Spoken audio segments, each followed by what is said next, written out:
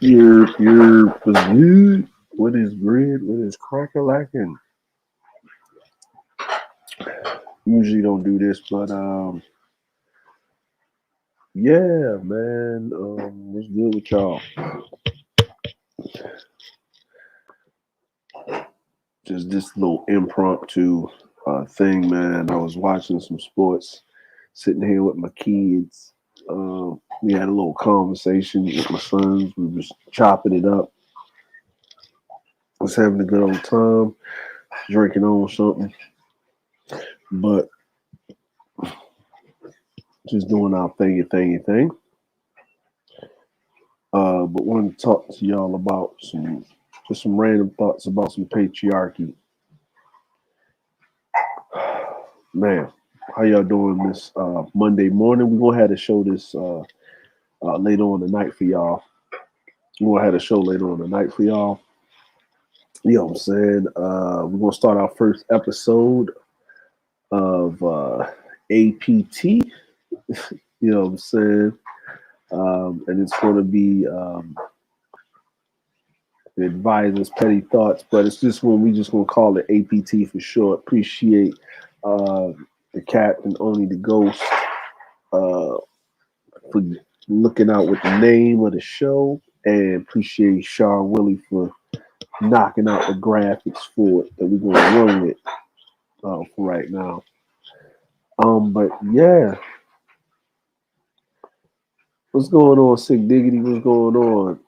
Yeah, I'm just gonna talk about patriarchy for a second, man. Just giving my thoughts. This is all opinionated, and it's it's based in a little bit of unequivocal fact, but it's more of my experience. What's going on, third world? It's more of my experience, because that's like this topic of discussion um, that I hear a lot in those spaces about gynocratic plutocracy, whatever it is, man. I'm not going to get into particulars of that, but I'm going to talk about patriarchy and the ultimate responsibility. Um, Now, I had to learn, like, I literally had to learn um,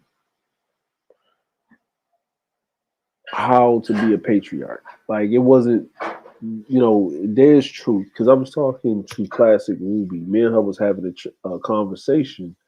And she was saying herself, because, that men in America are not inherently, especially our age, and I would say any person that wasn't born, I would say in the 50s, they don't really understand what a patriarchy is because it's just what it was. And it's not really what these dudes say it is now. It's something a little different, but society is in itself. The environment does not is not conducive to be a patriarch in America, in westernized society. It's not. It's not. It's absolutely not.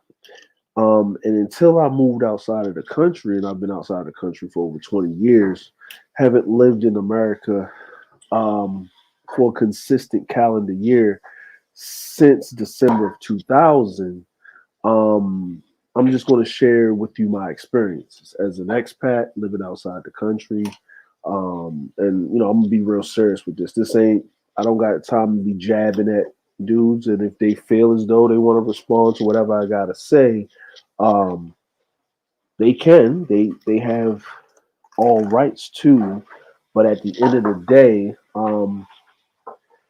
tell them to show you the receipts of their lifestyle, and if they can't, then what they're saying is all opinion and they don't have any experiences. So I already trump them in that. You know what I mean? And traveling to another country and living there is two different things. And living in a different society and understanding things. So I've been in Europe, I've been a lot of places. So I'm not just taking my Asian experience, but Asia even down to the way that they speak, their their absolute way that they conduct themselves as men. And when we say men, we're going to talk about some other things. We're going to talk about a lot of stuff, but I just got to get this pretty much off my chest right now. Um, what I need to speak about, you know what I'm saying? So, how you going? Good morning. I am listening. How you doing? How you doing? How you feeling? How's everything? You know what I mean? But yeah, but as far as the patriarchy, right? Hold on one second. Hold on one second. Let me get my audio straight.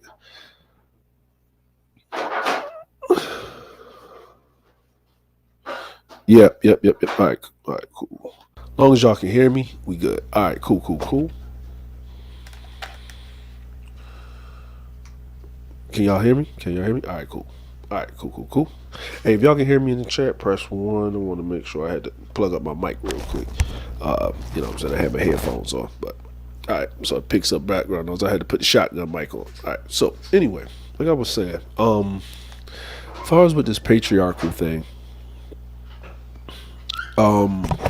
as my years of understanding, it took me a while to understand that being totally responsible for the day-to-day operations of your household as a man is a lot.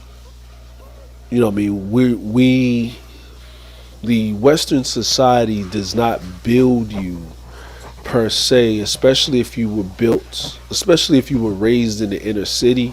And I'm just going to speak about the era that I know. I was the 80s babies, so mid 80s all the way up 90s, 2000s, 210s.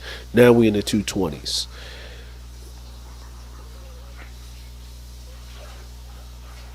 Western society as we know it does not build men in a way for them to be, operate, live, breathe in a patriarchy. Doesn't matter your skin tone, doesn't matter what tribe you come from. You as a man are not built to be in a patriarchy. So stop asking for it. Because you do not understand that being a man in a patriarchy, as you're built in the environment, is actually playing life on hard mode, harder than what you think it is now. If you're crying, complaining about life as it is right now, you do not understand the pressures that men go through living in a patriarchy. More men die of suicide and they die on the wayside on their way up the ladder of challenging the environment in a patriarchy than any other form in modern civilization when you're talking about first world countries and entities. This is a fact. You can go look up the statistics. In Asia alone and in patriarchal countries, the suicide rate of men is through the damn roof. And that's because in a patriarchy, men hold men super accountable. There's no one to cover for you. There's no mom to cover for you or nothing. Men are held to a higher standard all the time. This is how this works. Check the numbers, check the data. That's what it is.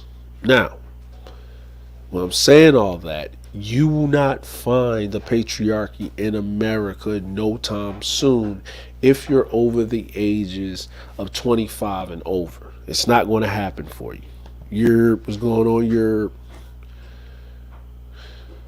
Now, whatever form of society that you live in, that's on you. So I'm going to talk about where I live now because I left whatever form of society that was back in 2000. Okay, December 2000, I crossed the Atlantic Ocean and I went to Europe and I was there for 6 months. came back in the summer a little bit, went down to South America, came back again. 9/11 happened. I was in Europe again, and then I was in the Mediterranean. I was in the Gulf for a bit, and then I came back and I was on a plane in 2002 in January, and I was in Japan for the next 20 years. Other than me, going around and doing what I was doing in the rest of the world. Okay, so I just gave you cliff notes of my life. So from the age of 19,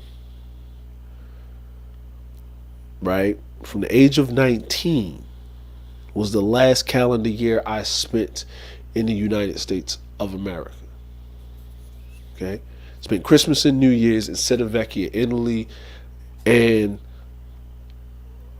2001 New Year's Eve, I was outside the Leaning Tower of Pisa getting drunk, having a good time. So that just lets you know.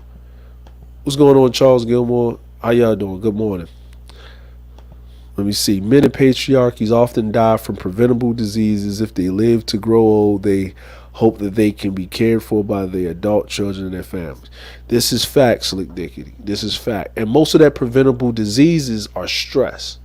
You're under immense pressure because you're always challenging the environment. You're always competing against another group of men. I live in a strict patriarchy. Very strict. Even down to the language. There's only so many unisex words in the language in Japanese. There's only so many unisex words. I think it's about 20 or 40 of them. The way it works is the hierarchy of language in Japan goes old man, old woman, middle-aged man, middle-aged woman, young man, young woman, children. That's how the language goes. So children talk differently than adults. Then adults talk differently than middle-aged. Then middle-aged talk way differently than older people. But if you notice, it says men. Men outrank women in the patriarchy, even when they're talking, with their tone and even speaking. There are certain words that are even being spoken in a certain connotation. Right? Now, also, the debt dies with the man. So if the debt is incurred in the household, the debt dies with the man. It's old school rules. Remember that these countries been around long before the existence of the United States of America. The United States of America started being a country recognized as a country in 1776. These countries been around since way before that. BC and AD. We're talking about BC and AD. Right? Civil wars, kingdom periods, dynasties, right? When it's called a dynasty, that means it has last longer, for like, I think almost 400 to 500 years or so forth, right? So what I had to learn was the operation of the household, understanding that I have a choice in the day-to-day operations and that I set the tone in the household. I set the tone in the household. I set the rules, but that doesn't mean I micromanage. That means that me and my wife have a conversation about the rules, and then I set the rules in the household, and then she trained the children in following those rules. And then when they get to a certain age, puberty, which I call deafening of listening, puberty, challenging of the environment. I have 3 sons. 2 of them are grown men. They have their own children, so I am a grandfather. And I have a younger son, which will be legally grown in at the end of the year. He'll turn 18. So what this means is that it was up to me to treat them as men. Once they reach their adolescence and they're into their puberic stage of being young men, growing into their young men, that's when me as the father had to come in and set rules and guidelines, because it took masculine energy, the patriarchal mindset, to instill in them life, and had to remove the training wheels and had to let them challenge the environment. Now, how am I able to accomplish this where I myself wasn't raised in a patriarchal environment myself? Well, I had to learn from other patriarchs. I had to learn from my father in law. I had to adapt and understand the rules of engagement. And it was a slow and steady process. I had to understand that these men work to the grindstone. They work 6 days a week. They put more time outside of the house than in the house. They don't have all the goods and the luxuries without the problems that transpire.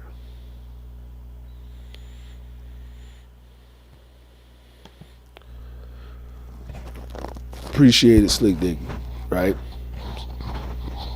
Slick Diggity, appreciate it.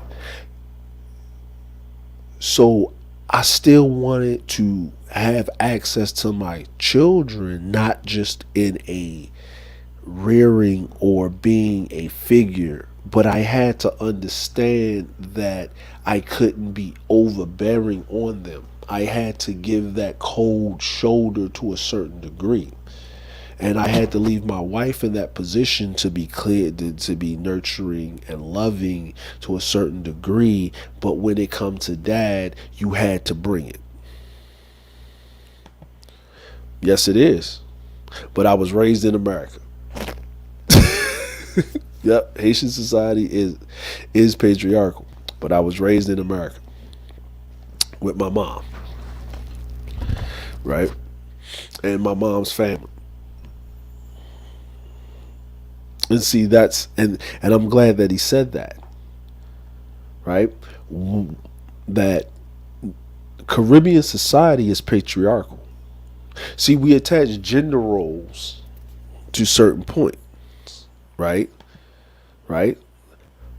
Latin society is patriarchal, but then we consider Haiti, Caribbean, the Caribbean, those are considered second and third world countries. Latin America is considered second and third world countries, right?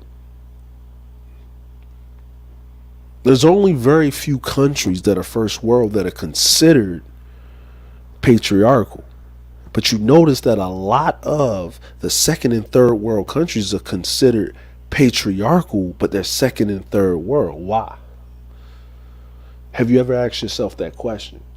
First world means you're so advanced technologically, infrastructure wise, but you didn't advance the patriarchal system to operate in modern society. And the reason is because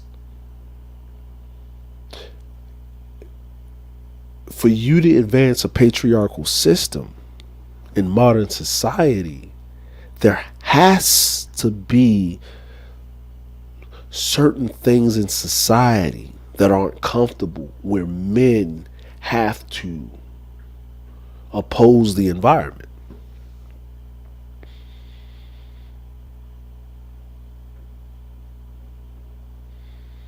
So let me give you a clear point. Okay. When my wife had my youngest, we had our youngest son together, she did not work until my son went to daycare. And he was about 5, 6. My middle son, he's married, he's working on a second child. His wife doesn't work. Japan is a first world country. His wife doesn't work.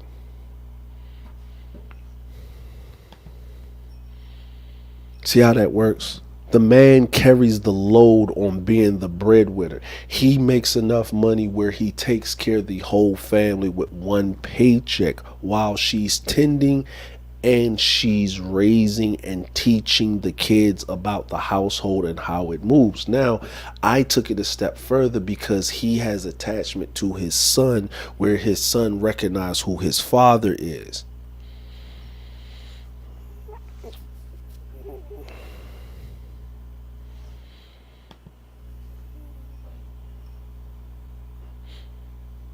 Now, let me explain something about Asian society so you guys understand something. And this is my 20 years of experience.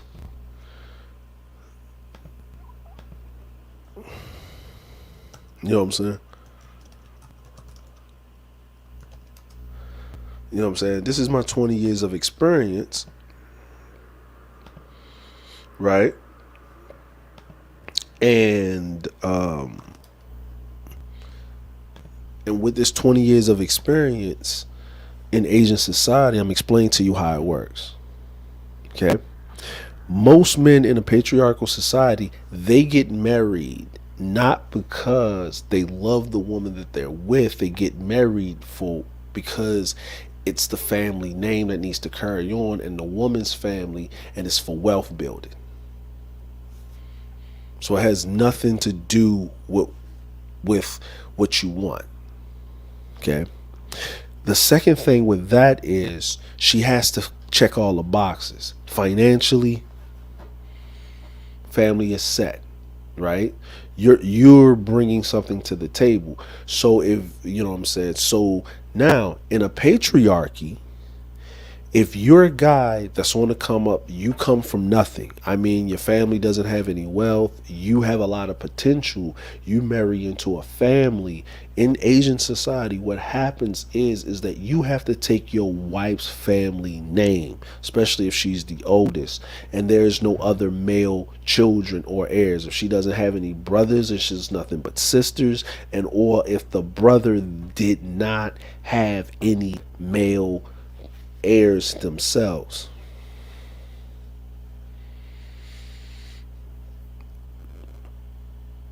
Then what happens after that is you go into the family, you take the because you're considered the son now. Not the son in law, but the son now. Then you go into the family and you work for the greater good of the family. Now, if it's the other way around, of course, your wife takes your name because you have more status. What's going on, Captain? All hail Gray Skull. All hail Gray Skull, Captain. What's going on with you? Nothing much. Just spending time with my nieces, and See, that's what I'm talking about. yep, doing man stuff. You know that that Doing d- doing man stuff, man. doing man stuff, man. Some got to be the mentor of these little ones. you You know what I'm know, saying? At you gotta be anti thought hours. yep. You know what I mean? You just discussing this like this understanding of hmm like be because sometimes what I mean, like, yeah, we still doing the show this tonight, but Uh-huh. but I was sitting here talking to my sons and we were actually having a discussion about hmm the future, Right. right, Right. of the name of the household. And because I'm taking my place as the patriarch within the household, Mm. you know and because they have children and I have grandchildren, and I am giving them advice. No longer am I giving them rules and regulations and absolute laws that they have to follow because they have their own households. Right. Right. They don't live under my roof. But for them to get the pot at the end of the pot of gold at the end of the rainbow, they have to follow certain clauses and certain benchmarks, or they will miss their pot of gold and it will be passed down to the person that is more, dare I say, responsible. Right. Right. So I had to make that very apparent, and what they were lacking and where I see they should improve. So it was a I'm proud of you, or you need to tighten up in some areas. And my youngest Yeah. son, because he's not grown yet, he got to watch that and understand that no one's safe. Anybody can catch these hands when it Yeah. comes to the pet. Yes. Yes. Very. You know what I'm Very. saying? But I Very. was just having this conversation, Captain, about Uh huh.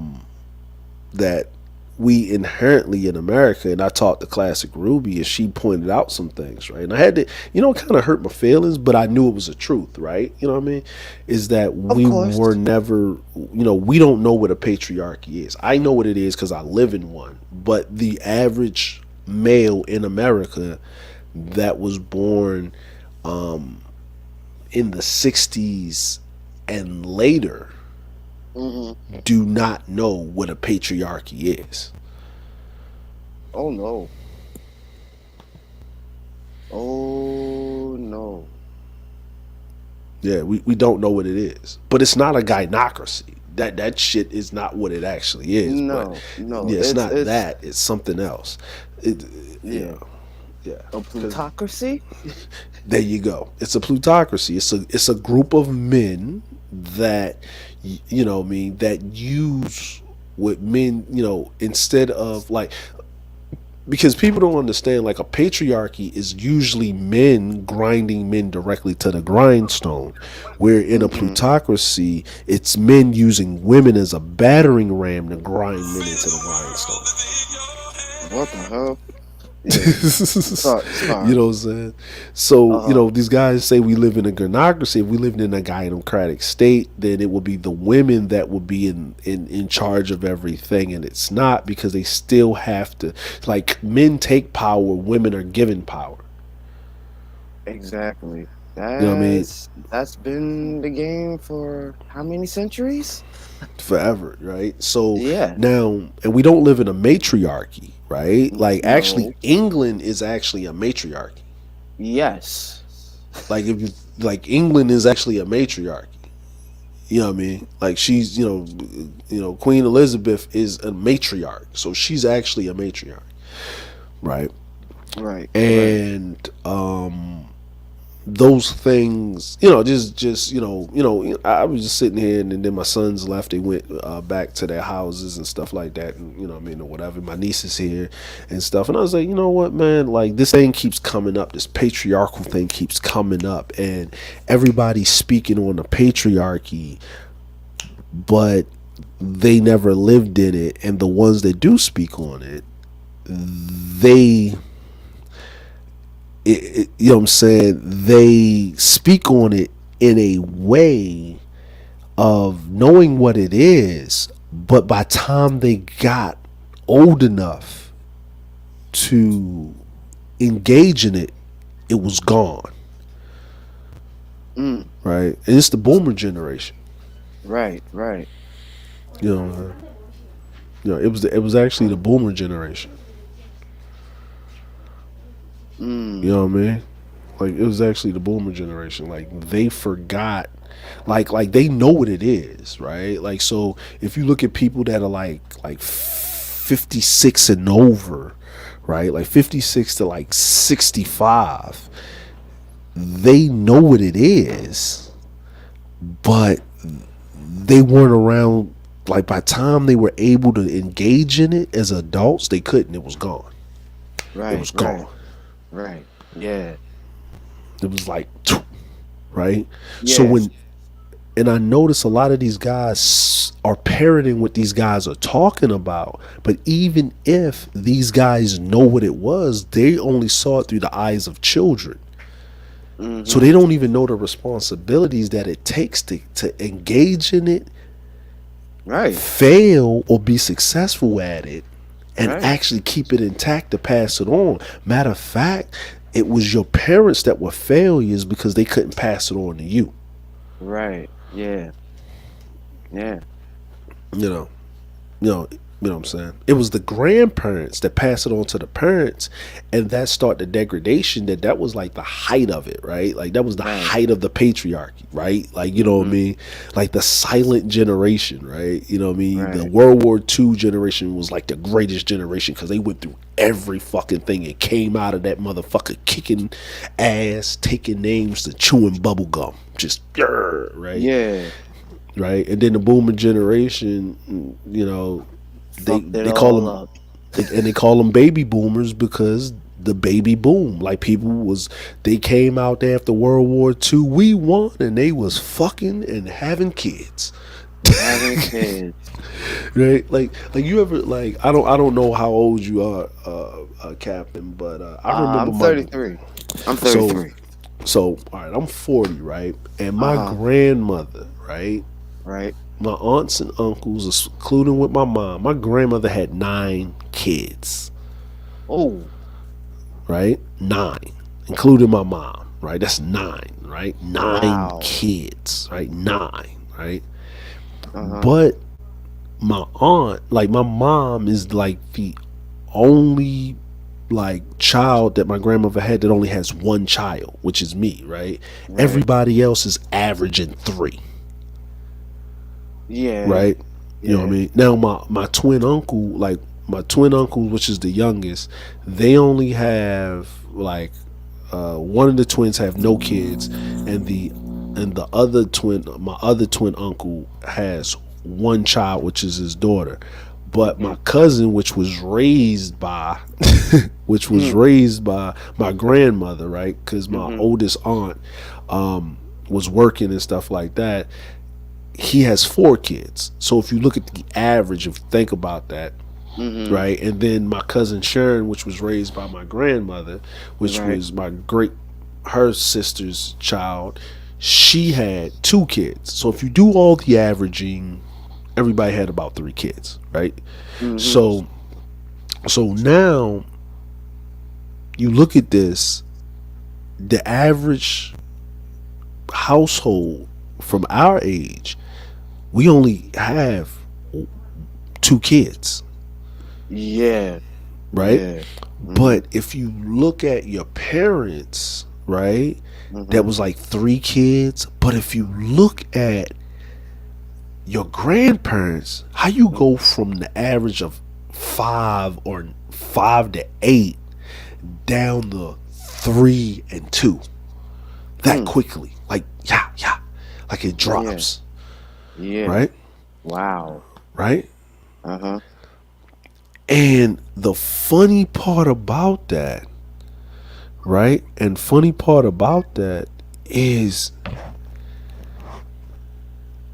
it's because in a patriarchy, people have more kids, most likely if they're living in certain conditions, right? You look at sec, uh, second world, third world countries. Now, in the first Mhm. world country, because finances keep you from having kids, because you got mouths to feed and blaze that, Yeah. Yeah. that'll keep it about 2 or 3. You know what I mean? If you want to be responsible, you got to be responsible because you got to feed these kids, because kids cost money. Kids are expensive, Y- and they cost yes, money. they are. Yes, they are. Yeah, they just, you know what I mean, they start breathing, they cost you a bill. You know what I mean? This is just, you know what I mean, your light bill goes up because they breathe.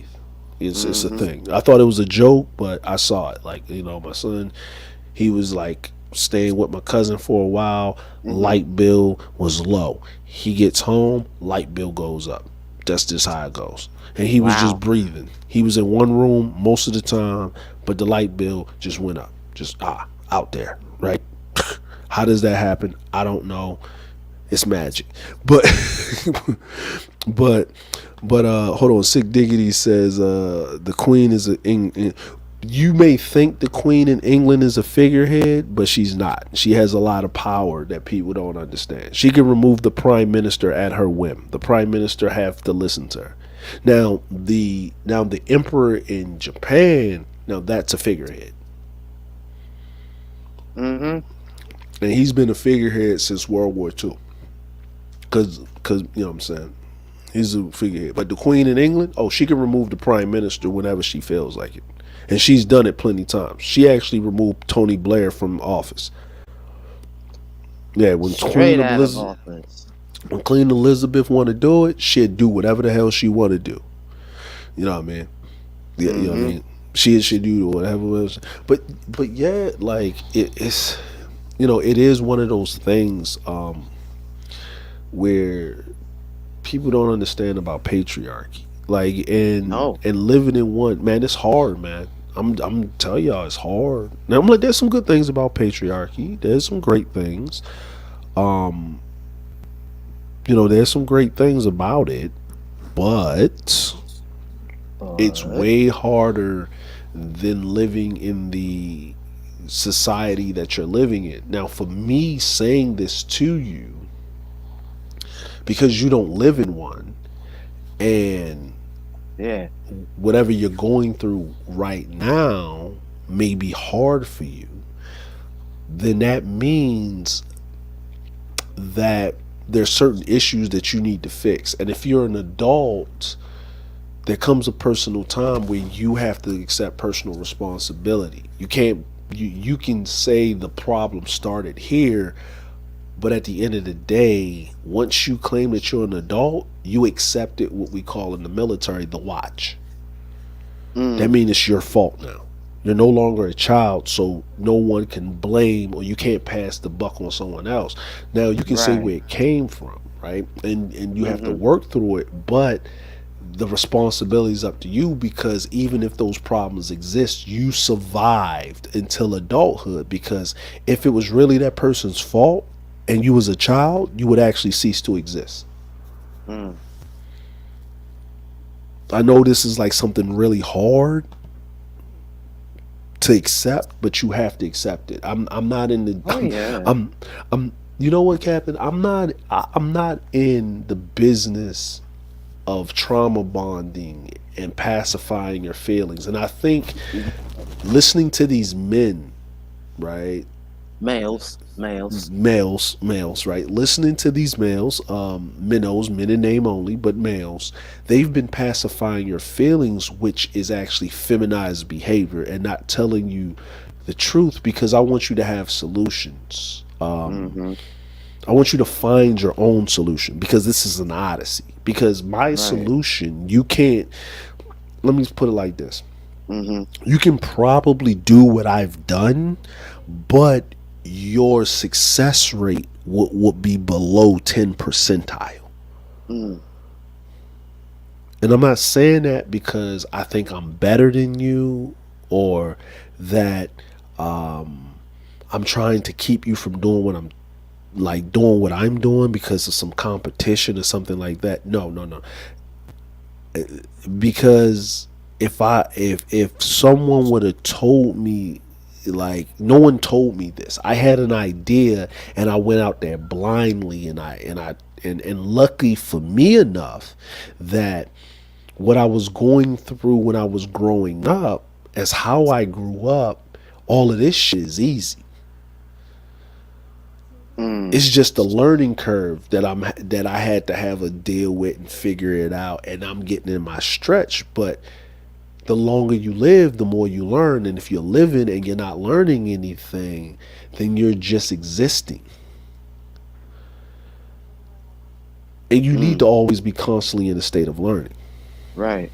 Right. Or what you think about that, Cap? Uh, uh for one, Oh, you are absolutely right. Two, I don't know what the hell these niggas be talking about when they're gynocrat agents them damn selves. Um, yeah, you just pointed that out. Look, it's the bitter truth, and the problem with that is people don't want to accept it. That you know, oh, I know about patriarchy. No, you don't. No, you mm, don't. Because if you, because like you said, this is a Plutarch society. yeah, yeah. Point It, blank. And to quote my sources, Cerulean talked about this. I know you don't like saying the dude's name, but he actually talked about this back in 2018, the Great American Plutocracy, and he talked about how the plutocracy used women, gynocracy, to keep men in check, right? And Mm-hmm. how a patriarchy grind people into the grindstone.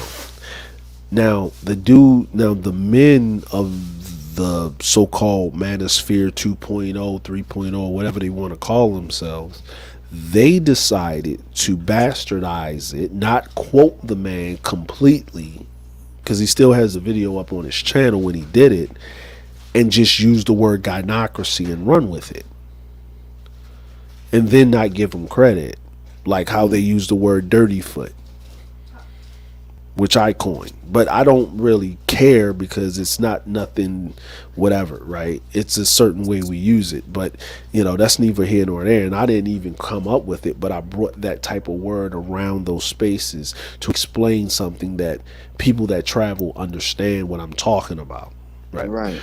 Right. But that's neither here nor there. But Cerulean broke it down very, very eloquently in a very entertaining manner what Right. the great American plutocracy is.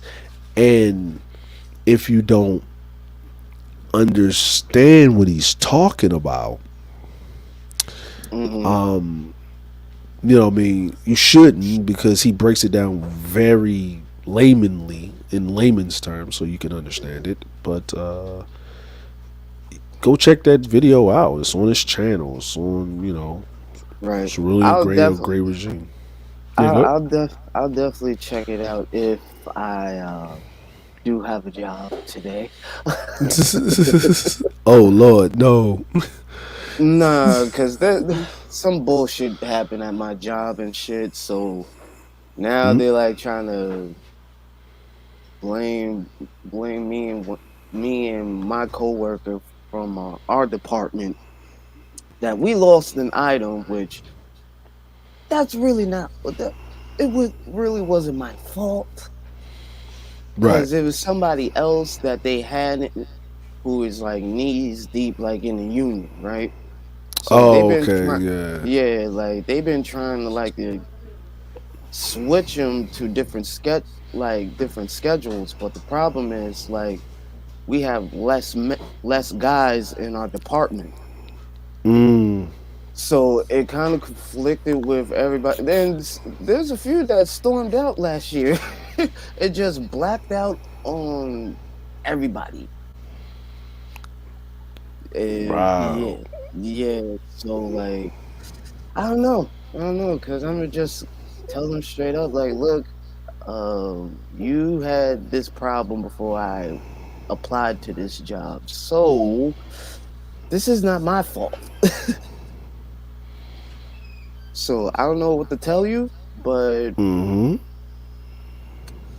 if you have to fire me, go ahead.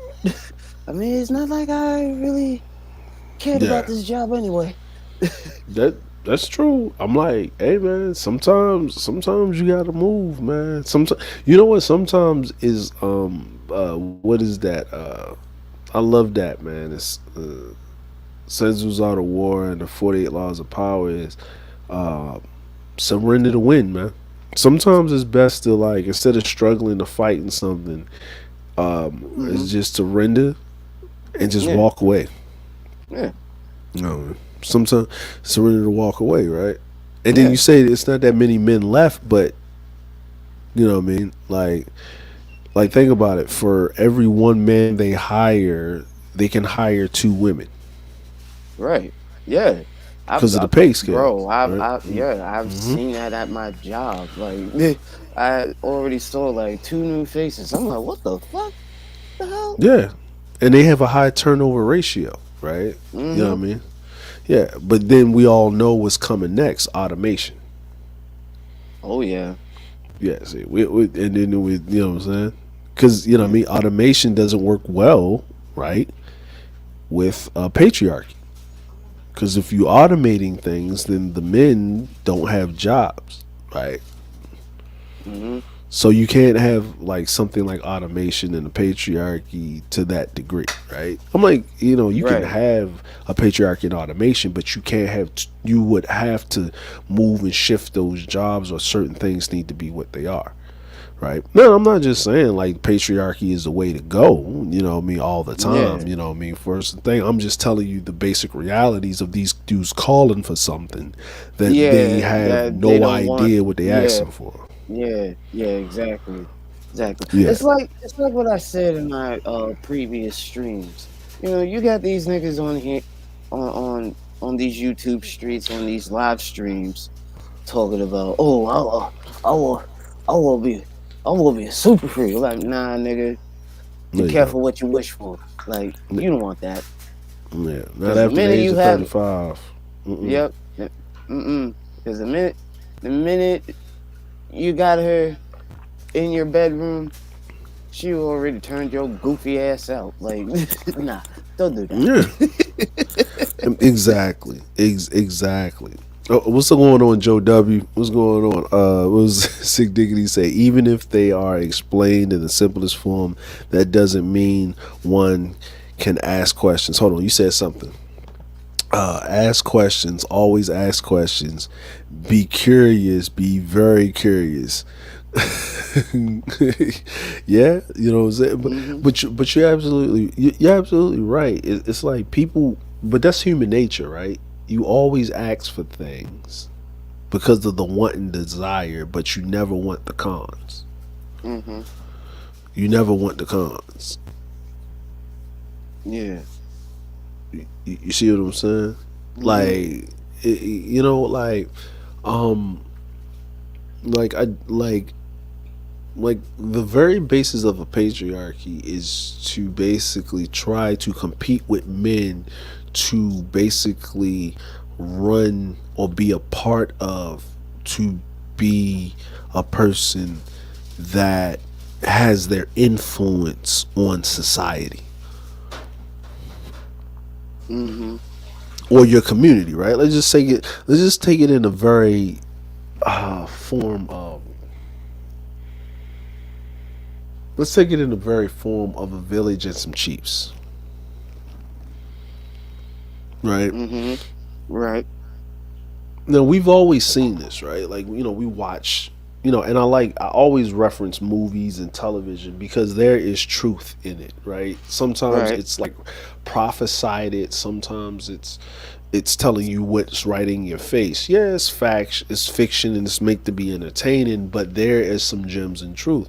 So I like them old kung fu movies, Hmm. right? Because them kung fu movies, if you actually look at it, right, you look at it, it's always the passing of the torch, right? So we know most kung fu movies start with this: the protagonist is a guy that was usually walking, minding his business, and I'm talking about the good ones, right? Let's talk about Shaolin and the 36 Chambers. What's going on, James Kills? Mm-hmm.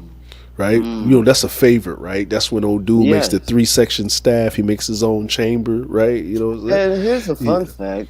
Mm-hmm. He's actually a real historic figure. Mm-hmm. Just putting that out there. Yeah. The guy that starred in the show, in the movie, or the guy that they're referencing? The guy that they're referring, like Yeah. who created the 36 this 36 chamber. Yeah. Mm-hmm. 36 chamber, right? Mhm. So the guy, so I remember I love watching this movie, man. Man, this is one of my favorite movies, man. I think the favorite part of that movie is when he was doing the bow, and he was like he was doing the spear training when he was doing the wheels, but he Oh kept, and they yeah. had the spikes to keep your form, and if you didn't keep that form, you would Yeah, hurt your yeah. arms and stuff, Yeah, you was right? yeah. You know what I mean? And I think the other one is when I liked how he learned about the bucket in the water when they would have the little thing on their arms to keep their arms up. Yeah. right? Because it would stick you in your sides, and you have to get it up because you had to keep your form right, right? Because if you kept your chest poked out, right, then the blades would go behind your back, but you couldn't keep you couldn't tuck your arms in because it would like hit your triceps behind your back or would hit the sides. Like you had to keep your shoulders and your form right, right? So anyway, remember how it started. Uh-huh. He was in the village or something like that. He got ran off, right? Got his ass whipped, right? His village got pretty much decimated. He's running. So he escaped to the Shaolin Temple. He sneaks into the Shaolin Temple, right? Mhm. And he basically tried to sneak in. He was hungry. He did all of these little tricks, but he was very, his mind was always working. And he Mhm. figured some things out. He got into it and he went through all of the chambers, right? But Right. remember when they asked him, right? I remember this, right? And they asked him, what chamber would you like to start in? And he said, I'll start at the 35th, right? And he went to the 35th chamber. Remember them old dudes was up there chanting and he was Mhm. asking questions and they told him to get out and the dude just waved his hand and pushed his ass Oh out. yeah, yeah, the Enlightenment Chamber. He started Then at like the yeah, he started at the 35th. he started at the 35th and he started at the Mhm. bottom and he was just smoking everything with his determination, right? Right. Now, was he talented? Yes, but it was his determination Nation. that made him better than all of the other monks that he stood out that he decided to make his own. Cuz remember he fought old dude, right? That dude be in every goddamn movie, right? The dude Oh that he yeah, fought, Lo right? Lien. Yeah, Yeah, Lo he was in Lien. every Yeah. movie, and he had my favorite weapon, the butterfly knives. Right, he put the butterfly swords. Right, he had the Oh, butterfly swords. Right, oh yeah, yeah, yeah, yeah. yeah, Lee Hoi that was San. Yeah, yeah, yeah. that was the first time I saw the butterfly swords. When he had that sword, when he had the sword, right, and then he split Mhm. them apart. I was like, "It's two, nigga, it's two, right?" Like, you know what I'm Mhm. saying? And so I'm like, man, it's two of them, man. I'm getting up in my seat as a kid watching this, right? I'm eating my motherfucking fried rice with my chopsticks. Like I taught myself how to eat. No, for real, man. I taught myself how to use Oh, I've been there. chopsticks. No, because the reason why I'm laughing because I've been there. Because I. So yeah, yeah. Being a dumbass, not knowing that nobody eats fried rice with chopsticks. They use the little spoon, right? But Mhm. by me doing that, being dumb, right? I, you know what I mean, like learned how to use chopsticks very well Mhm. by eating fried rice with chopsticks as a young kid. So when I actually Right. came to Asia, my chopsticks skills are actually on par with Asians. They're like everybody was like surprised I can use chopsticks as well as I do with proper form and shit. Right. Right? Right. So anyway, but I did notice this though. And what I did notice, Captain, Mhm. is that the story already starts the same.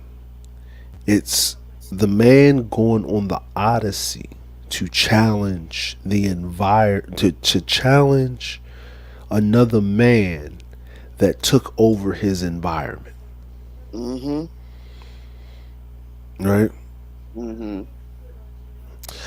The other problem, then if it's not that, it's that old guy, like the guy gets killed, right? You know the guy with the all white on that fight with his hands behind his Yeah. back. Right? Yeah. I call him Mr. Chow. Right, I call him Mr. Chow. Right, you know what I mean? Like the return of the Iron Eagle and the Silver Fox. Right, you know, you know what I'm saying? Ooh. Yeah, Yeah. you know, Yeah. like it was like there's just like multiple like flying crane and iron eagle, like you know what I'm saying, some shit like that, right? They give you these crazy titles, right? Mhm. But we all know the guy that always up there stroking his beard, and he's the villain. He's all white with the gray eyebrows and the gray hair, and it's up in the air and stuff like that, right? Yeah. Right.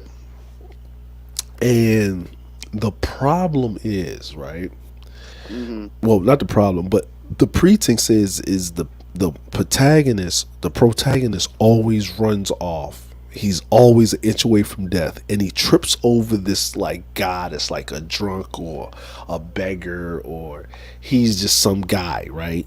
Right. And then the guy sees potential in him, but he puts him through all of these tests to see if he's worthy to Mhm. teach him kung fu, but it's actually to calm his anger, not to get rid of his revenge, but to Mhm. calm his anger, because when you're not in the serenity of that anger, Mhm. right, you're in a blind rage state. Yeah. Hence, Mm. the red pill state that these dudes keep proving you're not red pill. No, that's rage. You're not. You need to be in a calm state because you're not going to understand anything and Mhm. understand true truth. You're in a red Mhm. pill rage state. Mhm. You're not in a calm state, Right. right? Like like Neo was in, like, if I just step to the side for a second, if you look Mhm. at the Matrix, what these dudes always like to quote, but they don't look at it from this instant because they're in a red pill rage state. Right. Neo was in a red pill rage state all the way up to the point of when he got killed by the agents.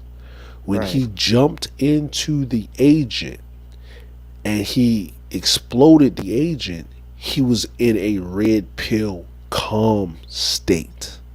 Right. Right. When he does the second part of Matrix 2, right, Mhm. where Right. he flies off or whatever he's doing, Mhm. right, he's in a red pill calm state, Right. right?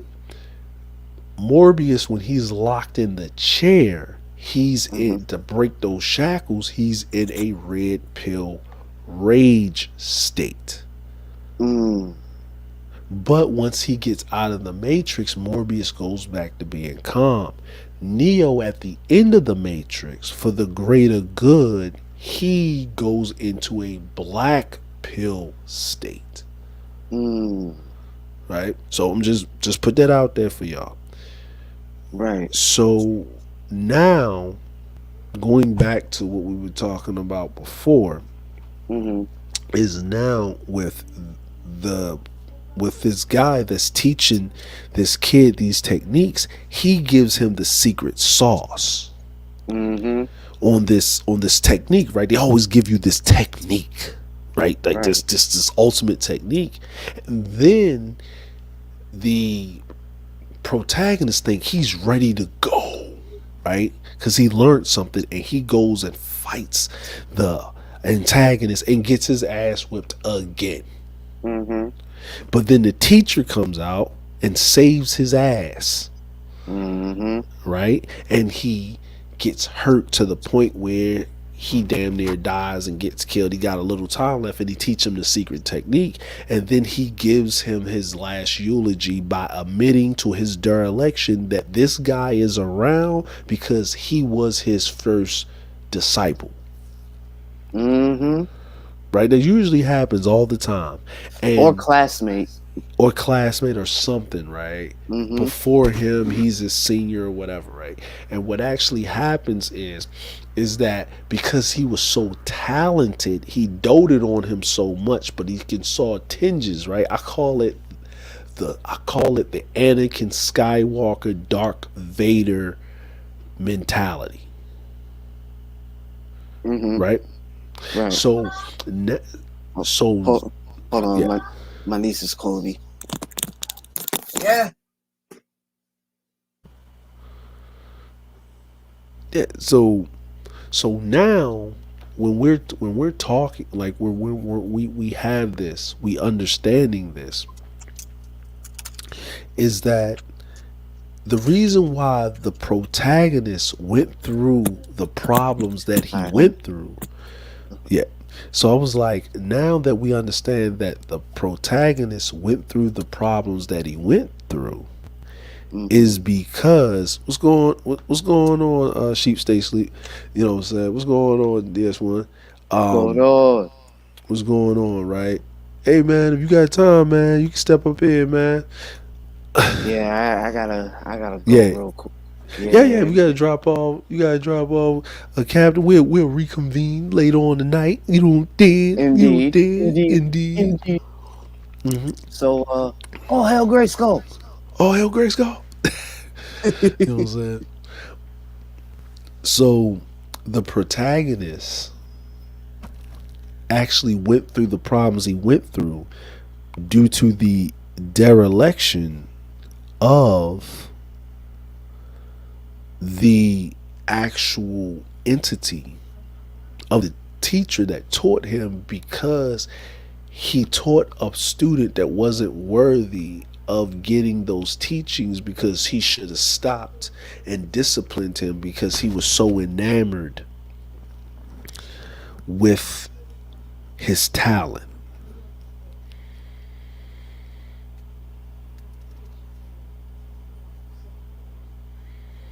Sound like a couple of people that we may know, right?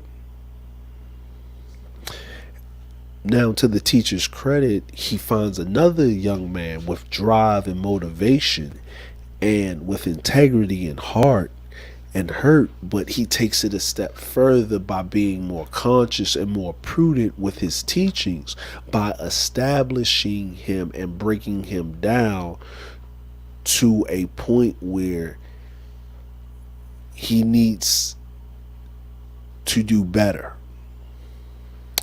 Then what happens is that on his dying deathbed or his wish, he does something. He teaches him the technique. He passes on to the student. The student rights the wrong that the teachers can't write. And the student goes off into the sunset, but he lost something.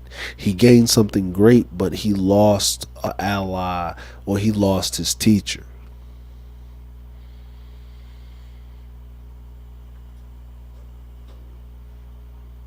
What I'm basically saying is that for you to gain something great, you have to sacrifice something. There has to be the law of equivalent exchange. What's going on, family? Good morning to you. Good morning. Good morning. What's going Good, on? what's going on? I was just having this, just these thoughts, man. I was up here, having a conversation earlier. Well, not live, but I was my sons were over the house and my grandson was here, and we was all just talking on some man stuff and giving them some rules of engagement when it comes to the future of the household and the name, the legacy thing. You Hmm. know, being a man, being a family man yourself, Right. you know how Right. you got to have those powwows, right? We don't talk about that Hmm. much in these spaces about Nah. ownership Hmm. and real male agency, and not this rugged individualism and materialistic foolishness that means absolutely nothing. Right. Real shit. Integrated ethos, And the that's integrated ethos. and that's something that I always aspired to do when I first came to the space. Um, and I noticed that the space was always missing that. It was always missing the foundational things. And me and Ronan, Ronan and Walt Diddy, we getting ready to start a podcast where we're gonna be speaking about these types of things. So it's gonna be called Foundational Manhood, FMP podcast. Y'all stay FMPL tuned for sounds that. great, man. Yeah, we're Sa- gonna we already start recording, so we're gonna start uploading some episodes soon coming up in the spring. And it's those types of conversations that we need, because at the end of the day, what a lot of us men have to start showing these younger brothers is the real journey in life as a man is going to be the internal struggles that you go through. A lot of this shit that you even going to experience on the outside is going to perpetuate what you're going through on the inside. So a lot of hardships that a lot of us have, it comes from a system that's here to break us down, but that system also breaks you down. So Facts. after a while, you don't understand how to actually deal with it. You just submerge yourself within it. And the way that they teach you to do that is by those outside trinkets, the fly clothes, the nice Mm-hmm. car, the quote unquote American dream, when we all know that that's bullshit. You feel me? Mm. We know that Yeah. that shit is bullshit because you know for the most part, that quote unquote American dream was basically aspiring, was making men aspire to be middle class, and we know the middle class is dead. That's So facts. Yeah. that's why we know that that was bullshit from day one. And Yeah. a lot of us men we gotta get back to the foundational principles of what it is to be men, because we get caught up on these airwaves with a bunch of silly shit, and we lose Mm-hmm. ourselves. We lose ourselves, and in the end, we still have men around here committing suicide and shit like that. And that Yeah. shit shouldn't be happening, Mm. especially on our watch, because these men were once in this space. So I feel like as a Right. collective of men, we were kind of responsible for that, because we wasn't feeding certain parts of men that needed to be fed. Mm. And No, that's no, important. You feel me? no. Let me. No, this is just me. And this is why I'm glad that you're up here, right? And this is why I want to show an example of something. If you may, and I'm glad that you're giving me your time, right? Because I know your time is precious. Is I want to show an example of how two men can go about something very differently, right? And agree maybe, disagree maybe, but show respect to each other, right? I'm just saying this to the Hmm. audience. I'm not saying this to you, but I'm saying this to the audience, right? The way I look at it, and this is just me, Hmm.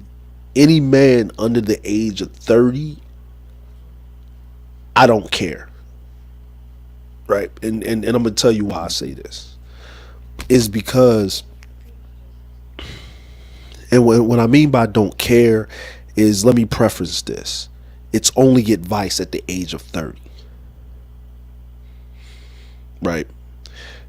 Because the reason why I say this, at about the age of 25 to about 26, your brain is fully developed as an adult. You're no longer malleable to a certain degree. So it's just advice. You're either going to put it into practice or not. And it's beyond my preference or preview to help you pass that, other than in a way of referring you to a better professional. Like I'm not equipped to help you pass that. Because I'm not a psychiatrist, I'm not a minister, I'm not a preacher. I can't do anything for you. That's just not my lane. I got to refer you to somebody like that, right? It's nothing I can do for you. But if I can give you some tools that I know that you're just missing some guidance and something like that, then I can push it over there, and then I can help you as much, because I noticed that in my maturation process is that I had to actually start applying what someone was teaching me, especially at the world around 25. And the world really stopped giving a fuck about me around 27 and 28. Like I had to show receipts. Hmm. You know what I mean? And if I was now around 29 ish, right? If I was still in that rut, then I'm taking up a space that needs to be left up to the greater good. I actually really believe in the 2/3, 1/3 policy for Hmm. the greater good. Like I'm a staunch believer in that. Like I understand how that actually works. Now, would I like that to be that? No, but I know it's effective. But that's where I lean it to a brother like yourself, that you have more of a hopeful mindset where you're willing to go in there and dig in there and get more deep into it, because that's more of your calling. Correct. Yo, man. Now, no, I'll relinquish it to you. This is just my standpoint, but I'll relinquish, so you can say your thoughts on how you attack the position and the problem. Right. Well, what was key on what you said is that it's my calling, Hmm. because that's something that a lot of men don't understand, that we all have on our lives.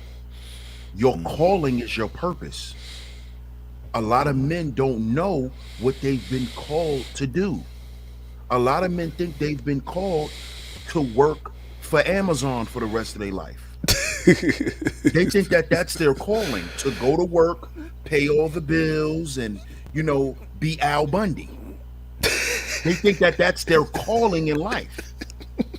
You know what Yeah, I'm saying? facts. Yeah, Some facts. That people, is and facts. Yeah. and we got to understand how deep a calling goes. What have you been called to do? How are you here to serve people in this world? Because Hmm. that's what people are going to talk about when you die as a man. People are going to talk about how you've impacted people, not who you've impressed, not who said you cute, and who liked your shirt, and who liked to ride in your car, and all that silly shit. Right. So a lot of brothers, they don't understand that they have a calling. And when you're called to do so, you have to do that. See, I Yeah. understand that that's my calling. Yeah. I understand that because I've been this way since I was young. Like I've always, because I'm the only child. I don't have no brothers, no sisters. And I'm My with you, mother man. don't have any more children. Neither does my dad. He didn't have any more children. And since I was young, younger children will always like cling to me. Like me and my mom could be out somewhere. Other kids will want to play with me. Other kids will grab my hand and walk with me and want to follow me. And I never understood what that was until I got older. Hmm. You know what I'm saying? Yeah. And even with the women I deal with in my life, it's like they we're attracted to each other because of this calling that I'm on, this mission that I'm on in my life. And a lot of brothers, they'll never understand it Yeah. because they don't understand what they're called to do. And that only happens, you don't understand your calling when you live an external existence, when you don't look within yourself and actually assess your life. See, I understood what my calling was because I started looking back at my life. I started Hmm. looking at what happened to my mom when she was young. I started looking at what happened to my dad, why my dad was attracted to my mom. Hmm. And what I found out was my dad was attracted to my mom because my mother was the same type of woman, and some of the same things that happened to her happened to my grandmother. Mm. So your father's mother, right? That's what you're saying. Yes, Okay. yes, Okay. Yeah. Okay. yeah. Some of the same things that happened to my father's mother actually happened to my mother, Hmm. which my father, he attached himself to that because of the broken relationship that he had with his mother. Mm. Mm. So he tried to repair that through my mother. But see, I never understood that until I got older and I started dealing with certain women and I started seeing, oh damn, why am I attracted to these women with these same things that happened to my moms? So here's a question, right? And this Hmm. is, well, here's a question for you. Hmm. Do you think that men, right, young men, Hmm. you being a man, that we learn from observation Oh yeah, more intently than instruction? most definitely. Most definitely. My dad always said, children don't do what you say, they do what you do. Right. My father always told me, don't drink, don't smoke or none of that. But when he found Hmm. out I was smoking weed, Hmm. he he understood why. Right. And I had to tell him that, Dad, I knew, I didn't know when I was young, but I knew as I got older and I started buying weed myself that my father used to take me since I was a little boy to buy weed.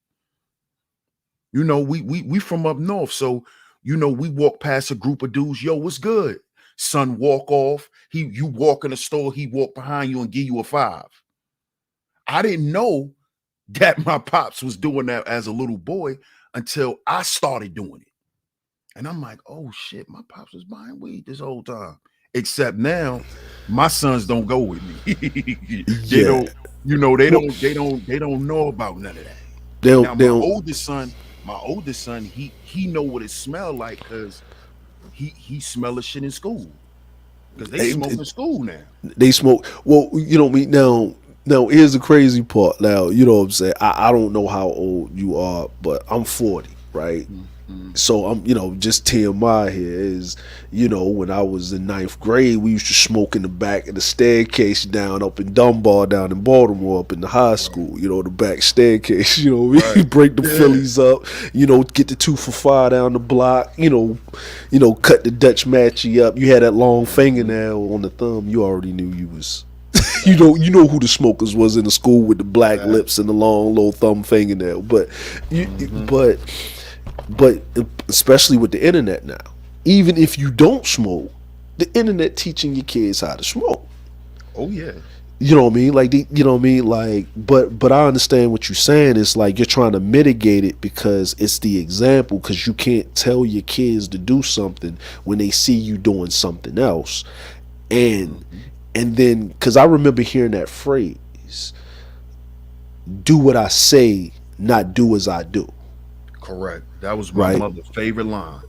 Right? Like that was hypocritical, right? You know what I As mean? a motherfucker. As a motherfucker, right? As a mother, you know what I mean? You just, but then it's like that thing when you get around men, right? I think the best thing that ever happened to me is when I complained to my mom uh about like I wanted an allowance, Hmm. right? And my mom said, I allow you to eat and breathe in my house, right? My mom said that to me, right?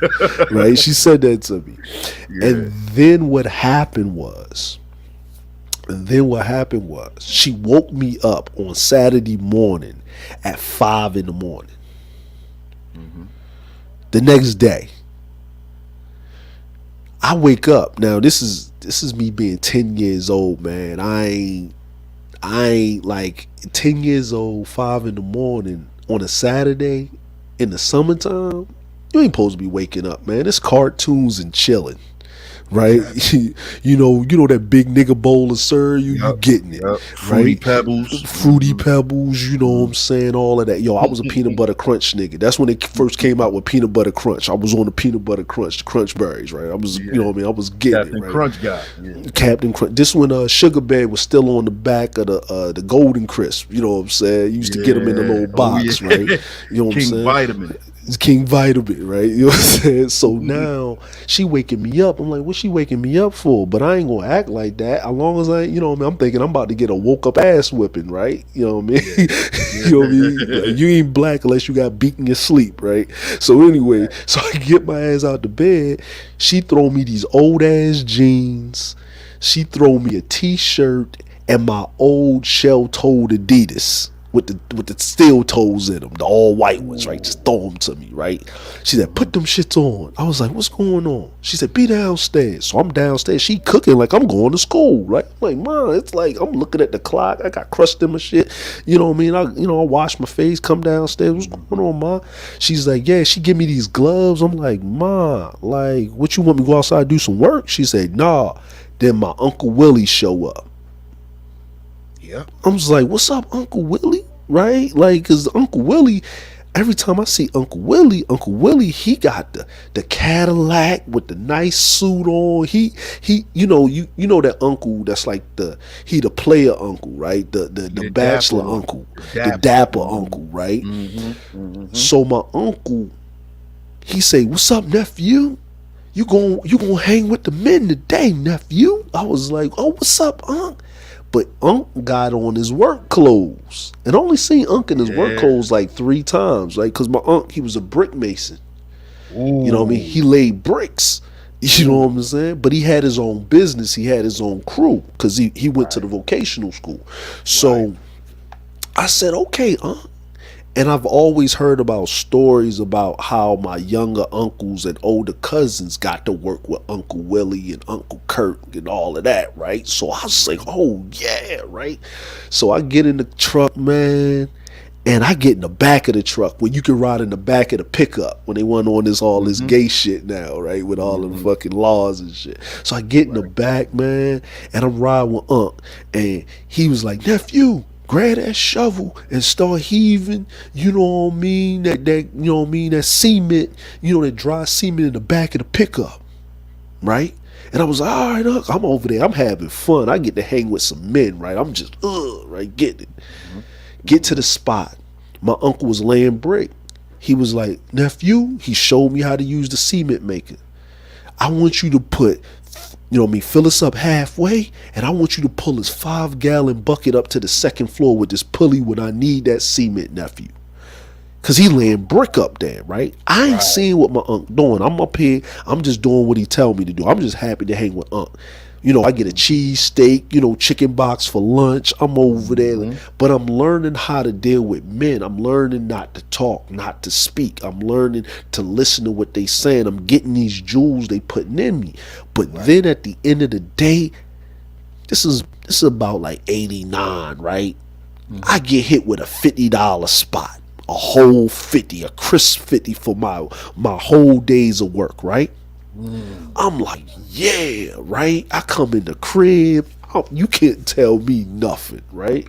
Facts. I said, Mom, I got paid. My uncle right behind me. My mom take the money out my hand. Well, guess what? You gotta pay rent. What the fuck is rent? Like, yo, she fucked me up with that shit, right? You know what I'm saying? But she broke it down. She was like, you pay yourself, your savings. You put a third for savings. You pay God, right? Because these God fearing people, you gotta pay God his 10%. You gotta pay your tithes and offering, right? Pay your Right. 10%, Right. and Right. then you keep a third, and then you do whatever else you want to do with it. So you put savings, you pay God, you pay your bill, and the rest is on you, right? Mm-hmm. And that was the first day I had an honest day's work of making some bread, right? And my mom said the reason I don't give you an allowance, she broke it down. So she was straight up with me. One, I can't afford to give you an allowance. And even if I could, why would I give it to you? Why do I pay you to clean the house? You're supposed to clean the house. You're supposed to want to live in a clean home. Exactly. I'm going to pay. You need to go out there and get it, or go hustle you up some money, hella high water, because you are a man, Exactly. right? And she told me that it didn't. It's a jewel that she dropped, but it came home. But I felt a sense of pride rolling around with my uncle every summer, like where it was. If I didn't do well in school, I couldn't go work with Uncle Willie on the weekend. Mm-hmm. You know what I mean? Like it was those things that only men can instill in each other, and that's why I say it's lost some way in the community. So when I listen to you speak and talk and have those conversations, fam, I said, well, I'm like, I know my thinking and I understand where this brother's coming from. That's his calling, Mm-hmm. right? Mm-hmm. Let him do his thing, right? So it would be counterproductive if I was to sit up here and just go to this, even though I might not see it the same way. But to be honest, let that man rock. Let him rock. Like let him do his thing. You know what I Yeah. mean? You know what I mean? Like it's not one way to do whatever needs to be done. It's it just needs to be, you know what I mean? Like my way may work, but it's not saying that your way may not work. His way may work, but I know what doesn't work. Correct. Correct. Trauma And bonding for money is counterproductive. That doesn't work. And I'm totally against that shit. I stand on that. from the high heavens, fam. I mean, bro, that's a perfect way to put it. That's a perfect way to put it, bro. Because like I always say, man, dudes need to know their role and play it. If you know your role and you play your role, it's no problems. I'm pretty sure when you was out there, with your aunt and you was pretty much working around the people who worked for him, it was cohesive, it was camaraderie. It wasn't nobody getting in nobody's way. It wasn't nobody, trying to obstruct what anybody else is doing. Nobody's Right. sitting there trying to critique and badger each other. Hey nigga, well you laying that putty down like come on, man. We ain't got time for that. We we Yeah. we here to complete a task. Long as Facts. everyone play their role, understand what their responsibilities are, and execute, all that other shit is irrelevant. And that's how I always looked at it. I never, you know, sat there and tried to critique what a dude do and how he do it, as long as it's effective and we all winning. If it's not detrimental to us, man, let's go with it and let's win. I always been like Facts. that. And see, that's what I'm saying is like, a lot of times people, they don't, like, okay, like I do a lot of clowning and joking, right? I'm a petty nigga. You know what I'm saying? I do a lot of clowning, jokey. I do a lot of petty stuff, but I do a lot of subliminal things in certain ways so people can learn. You know what I mean? Like, I peep it with you. I peep it with Ronan. Mhm. Wacky is another brother. Salute Wacky Shout down out in to the Wacky, chat. You know what I'm saying? my brother, the I, Book of Rona. Salute.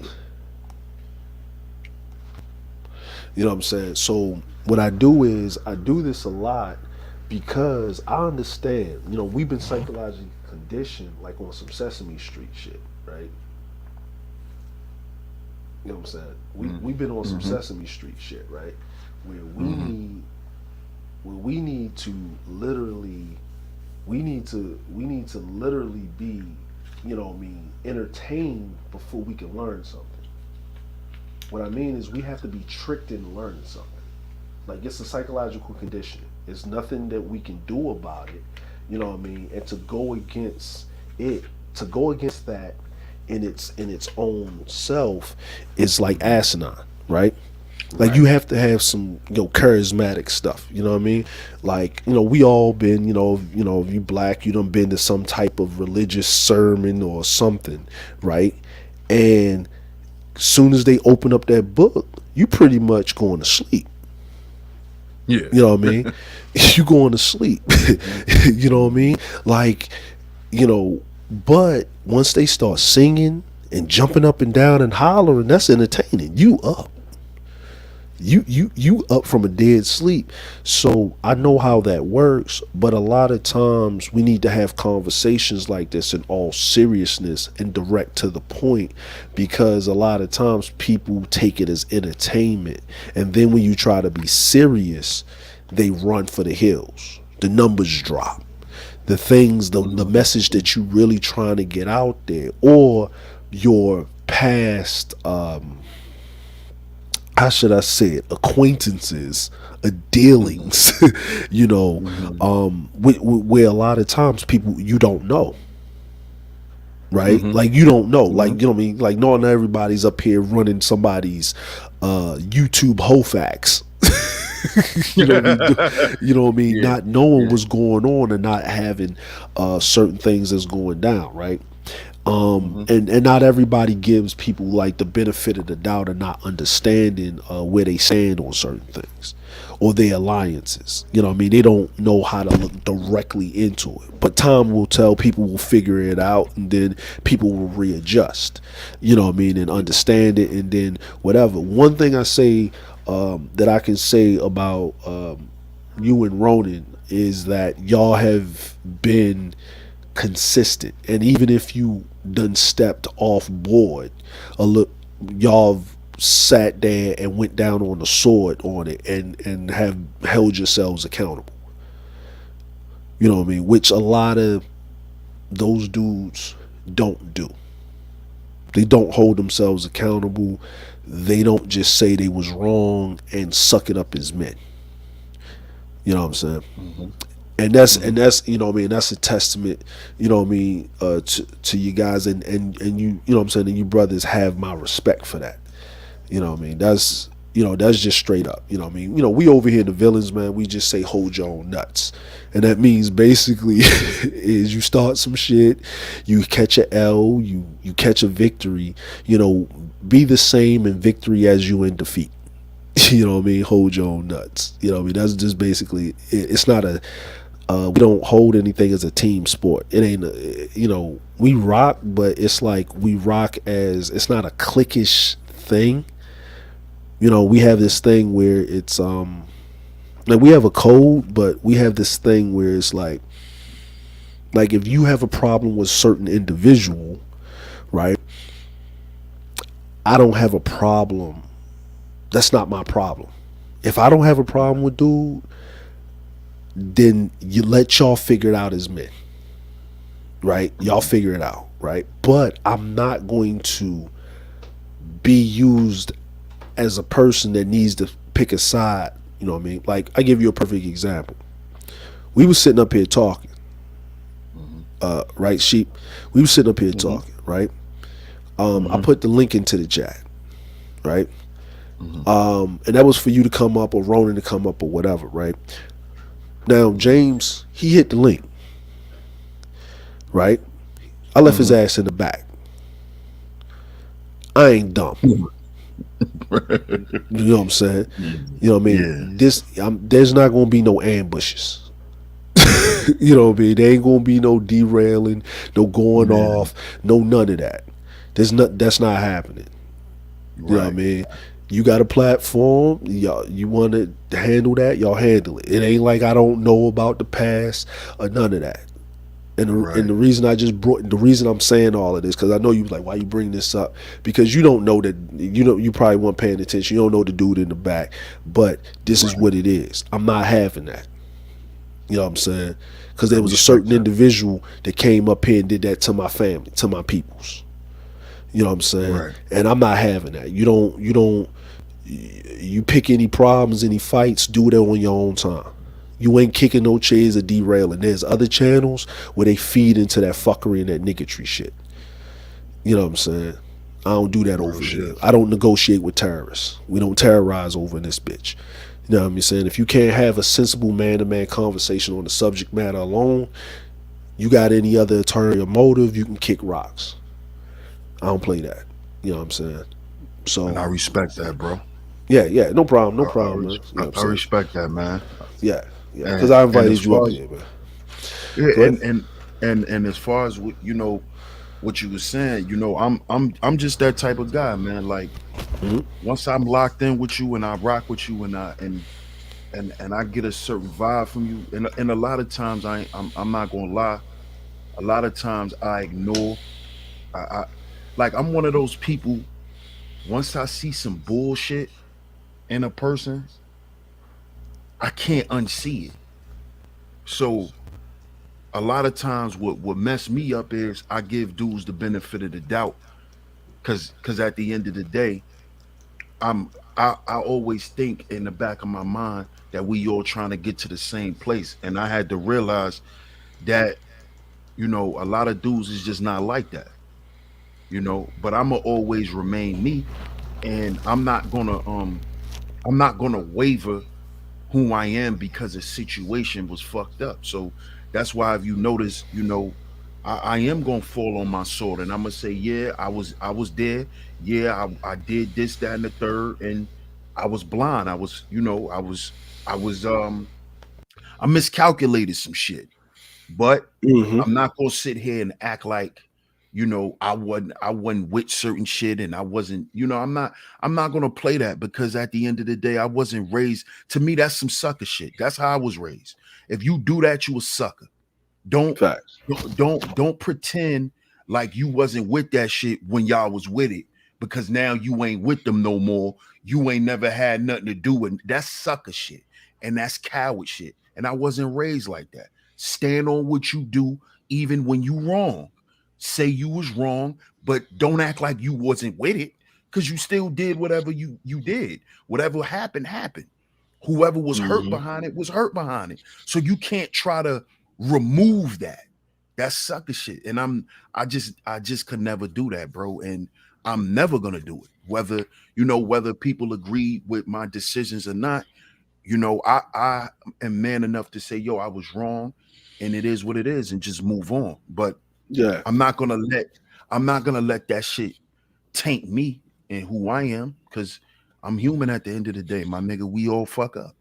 yeah, we all fuck up, man. Like I'm like every day you can't like even if you got the perfect day, like you wake up, open your eyes, you close your eyes, you go to sleep, you gonna fuck up between 12:01 to 11:59.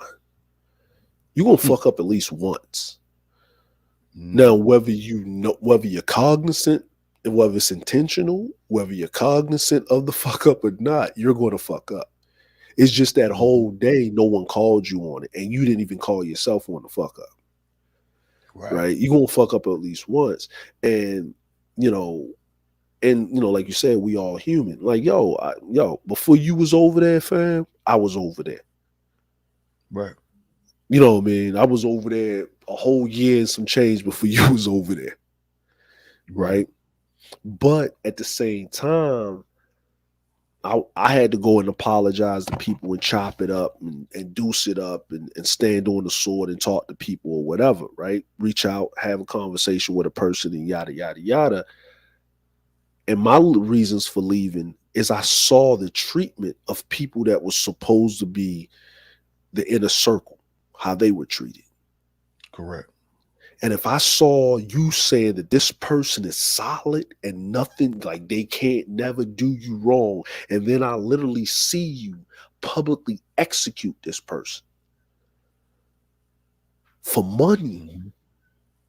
Mhm. making money off of dragging this person's whole reputation through the mud, like on some whole crucify him shit. And then that person has never spoke publicly about that, even though the embarrassment, even though you got people running around in different chats and panels and yada yada squatter. And I listened to it and it took me a time and I had to roll the hell out. Because if that's what you Mhm. do to your day ones, your 2 day ones, the ones that you say without a doubt and you stood on your square, now, those tapes are burnt. You can't find them, right? Mhm. But if I Mhm. see that, right, then why should I stick around? I got to bounce. Facts. You know what I mean? Especially, we only kids, man. If something don't smell right, we ain't got no backup, bro. We gotta, you know what I mean? You know what I'm saying? You gotta Shit. fight everybody. You know what I mean? Real You gotta shit. fight everybody. So I rolled out.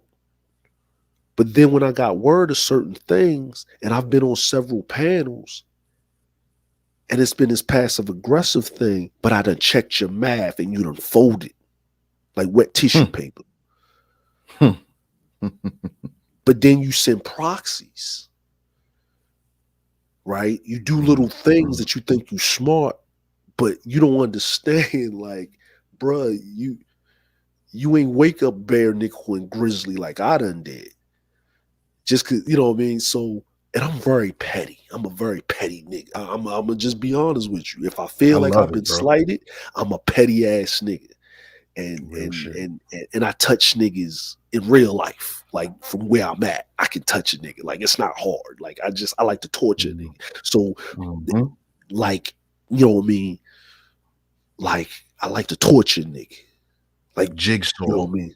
You know what I mean? Like like, you know what I mean? But I always give a dude, so what's going on, sir? Oh, hail Great Star to the XO, the vice captain. Hail Great Star to you, Utah. You know what I'm saying? But but and I don't forget shit. I'm very, very, very. I got elephant memory. You know what I'm saying? I'm very with the elephant memory.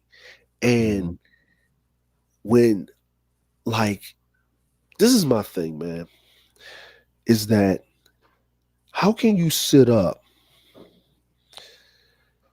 like as men, we have to have a bar, we have to have a line, right?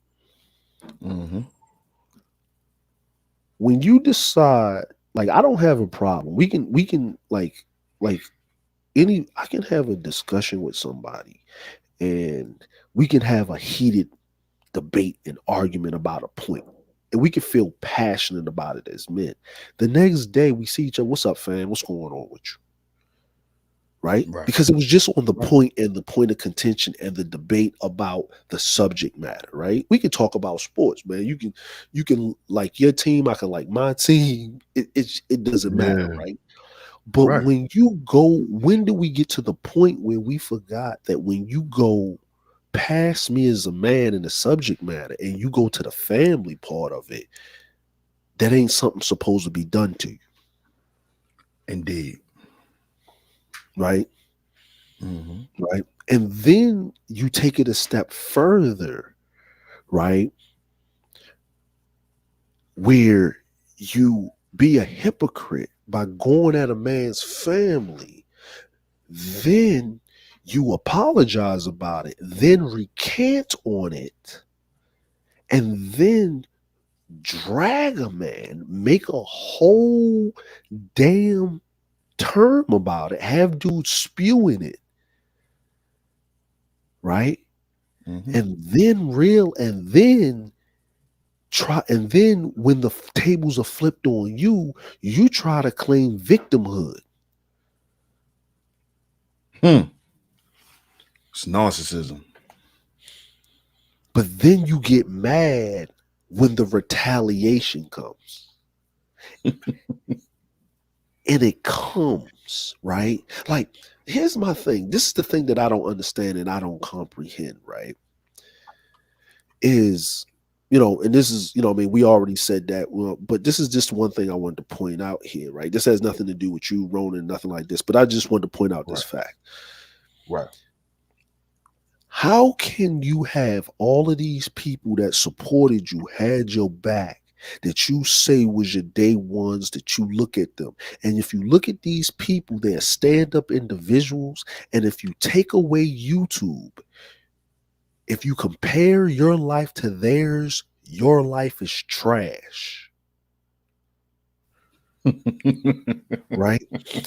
Then, right? Because I have yet to see. You know what? This is the one thing I want to do, right? I want them to do. Can we have a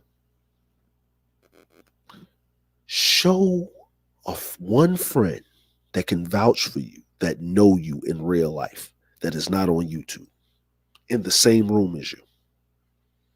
Challenge. Great challenge. Great challenge. You know what I mean? Great challenge, right? Like, what's going on, Rody, man? What's going on, man? I have You achieved Pookie adjacent status. I am know, Jason status, Pookie adjacent. It's just one of them things that I try to figure it out, right? Because if I look down the list, right, I'm like, we already know who we assuming to, so I'm just going to say, um, um,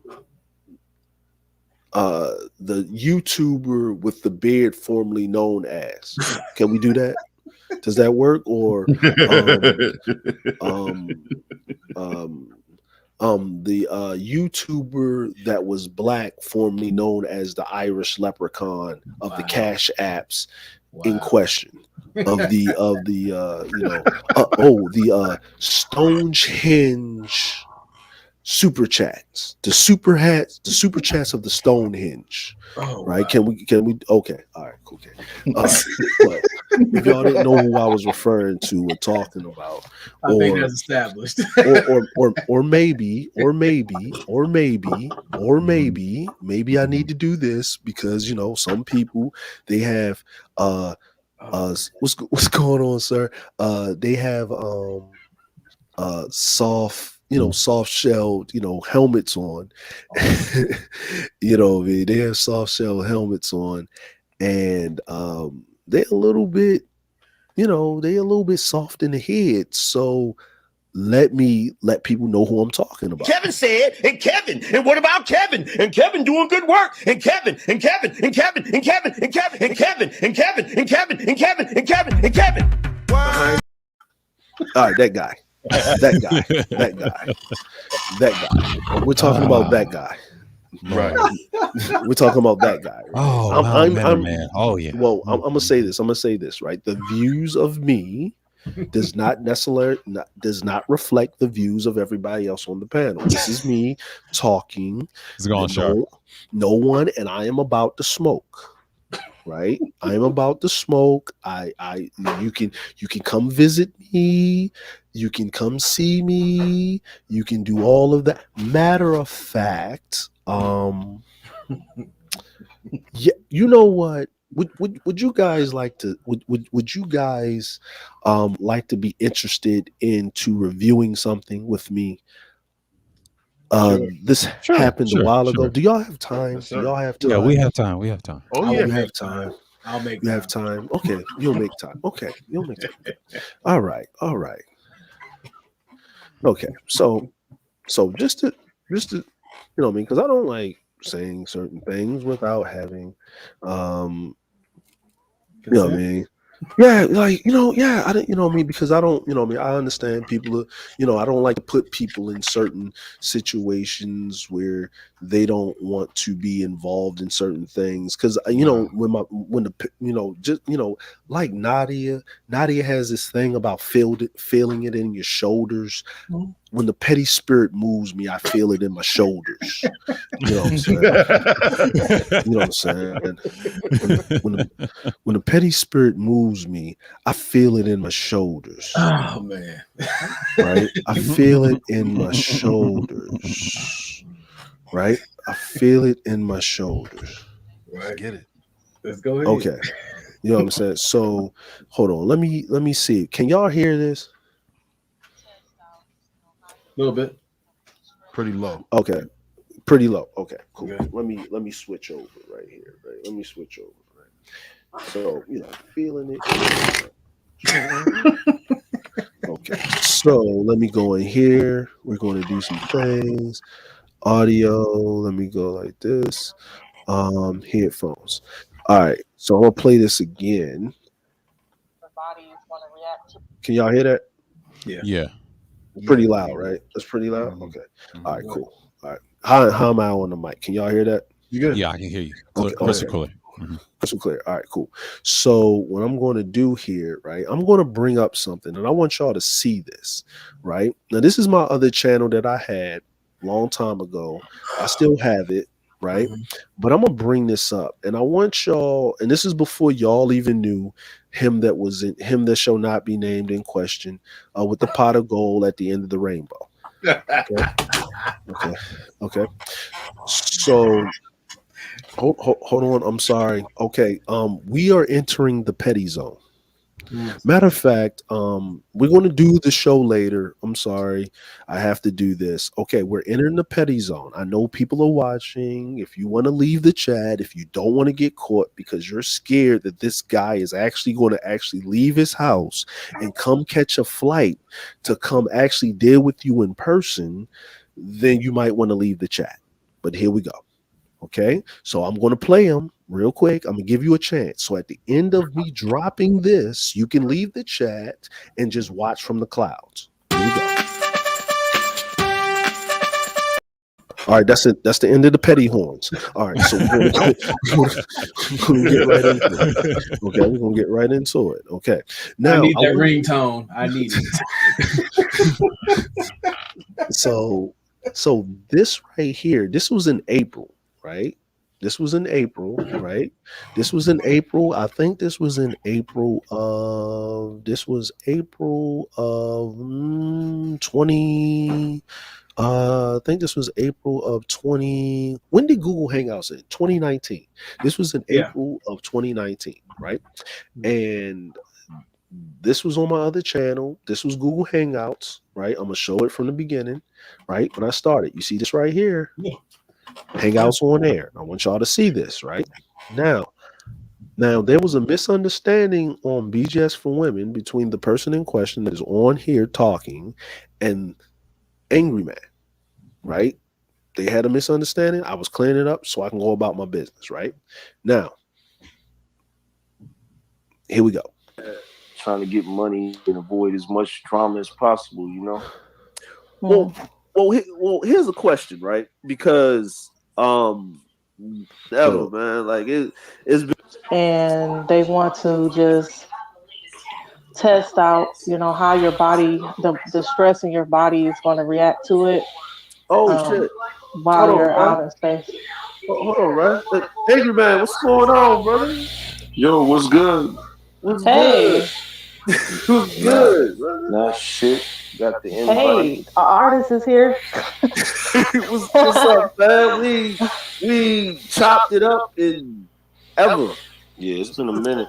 Yeah, man, we ain't chopped it up in ever, man. Like it's been a minute. I've been so busy, man. Like it's that time of the season, bro. Now, there's a woman in the chat. Her name is Char Willie, right? Char Willie was, she's the co-host or the host of BGS for Women. This happened on her platform, and I asked Char in the chat right now, and I said, Char, can you reach out to Angry Man so me and him can have to squash this whole thing so we can move on about our business, right? Char's in the chat. I reached out to Char. Char got him to come up, and I let him say his piece. Here you go. Springtime, money getting season. Word, I feel you. What's been cracking with you, man? I've been missing some of the streams, man. I've been catching the replays. So, you know what I'm saying? I've been kind of staying away from the chair throwing, man. Like, 'cause it was wearing on me a little bit. Hey, man, it's shit. It's the same old with me. I've been avoiding the drama myself, you know. Trying Yeah. to trying to get money and avoid as much drama as possible, you know. Now, I'm going to pause that. Now, fellas, do you have anything to add to this? Cap. Okay. Okay. All right. Yep. All Just right. straight cap. Yeah. Now y'all didn't come around until 20 what? 20, right? Well, me in the newer spaces, yeah. Mhm. Yeah, but I mean Ronan and DS1, y'all didn't come around. Y'all wasn't around. Y'all didn't come around till like the later end of 2019, right? Yeah. I think, right? The Yeah. later end, like to the fall part. So y'all wasn't around since then. So I want to give everybody a clear understanding that I never met. I heard of DS1 because he was over there. Y'all were over there talking about sports and stuff. Like I heard of DS1 because of the sports. Y'all was talking about boxing and the sports and stuff, right? That's why I heard of y'all. I've never ran into y'all, talked to y'all until recently, right? So they've never ran into me, right? Now this is way before the Black Order done split up. Damn it! Like when we talking about Jay Sean Ruby done went on their way. This is 2019. So I want to give this very clue. So this is this is damn near almost a year. This is a lot of months afterwards, right? Because that happened in 2018. They happened in August of 2018. So y'all don't know what happened. So this is way far removed. So we're giving everybody context of what's going on. Now, this is what he said back in 2019 on April the 8th. Okay, so I'm gonna continue to play. Well, here's a question, right? Because since all three of us are sitting here, we in some shape or form, I'm like, you still are. Me to a certain extent, I am.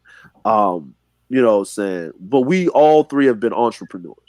And you still are, right? You work for yourself, right? And I just wanted to ask. And Angry Man is an artist. I didn't know that.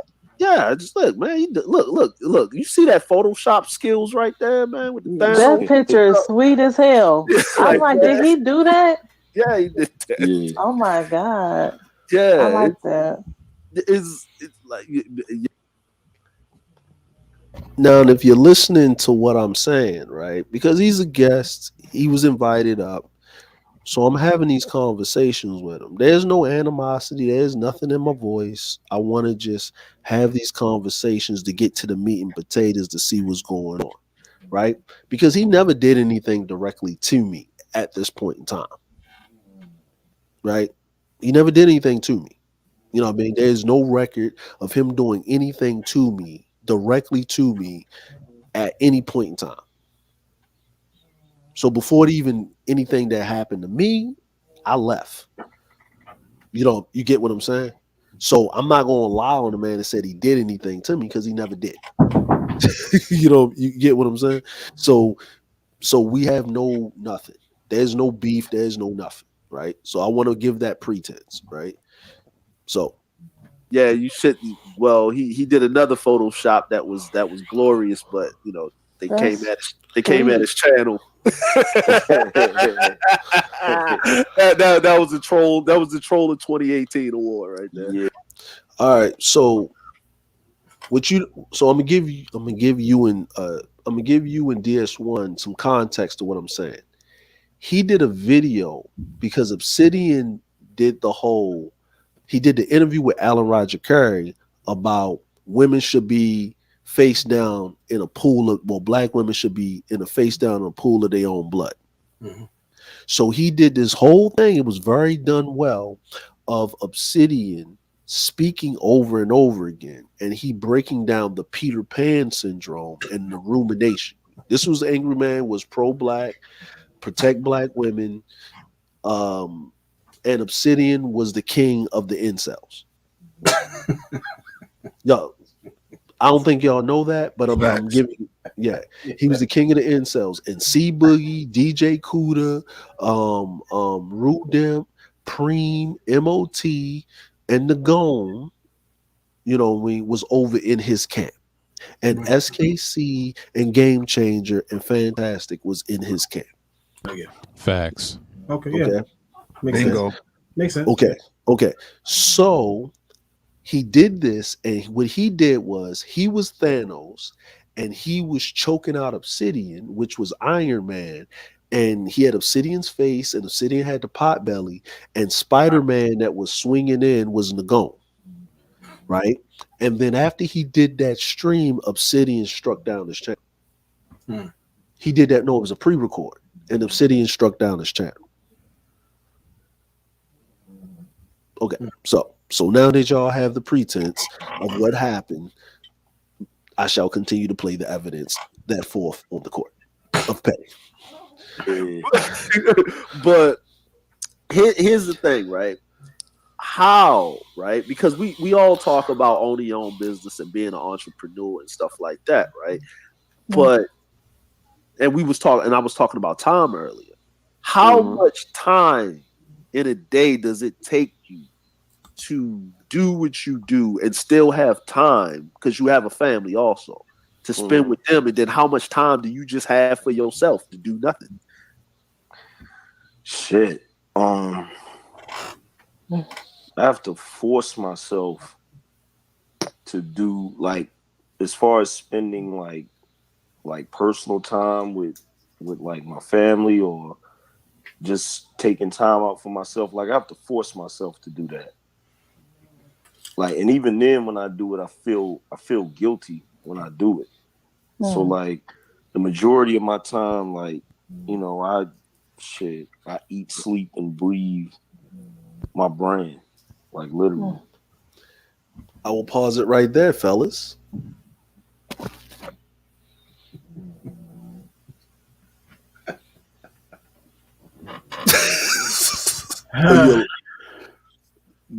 I think you're lost for words. We listening, bro. We listening. Just listening. Nothing to add. You know what I'm saying? Nothing. Ah! You know what I'm saying? This is what I'm saying. Y'all don't know. Like this, you know what I mean? Because your reactions. See, the reason why I'm doing this is not to put you guys on the spot, but to honestly show that y'all really didn't know what y'all were getting yourselves into. No. You know what I'm saying? Like, y'all didn't know. You know what I mean? So this is actually, you know what I mean, to give you that mea culpa of you didn't know. You know what I'm saying? The nigga jumped in your car, he had a whole pack, and you didn't even know. Oh, You know what I mean? Like you like Martin Lawrence on Lifetime with Eddie Murphy. You going to jail forever. You don't even know why. Like you stuck with this nigga. You just ran into him. This is what it is, right? All right. So I'm gonna continue. I'm gonna continue. I'm gonna continue. That's Grinding. well, yeah. I'm like, I was in the trenches a little bit. You know what I'm saying? I was there and I saw it. Like I saw it. It was a well-oiled machine. You know what I'm saying? Like it well-oiled machine. The support, everything. You know what I'm saying? And and just seeing how it was looked upon, and just seeing how everything's systematic. Like it's not like you get on there, you shoot from the hip. Yeah, Like go ahead. there's no blueprint for it, really. Yeah. Mm. Now, here's the thing, right? Because YouTube has changed a lot of stuff, right? Like what's that guy? It's kind of like a kind of white dude, kind of fat dude. I think his name is Daryl Deeves or something like that. He does a Daryl lot of Leaves, yeah. yeah. He Daryl Lee, and he was talking about how YouTube started taking down. It took down one of his channels that had like 10 million subs, right? Mm. And it was because of this new thing with these pedophiles on YouTube. Yeah. They jumped in his chat and was talking back and forth with each other, leaving messages. And then they got this new algorithm where they'll just take down your channel. Now, this is before the COPA thing came down, where you had to say your contents for 18 and over and stuff like this. Yeah. Now, I'm actually giving out information that other content creators need to know ahead of the curve in the black sector. But he already knows this. But he's not forwarding this information over to his fellow content creators. facts. I remember you told me about that guy too. Yeah. Yeah. You know what I'm saying? Because, I'm in the entertainment business, but this is information. Now, he corrected me on the guy's name. So that means he knows. So that means he knew a lot of stuff about what's going on. So why isn't the whole squad eating? And he's the only one eating, and everybody. Okay, my bad. Let me continue, man. Let me continue. You know what I'm saying? Go ahead. Let me continue. Right. Hold on. Matter of fact, but we got to give him credit because Kevin said, and Kevin, and what about Kevin? And Kevin doing good work, and Kevin, and Kevin, and Kevin, and Kevin, and Kevin, and Kevin. Okay. All right. Back to what we're doing right now. Right. Yeah. And if this is happening to a dude, right, that is loved by YouTube, right? Like this dude gets paid to go tell other content creators how to build their channels, and they took out his channel and he had all these issues. Where do you think what's going to happen? Like, what do you think the future of the black sector of YouTube, the manosphere, the whatever is going? Like, where do you think the direction is going? If these guys are catching these L's, how do other content creators? Because our content is raw sometimes. Like, well, most of the time it's raw, but it's raw. So, as a content creator, how do you think that's going to affect you and your bottom line? Well, I think like with somebody like I think in the black sector we'll just do what we always do, which is adapt to it because we're like this sector is the most picked on sector in YouTube. Mm-hmm. So we're always dealing with that. Like that shit that happened to Daryl Leaves, like that's nothing new for us. Like I'm used to having that shit happen. I'm used to having my channels taken from me and all of that goofy shit. The only difference is like with him, he was enjoying that YouTube white privilege. Oh, you feel what I'm saying? So like he he has the ability to go on YouTube and put out videos, and they'll put those videos in front of a shitload of people, and he can, he could grow his channel back with no problem. Yeah. Did he just say white privilege? Yep. Mm-hmm. Yep. Correct. Yeah. Did y'all hear that? Yeah, I heard that loud and clear. Yeah. Did y'all hear that? Sound like a poor righteous teacher. Yep. That sounds pro-black to me. You don't use that type of verbiage if you're a conservative. I thought you was with Bill. Okay, all right. Sound like Farrakhan to me. Mm-hmm. Hey man, that NOI crept up out of his soul for a second. Okay, all right. Okay, you know what I want to say for future reference, I'm considering changing my name to Urkel X. So that's Urkel X. Yeah. I'm considering. I'm just saying, man. Let me continue to play this, man. It gets deep. Oh. That is true. That is it.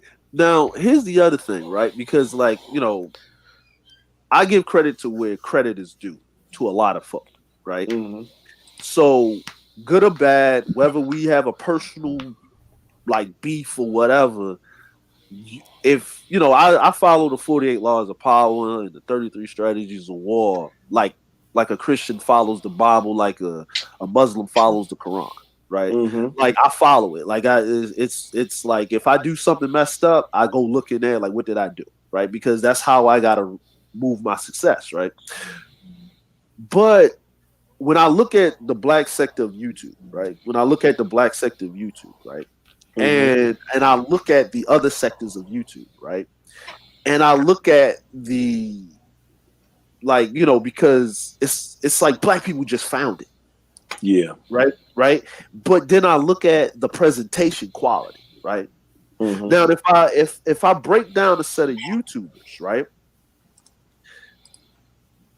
And I look at the presentation, I would say, okay, who works at the top with presentation, right? Far as graphics and stuff like that, presentation, then we would say Angry Man has the top when it comes to presentation, right? Then you would go, the next would be Phil from the Advice Show, right? Yeah. Now this is when Phil from the Advice Show wasn't the Pan-African channel strictly, when he said, fuck you niggas, I'm taking my ball and I'm going to Canada, I'm going to Africa, right? I remember them days. Yeah. Okay. And Phil from the Advice Show was sub 1 million. He had 800,000 subs at this time. Mm-hmm. This is like right after the thing about his wife not being black, that it became an issue or something, right? Yeah. So the other thing is, you notice now, I've always given him credit for his presentation.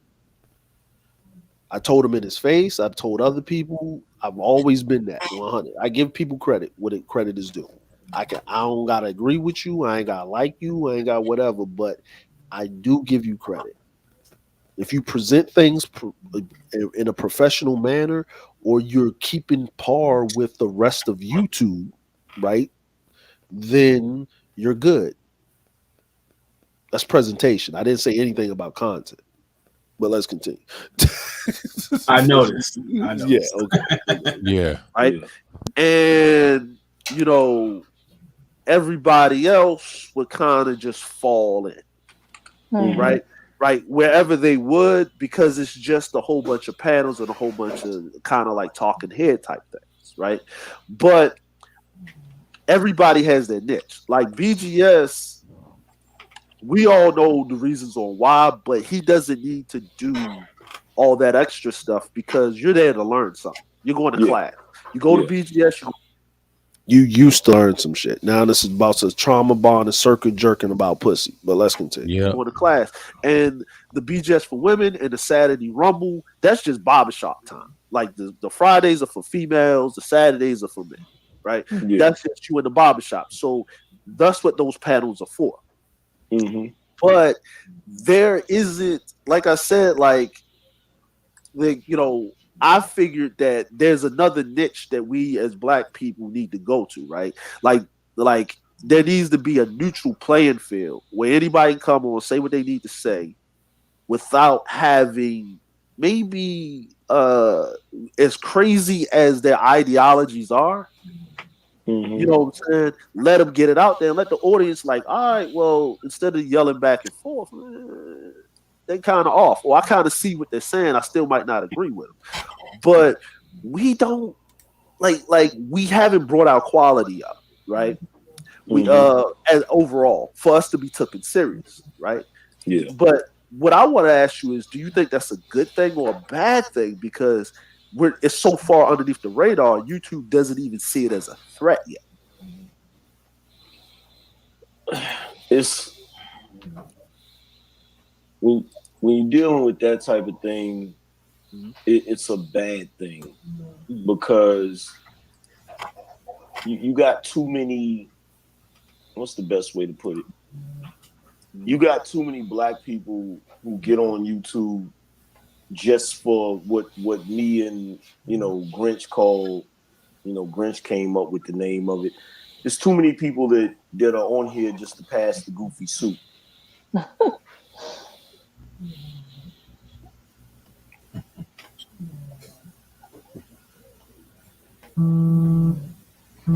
Y'all have anything that y'all would like to add to that?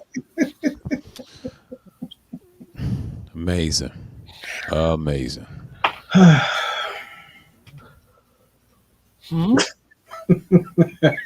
Taking it all in. You taking it all in? Taking it all in.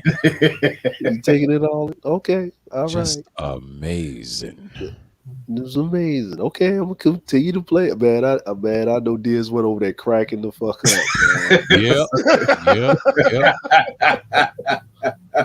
I know he cracking the fuck up. You can't believe this shit right here, boy. Right? Proceed. They're not. You this don't even sound like the same person, does it? I don't know who that nigga is. Nope. They don't. Man.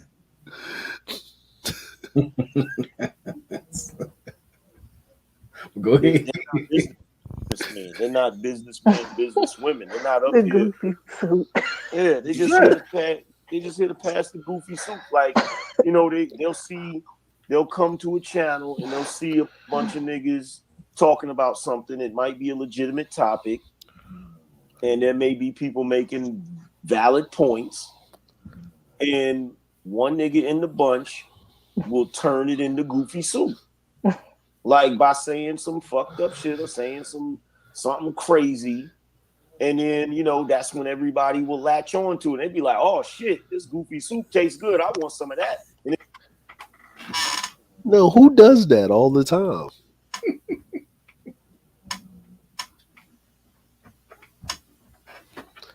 Oh man. Yep. He told on himself. Yeah. Mm-hmm. Shall we continue the sir? Should I continue the waterboarding? Sure. Yes. Go ahead. Okay. All right.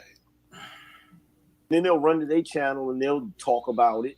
And then somebody on there will run to their channel and talk about it. And it's like nobody is focused on entrepreneurship. Like on my side with everybody that deal with me, like I'm not gonna sit here and say that we don't engage in the foolishness. Like every once in a while we'll taste some of the goofy soup, but most of the time we're trying to do bigger things. Like right now you got Grinch. He said he would never do a YouTube channel, but he's doing one. Yeah. He's got his Patreon up. He's got a book coming out on female behavior. You got Cerulean who be over there dropping mad information.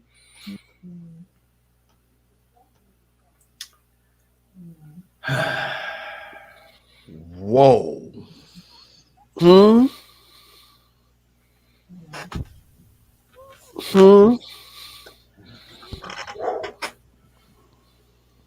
Wow. Yep. Shall I continue? I And shall. Continue, Okay. please. Okay. So he got his channel up. You got Kendra, who's trying to speak for women who are more sensible. You got Char Willie, who's consistently been helping a lot of people behind the scenes. So like I feel like on my side, like I kind of get a bad reputation for being involved in the goofiness too much, but everybody that deal with me is about their business. Like we cats is trying to like we kind of get involved in the silliness because it's a side effect of being in the black sector of YouTube, which is really jacked up because it's almost like Negroes just don't know how to operate on some, okay, look, I don't like you, and it is what it is. You stay over there, I'm gonna stay over here. Because you know full and well there's Negroes that I can't stand. Like I despise them Negroes. Like there's certain Negroes on YouTube. If I ever seen them niggas face to face, it's gonna be some furniture moving. But I don't, but I let them do their thing. You know what I'm saying? They over there do, as long as they don't say nothing about me, I'm not gonna say nothing about them. I just keep it moving. You know? Well, you know, I like what I sat back is this, right? The first thing is first, right? Like I didn't even know nothing about Discord until I met Angry Man on BGS's panel with the Discord. So, and this is a fact. I didn't know shit about Discord until he the first one that had a Discord. Well, that I knew of, and his Discord was very well run. Shout out to Char Willie for keeping order in that Discord because it was professionally ran. It wasn't it was, you couldn't act a fool in that Discord. Char wasn't having it. You know what I mean? Like Char wasn't having it. You know what I mean? So and the rest of the Black Order wasn't having it. Even when I mean the rest of the Black Order, I'm talking about Jay Sean, I'm talking about Cerulean, and I'm talking about Angry Man, I'm talking about Char. You know what I'm saying? It was very professionally ran. Well, I didn't know nothing about it. You know, we call it the Bat Cave. You know what I'm saying? So that's what it is. What goes on in the Bat Cave stays in the Bat Cave. Like that's it. You know what I mean? Now you notice what I just said, right?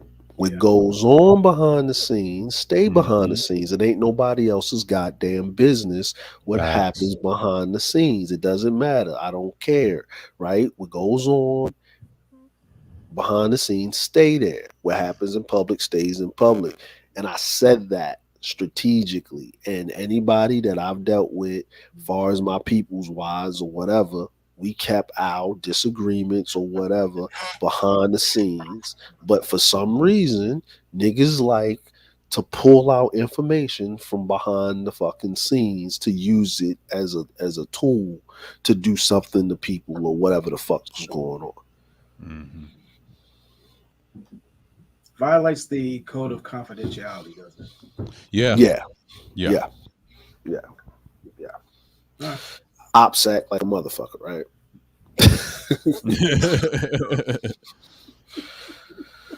And that's what I told a lot of people is, if first of all, you can have a disagreement, like a heated discussion, right?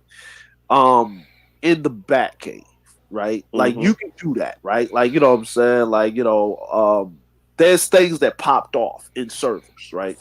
But we as Black people, we need to stop having our disagreements being open court. Like you know what I'm saying? Like if we have a disagreement, we're naturally talking to each other like that anyway, right? We Jones, we grew up like that. But we need to stop taking it to a level. We need to take it back to, would you talk to me like that if I was standing right in front of your face? Right? Like there needs to be rules of engagement. Like, yo, you don't go after nobody's family, you don't talk about nobody's kids, you don't do X, Y, and Z. Like you direct that at this person. Like we already know, as soon as you went to the mama jokes, you pretty much ready to go fight. Yeah. Like you know what I'm saying? You would say you know what I'm saying, or whatever. But as soon as you went straight to the mama jokes, oh, y'all don't like each other. Get your popcorn ready. It's about to be some furniture moving on the playground, right? Mm-hmm. But that's what we need to do. That's why I said if you're a content creator, you need to be innovative. If you in that sector of YouTube, you need to have your own Discord because the other sectors got it. The gaming sector got it. The anime sector got it. The you know what I mean? Like they have every time I look at a YouTube content creator, whether they got 1,000 subs or more, and if they monetize, they got a Discord. Yeah. They got a Patreon. And Yeah. when they real content, they put it on Patreon. They pre-recorded stuff, they special stuff. They it's like we don't do that for the simple fact of you know what I'm saying, you have to beg people to be great, but then how long will I sit around and wait for you Yeah. to get on board and then you get mad when I have to go and get the Chinese people to start paying and this person to start paying because Mm-hmm. because the light bill ain't gonna pay itself. Nah, it's not. And see, my thing is we went through, as far as my Discord server, we went through them growing pains. Like there's niggas that I don't deal with right now because of goofy shit that happened in Discord, but that shit happened there. It didn't happen for. There's a whole bunch of shit, and you know, like I know, DeAndre. There's a whole bunch of shit that was said and went on Discord that never saw the light of day. Oh yeah. You know what I'm saying? Yeah. Never seen the light of day, and like there was some shit. I'm not gonna front. There was a little bit of shit that spilled over. It shouldn't have, but Shit in question that he's talking about is how he publicly had a recording of him talking to Classic Ruby on another server that they had that he doctored and put out there and made money off of dragging this woman through the mud, her and Jay Sean. Yep. That was him that did that. Mm-hmm. Nobody else did that. That was him. Yeah. That's what he's referring to. Ooh. This is 2018. This was August of 2018. Y'all don't know nothing about this. This is a whole, you know what I mean? This is a whole other thing. That's what the question was. He admitted to doing it, you know what I mean? But people got short-term memory loss in YouTube, so they wouldn't have known, and the channel's so small that you wouldn't even know about it. But he's talking to me. But I do keep the receipts. But since we're here now, let me continue. a little bit of it spilled over onto the public side of YouTube, but I can honestly say the majority of it stayed in Discord, and it allowed niggas to kind of function without having the shit become too goofy, too stupid. You feel what I'm saying? Like having people's social security numbers running around in your Discord server. But let's continue. Yeah. So like I feel you on that. Like there's a bunch of shit that need to be conversations that's had behind the scenes and shit like that. Because really, like in my personal opinion, this is just me. I don't think no nigga should be on YouTube doing nothing unless they trying to move towards some sort of entrepreneurial shit. Like I don't. Because all of these What? Did you Yo. Can you replay that? Oh, sure, no problem. I'll play it for you. happened there. It didn't happen for. There's a whole bunch of shit, and you know, like I know, DeAndre. There's a whole bunch of shit that was said and went on Discord that never saw the light of day. Oh yeah. You know what I'm saying? Yeah. Never seen the light of day, and like there was some shit. I'm not gonna front. There was a little bit of shit that spilled over.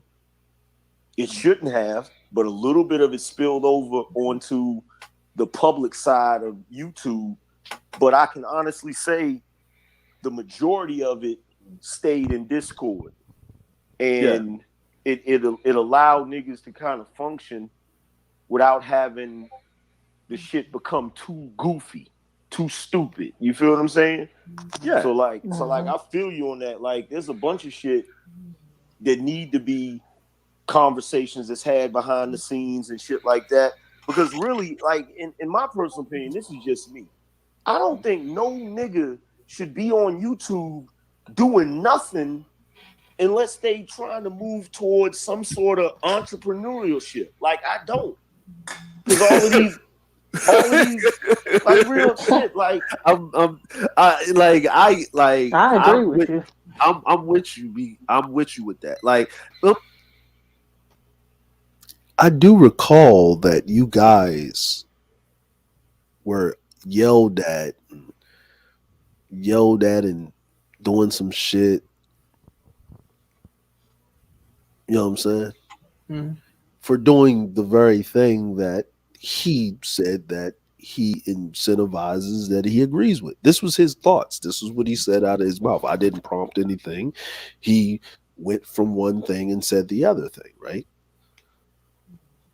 Clearly. That's what I heard. I am a jealous correct. God. There are only one God before me. Thou shall only pay me cash apps and super chats. Okay, I'm sorry. Go ahead. Man. Yeah. That was certain people, like I say like this, right? Certain people, let's put it in the age bracket, right? Right? If you are over a certain age, right? You in your mid 50s or older, right? You get that reprieve because you need something to do. Plus, you got a lot of knowledge and experience that someone can use, right? You because the problem is like we don't got the grandparents are too young now. You need great grandpa to act like grandpa. Like the paradigm is shifting, and it's because of my generation. I guess I was born in '81, so I'm kind of like a millennial. I guess the way they put it, like the millennial before the millennial, and then your generation, which is the Generation X's. It's like we dropped the ball somewhere. And I think it's not intentional. I think because we hit that technological evolution and it just boomed. So we lost it a little bit. So, but anybody that's like under the age, I would say, of 45, if you on YouTube and you ain't here to get some residual supplemental income, you just need to be a guest on somebody's panel. You got your own channel and you out here putting out content and you ain't trying to at least, you know what YouTube needs to be for those people? It needs to be wake up now. Like, you know, when everybody was on Facebook going in with that money marketing pyramid scheme, that's what YouTube needs to be for black people. Like right now, wake up now. Like if you on YouTube, I remember that shit. But look, you got 12 and 14 and 15-year-olds running around sitting on Twitch making about $1,000 a stream. Yeah, that's true. Right? You going to work. Like how could you tell your kid something if he's making more money than you sitting in the house, but you the one paying the bills? See, I'm gonna tell you something. I'm gonna tell you something about that shit. My pops, when I was younger, I was at my pops one time, right? Because I had went out on my own, but I had lost my job and lost my place, so I had to go back and stay at his house. So I'm on the computer looking up jobs and shit. And I never forget it, my pops came in there and he said, "You ain't gonna never accomplish nothing in front of that computer screen." Right? Funniest thing ever, right? And I knew that was gonna be the way niggas make money in the future. Like I just knew. I knew individuals at home were gonna figure out ways to make money from home using their computer, using their personal computers. And the crazy shit to me is that for me to be like, I got a niece who be on social media crazy. Like she Snapchat, she Instagram, she do all of that shit. But she don't make no money from it. And I told her one day, I said, yo, I said, I'm gonna tell you some real shit. The fact that you and she's like around the age, she's a little bit older than my sons. I said, yo, the fact that I'm making money off of the internet and your generation isn't, like, you really need to take a long, hard look at that, because that would be like, think about it like this, DeAndre. That would be like one of our parents making money off of playing Nintendo, but we didn't. Like, could you imagine that shit? Like, one of our parents making money off of Nintendo and we play the Nintendo all the time? Yeah, that's what we're looking at right now. Like, these kids, they live on social media, but they don't make no money off of it. It makes no sense. Well, here's the thing, but they are like, here's the funny thing, right? My youngest son, right? I walked in the house and he's like, when he's doing, he's got his PlayStation, right? So there's like, my bad, we team PlayStation in here. So he got his PlayStation, right? But I ain't got no choice. I'm in Japan. You remember that? You remember that discussion, right? Yeah, I remember that discussion. I got elephant in memory. Like, so we were sitting there, and I was like, "What are you doing?" He was on his PlayStation. He recorded his Fortnite match on the PlayStation, editing the video. Then he uploaded it to YouTube. Right? I literally watched him figure out a workaround. You know, when you was young and you had a basketball, there wasn't no gold, and you grabbed the hammer and you grabbed that crate, that milk crate, and you hammered out the bottom of it, right? And I'm like, man, what you doing? He's like, I want to put up my streams on YouTube. I said, but Twitch is the way to go. You got to stream with Twitch. He said, Dad, I can't stream with Twitch because I need to do the Elgato, and the Elgato costs $200, and Dad ain't gonna buy me no Elgato because Dad ain't got it. I said, my dude, high five, my dude. That's right. If Dad ain't got it, you ain't getting it, so you gotta work it. All right, my dude, we good. We ain't gotta discuss that. You already know. Get it how you get it.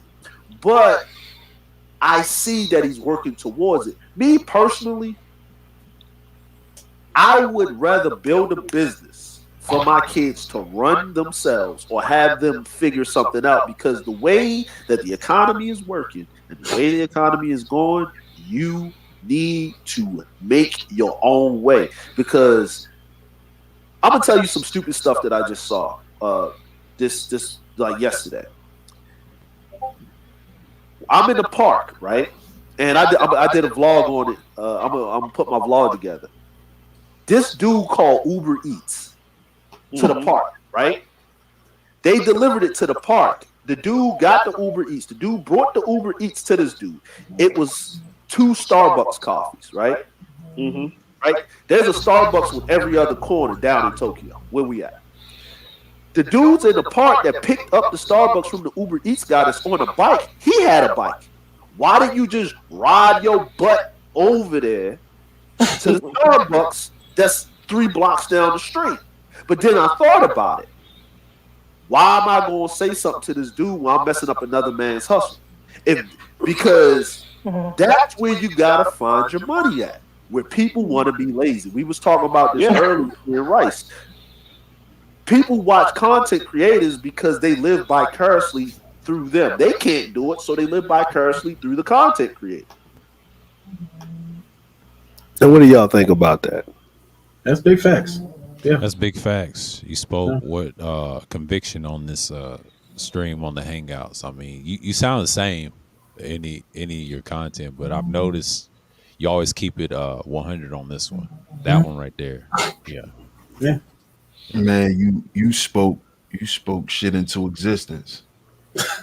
Everything is playing out right now. What you breaking down in this right? Yeah. So my question, DeAndre, is when did you acquire the petty stone in order to get these powers? Oh, I've been had it. It's just the Navy made it worse. Yeah, I can understand. Yeah, I can understand. Bro, you already know. Hey, Ronan. 6 months in the Gulf. Oh yeah. On a frigate, no port visit. That'll do it. All right, yeah, That'll fucking do it. all right. Mhm. But the thing is, with black people, we just made it taboo that you can't charge black people. Well, YouTube is free. Why you charging? What? Like I'm entertained. Like you can't go to the movies for free. Right, like with Angry Man and his art. Like, do you know how much time it probably took him to do that graphic design, the art that he put, the time he put into that? People should be paying for it. Like, you put time and effort into that. You know what I'm Shit, man. saying? Let me tell you something. This is the crazy thing. You had them people that be like, "Yo, YouTube is free," but what they don't realize is nothing is free. Somebody is paying the cost. Somebody's paying. That's like your kids thinking that food is free because you buy it. You know what I'm saying? They don't have to buy it, so to them it's free.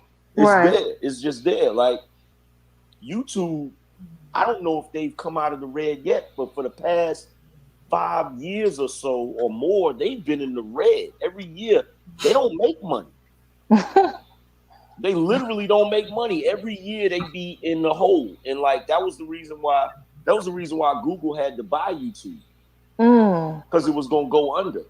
I didn't even know that. Yeah, and now because it costs, man, the amount of money it costs to maintain the servers for people just to upload shit to YouTube whenever they feel like it. See, other companies, they put a limit on how much shit you can upload. Because they have to pay for those servers and shit. But when it comes to like YouTube and I don't know what they're gonna do coming up because there's been an issue with Twitch, and this is the issue I have with them, DeAndre. Like Twitch was supposed to come up with a way because before it was just strictly a gaming platform. Like the only way that you can upload something to it is you gotta upload games. You couldn't upload videos that was just you talking. You had to be playing a game while you was talking, or they wouldn't allow it up there. So they changed it. And they let people put videos. So now you got people up there that's talking, but the gaming part of it is still dominating it. So people that put videos up there just to talk, that's not competition for YouTube. So what I heard is they're supposed to come out with another, like they're gonna come out, Amazon and because Amazon owns Twitch now. They're supposed to come out with another platform. Wow. That's gonna be for the purpose of competing with YouTube. Wow. Yeah. So, they up against it, especially with all the little goofy stuff they be doing, but niggas be killing me with that YouTube is free shit. Bullshit. Them motherfuckers be in debt every year. Yeah. Yeah, and I heard about that too, Angry Man. Yeah. Yeah. Alex. Crazy ain't the word. These niggas run around here heated. You fuck around and get a $5 donation if you want to. Niggas be like, man, YouTube's supposed to be free, man. Why you up here charging people and shit? I can't believe they had the audacity to say that. I'll look at the bigger YouTubers and I'll try to see what it is they're doing that's working. And I'll say, okay, what can I do on my channel to improve upon what the bigger YouTubers are doing? So I'll see YouTubers that got millions of subscribers, and I'll be like, okay, I need to make my shit look as good, if not better than theirs.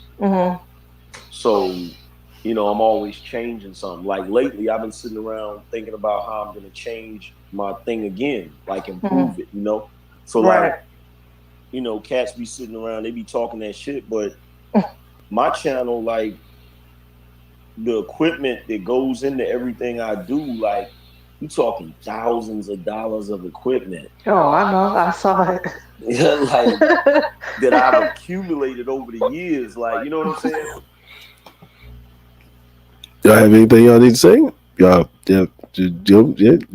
No, you good. Yeah. This is getting interesting. Yo, man, y'all look like y'all in a state of shock here. Like I'm just in an absolute state of shock. Man, Yeah. Wow. man, oh man. You know what? I did not hear him cite his sources and give those YouTubers credit. Mhm. Yep. Oh, okay. Okay. And so like niggas don't even realize just to have a setup like mine, like if a nigga wanted to come out the gate and have the same setup, he'd literally have to have like at minimum, he probably had to have like 10 stacks just to get Yeah, up I with was that. gonna say that too. 10,000. Yep. Yeah, so Mm-hmm. like it's funny to me because I don't understand it. Like black people in this country were always at a disadvantage economically. So I don't Mm-hmm. I don't understand why people get upset with other black people making money, and because it doesn't make sense. Because if like it's like right now you look at everybody I deal with, like everybody I deal with, I talk shit and I say, yo, we should be supporting each other, blah blah blah. Like I'll go to channels and I'll donate and I'll become patrons of their channels or whatever, and then other people do the same thing, and that money circulates and you're able to actually do shit. But when you're not, if you've got black people that are watching other black people and they don't want to put no money into what you're doing, but they don't have no problem walking out their house, getting in their car and going down to a white business and spending their money, that's more money that's leaving the black community instead of circulating in the black community. So they would rather give it away to other groups of people than to give it to somebody black where it might mess around and come back to them again.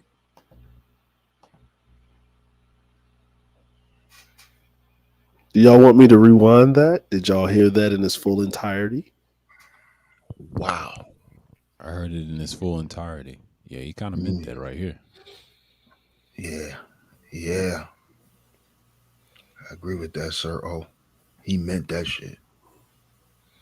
Hmm. Mm, mm. That Oh, sounds quite democratic to me. Oh yeah. that sounds pro blackity blackity black black blackity black black. Mm-hmm. Conscious mind, conscious community blackity blackity black black. Yeah. Hmm. Hey man, hey, but it gets deeper. You see what I'm Mm-hmm. saying?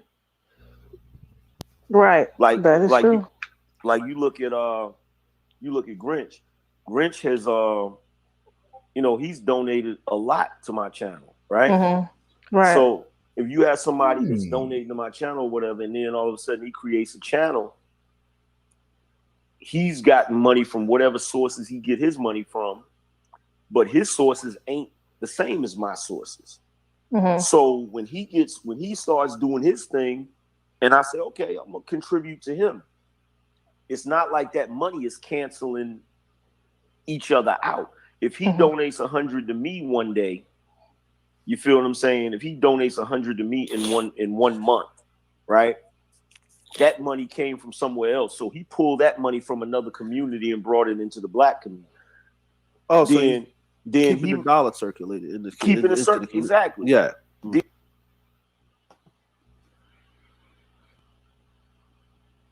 Mm, mm. Here we go. Then when I pull money from another community or whatever, or I pull money from a different source, and then I put that money in his hands, that money is circulating instead of it just leaving the black community and we don't never see it again. You feel what I'm saying? But Mm-hmm. most black folks like they really don't understand the way economics work. So it doesn't make sense to them. It's like, yo, why would I put my money into this or why would I put my money into that? It's like, nigga, you gotta support your damn interests. You feel me? You gotta put money where your people is at so that money will continue to grow and continue to circulate. But see, we be treating money like we be treating that shit like niggas at a strip club, man. We just make it rain and say fuck it. Whoa, Yeah, whoa, whoa, whoa, whoa, yeah, whoa. well, Pause. because mhm. Pause. Go ahead. You got the floor, What? bro. Whoa. What? Wait a minute. I Huh? thought we not supposed to tell niggas what to do with their money. That's what I remember. Now, now, now, now, DS1 and Ronan. Hmm. Remember, Cerulean was still there. Yes. Oh. Mm-hmm. So you notice when Cerulean was no longer around, really, Mm-hmm. right? The message started to change and flip. Now you're putting the tea leaves together. Yeah. Now you're putting everything together, right? You know what I mean? Now you're starting to see when Cerulean started to kind of be not be he had real life situations he had to handle. He was dealing Mm-hmm. with his house, fixing his house. So he wasn't around to quote unquote babysit. So he was still there. This was April. So Cerulean couldn't really be around, right? Mm-hmm. Come Mm. May, right? Because the split happened in July. This is 2019, right? The great split happened in July 2019. So you get what I'm saying. So this is April. So this is sundress season still. So you know what I mean? Like Distracted. Yeah. Yeah. yeah, Sundress yeah, season. yeah. You gotta think about it, right? He's sundress season. Everything's good with the old lady. Money is still in. He's only doing one stream a day, mind Mm. you, right? Wow. Okay.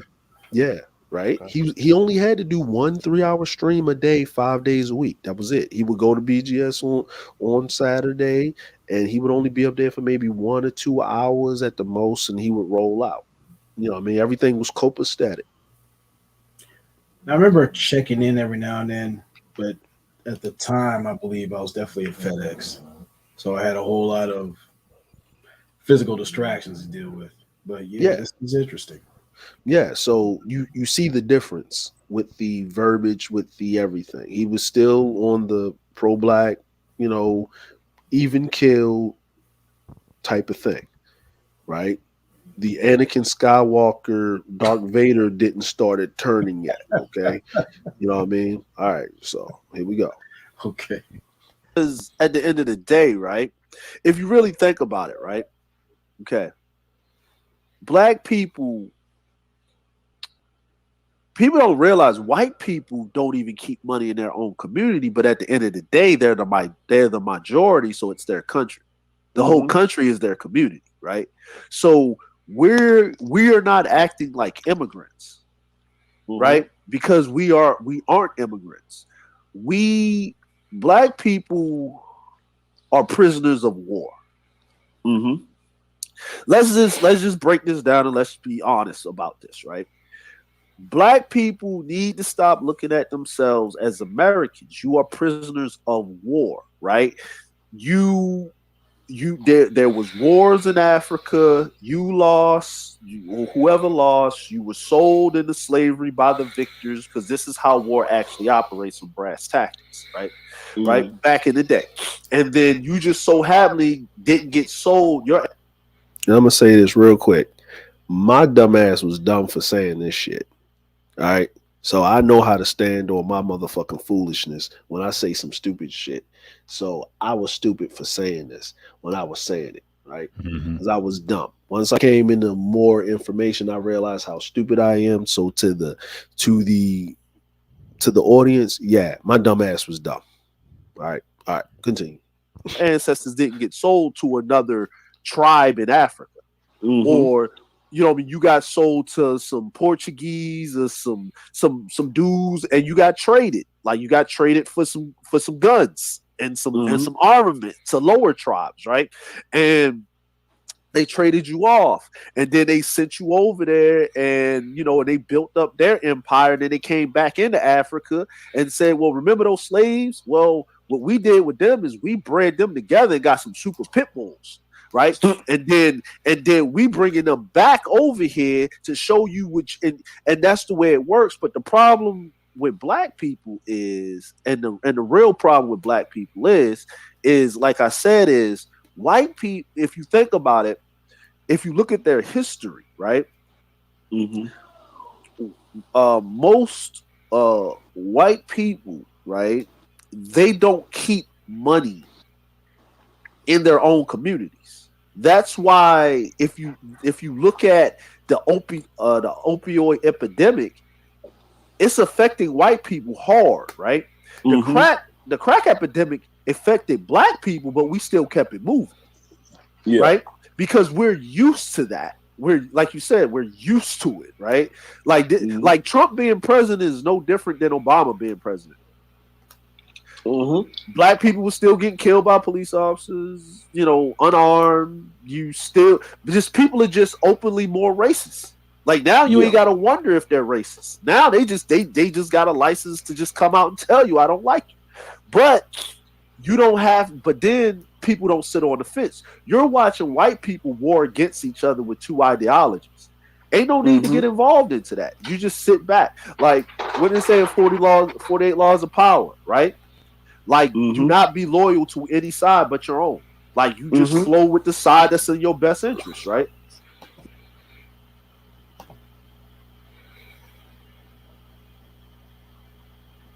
Does that explain what he's doing right now? Yeah, there's a little clarity. Yeah. Yeah. Now the whole and what the part where I messed up is yeah, we're I mean we aren't immigrants. So, I mean, but when I was saying some other things and whatever, I was saying some truths, but I was misquoting some things and I wasn't exactly clear on my points, and then there were certain parts Hmm. where I was dead ass wrong. So I know when I'm wrong, so I know when to readjust and uh readjust myself. Yeah. You know what I'm saying? Well, at least you admit you're wrong. I mean, Yeah.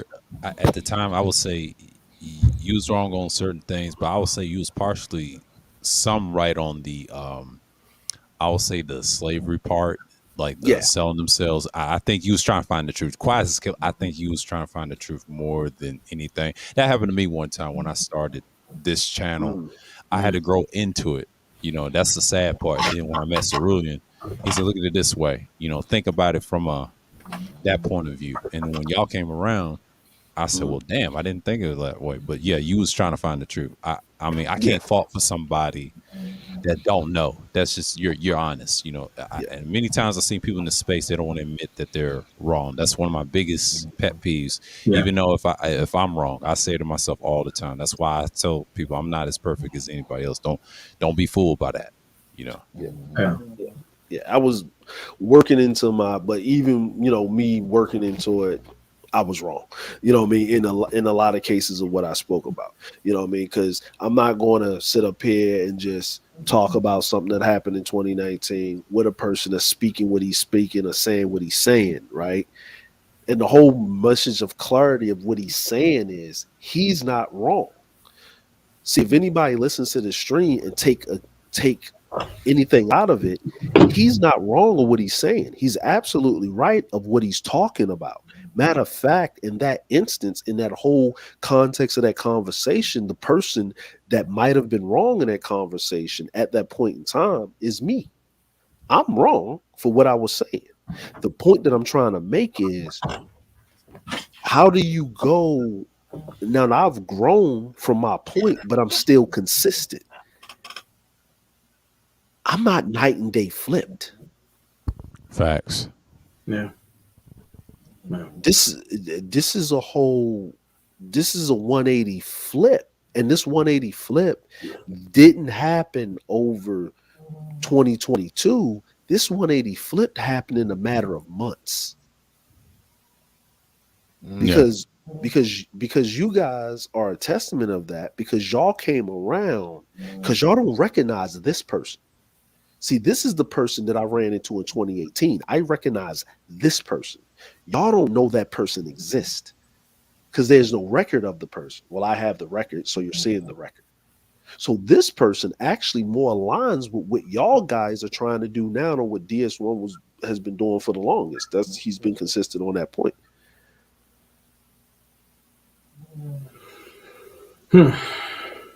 Wow. You know what I'm saying?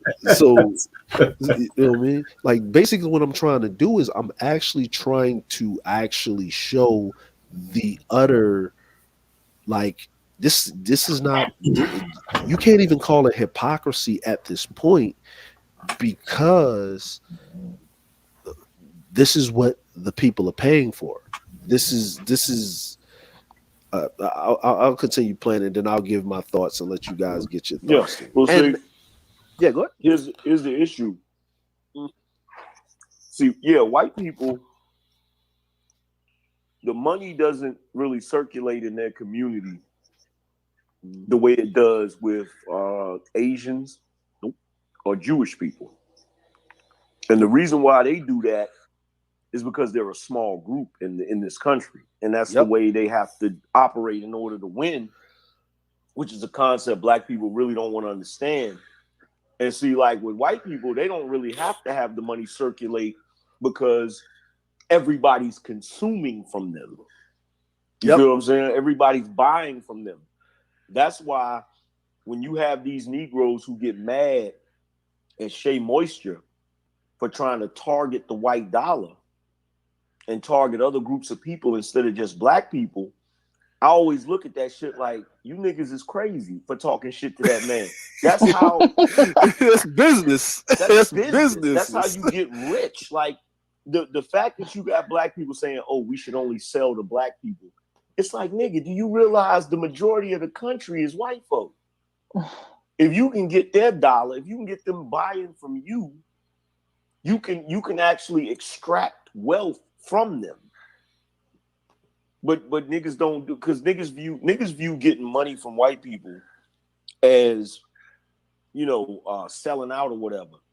And the funny thing about it is when I be here on YouTube and they'll be like, "Oh, you niggas is on YouTube asking people for money, blase, blah, blah, blah, blah, all that shit." I said to myself, I said, yeah, these niggas really don't understand the way business work. Because what they should do is they should watch that show Billions. They should sit down and just watch that show one day. And you'll see dudes that are billionaires saying shit like, you got Bobby Axelrod up there saying shit like, "Yeah, man, we might actually have to use our own money this time." Yeah. Yeah. Yeah. Well, here's There is nothing. Yeah, go ahead, Ronan. You got it. You got it, man. You jumping in anytime, man. Call me crazy, but I even ran into a dude that sounds like this. I can't put my finger on what his name is. I talked to him before recently. I don't know if he's on the panel or not, but I know I met a guy like that. Sounds similar to that. I don't know. Maybe there's a conscious clone or something out here to where they're just. Yeah. I don't know. I'm hearing this shit and like I've had this conversation before. That's throwing me off, but I'm just saying. Hey, man. Hey, look. Hey, man. Hey. Now, here's the funny part. This is just me. If he would have stayed like that, he'd have been bigger than what he is now. That's facts, but I mean, I see a huge progress. I remember in 2012 he sounded like this. That's the one that I remember before the Black Order stuff. And I mean, I've heard his name like 2014. He sounded like that. The problem with him now is like all that red pill shit went to his head, man. And I agree with Cerulli.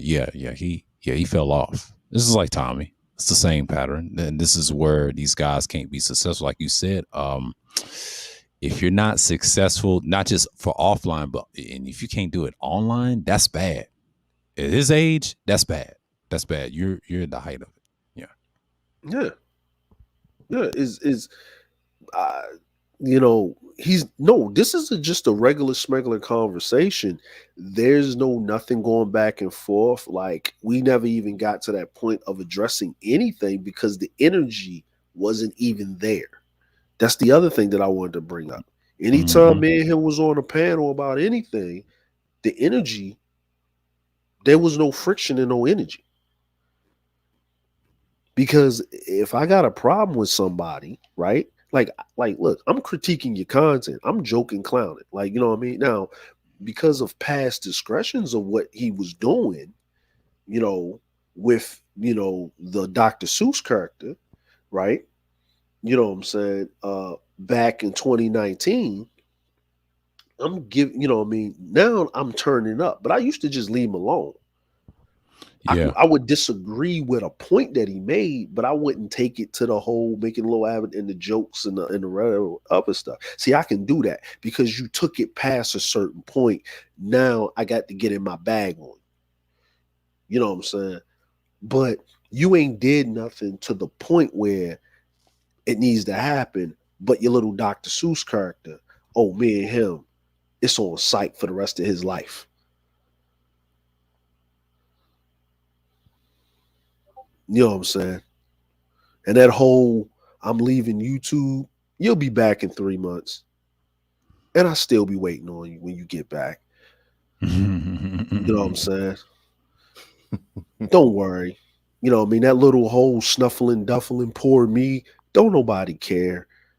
You know what I'm saying? You're an afterthought. But you'll be back because you want attention. But the type of attention I'm going to give you when I finally run up on you, you're going to wish you didn't have it. But that's the end of that. Now we're moving on, right? So I'm gonna continue to play this. Here's the biggest thing about it, right? Is okay. Lord bless, yeah, the Nipsey Hussle passed, right? Yeah. Nipsey Hussle passed. He got shot in front of a business he owned at 33 years old, an Oscar award winning artist.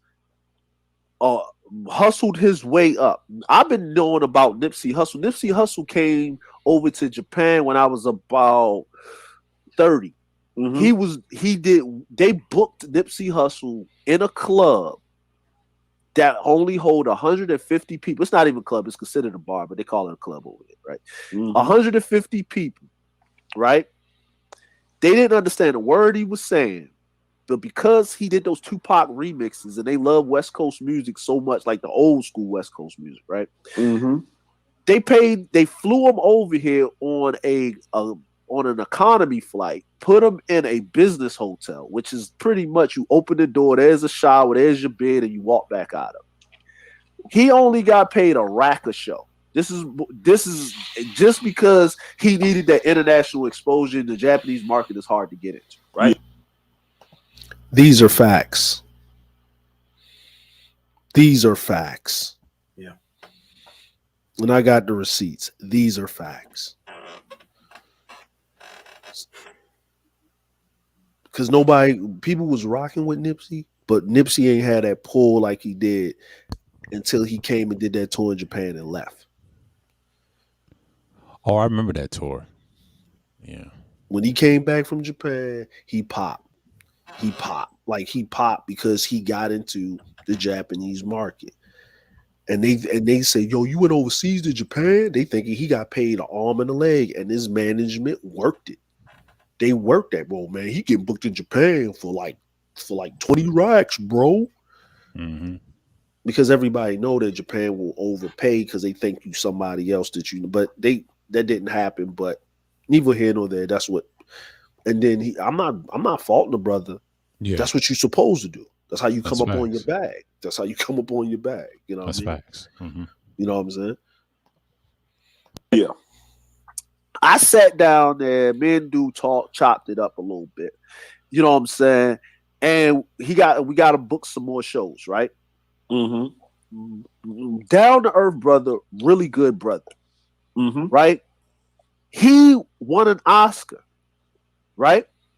When you get on the world stage and people know your name, you no longer need to be walking around the hood accessible. Like, I'm sorry, black people, but no, LeBron James does not walk around the hood in Akron, but guess what?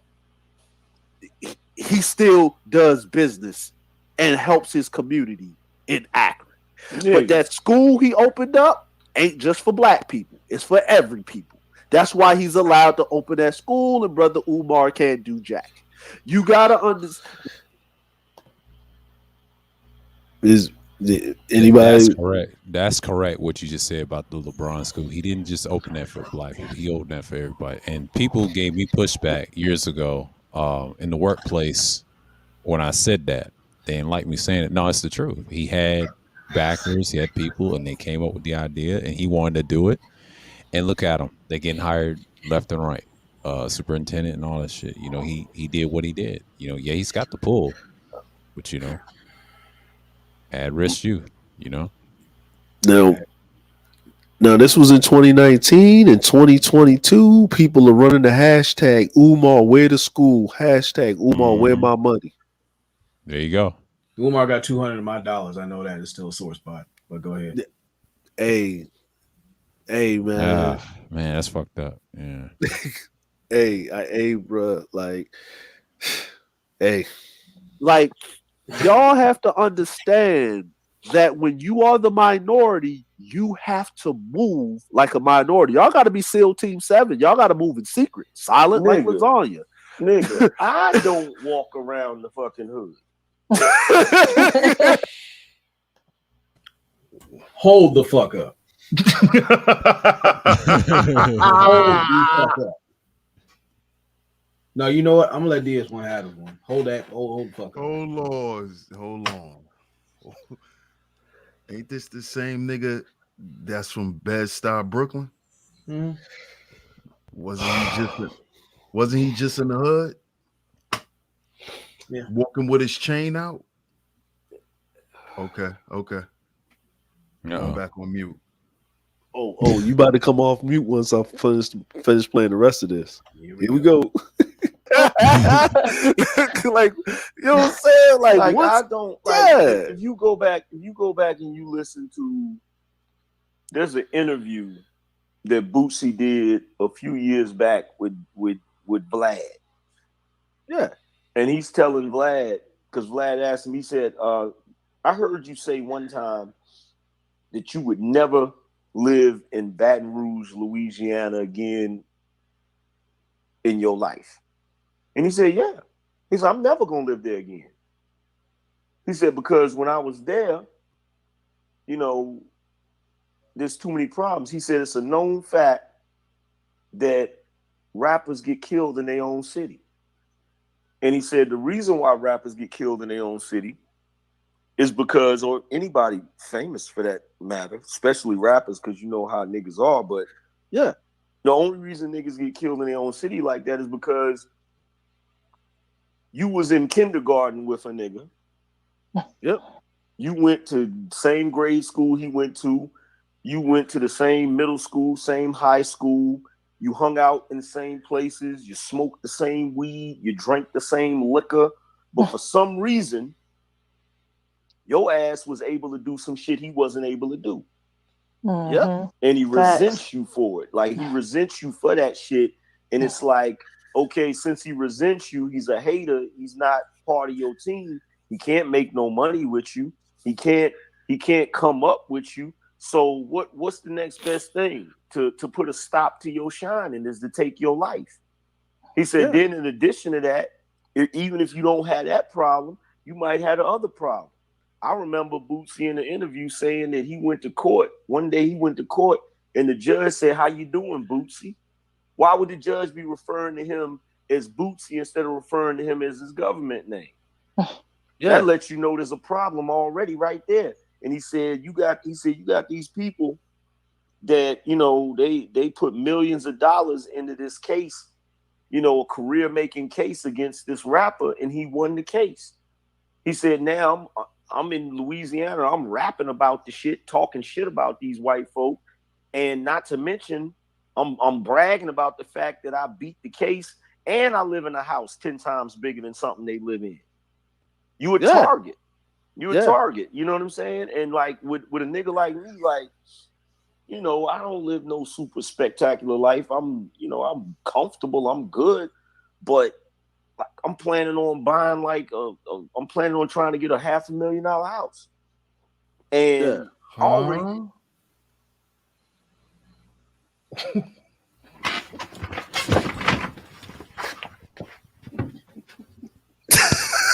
God damn. Oh man. Woo!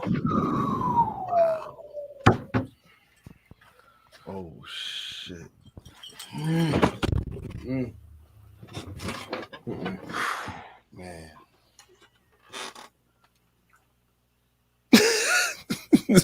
All right, I'm gonna continue, bro. I'm gonna continue. Whew. Know what it is. That's enough for the niggas I know and niggas I've associated with to be like, you know, the most goons I know is in a certain part of VA. That's why I know the most goons. You feel me? That's why I did the most dirt. Whoa. So I guess that would be considered my hood. You would never. Son. Wait a minute, son. Yo. Yo. Yo. So where's the Brooklyn shit at? Uh-oh. Where's the Brooklyn shit at? Where's I'm a Brooklyn nigga. I wear Timbs. My niggas in Bed-Stuy. Do or die. Where's that at? He said his goons from VA. Uh-oh. Where the Brooklyn goons? Where I'm Brooklyn just listen, man. I just here to bring the receipts. See, when he was talking, I had like 15, 17 people. Once he said that, nigga, it dropped down to 10. Damn. I guess them 7 people shot themselves because they God lied to them. Yeah. That's why Jay Sean will always be right. He said it on Gino's stream. He said, that nigga ain't from Brooklyn. He's from VA.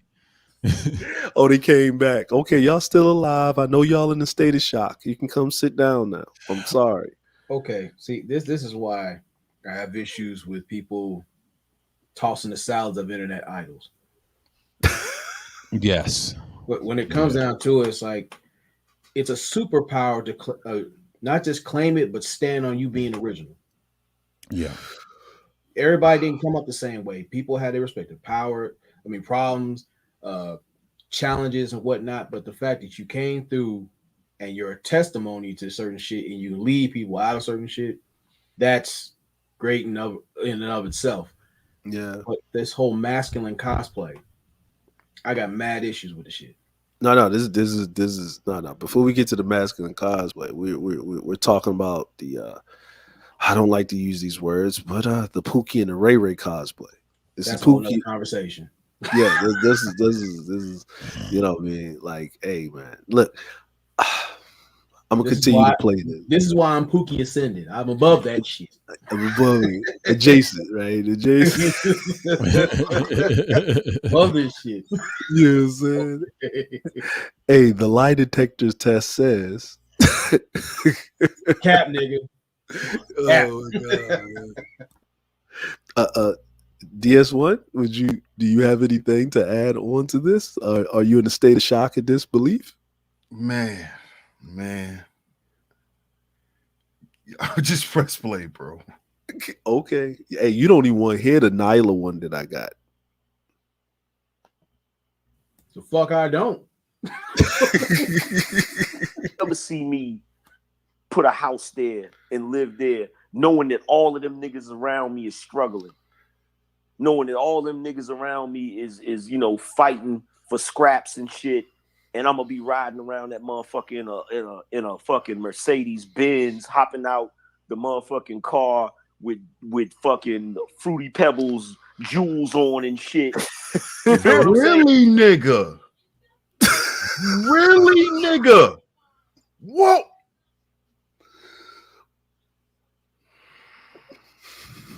Objection. He said Fruity Pebbles. Hey, bro. Hey, listen. We in the Palace of Petty, man. Don't hold it in, man. Like, if you need to cook, man, go ahead and cook, bro. We in the Palace of Petty, What's going on here, man? Man, I'm being pumped. I gotta be pumped. Crazy. I gotta be. This is unreal. So this is when the nigga had morals. This is when the nigga cared about brotherhood and wasn't a rugged individual. Mm-hmm. Oh, okay. This was Okay. agency before advertising. Right. This is before dripping and tricking. Mm, This is before the mm, drip lounge. mm. Let Mm. me let me Let it out, man. Go Let it ahead, man. out and in. this is before yo son. I can't believe this shit, man. This is crazy, bro. This is crazy, bro. Cap Jitsu, I swear, man. This is crazy. God damn, my nigga. God damn. Well, here's the thing. This was a whole what? This is April, so y'all came around in the fall. So this was like about I started trickling in around late summer, I think. late summer. So this was fall, man. Like it was, summer was over. Cuffing season is upon us. The waistband getting a little tight. You know what I'm saying? You know what I mean? The grasshopper ain't putting his food away like the ant is. You know what I'm saying? You know what I'm saying? It's a You know, rough estimate because mainly working FedEx and hours are crazy. So I mean, just I'm like, you didn't know? I'm like, y'all didn't know, man. Y'all didn't know. And this was me and my crystal ball, man, in my bag, bro. You didn't know. You didn't know. You didn't know. No one knew. nigga. But but yo, what we call this type of content, Sir Obadiah? Oh, stagnation content, but also conflict creation as well by Ronan. Right? But There you go. this right here, right? This right here is called evergreen content. You Content. can always go back. You know what I'm For the saying? truth. Yeah, For the evergreen. truth. For the truth, man. For the truth. Wow. I'm gonna It's continue to true. play this, man. All right, go ahead. Yeah. I'm like, you know what I mean? I'm just, y'all didn't know, man. Like, look, y'all honestly don't know. Like, yo, listen, for the audience that's watching, they're in a state of shock and disbelief. Okay. They don't know. They're in the know now. Like you're in the know now. This is you know what I mean? And listen, I'm not disagreeing with anything this man has to say when he's talking, when he was talking to me. I have nothing. When anytime I've been on a panel and interacted with this man, with Angry Man, he's always spoke to me or have we had conversations like this. Sir Obadiah, is this not a fact? That's a fact. That's a fact. Yeah. Yes, you know what I mean? This is a fact. Even up until recent, you know what I mean? Last year, I was on Ism's panel. We was talking about fatherhood and children. Is that not a fact? Oh, that is a fact. I was there in the chat room. Yeah. Okay. I think I remember that. Because Yeah. I remember him say, he said, hey, what's going on, Dre? See? He said See? that. He said that. So Yeah. so whenever we have an interaction, because I understand that what he does on his channel is an act. It's a suit. It's like Mrs. Doubtfire. Wow. But Miss, you know what I'm saying? You know what I'm saying? Yeah, that's what that is. I understand. Wow.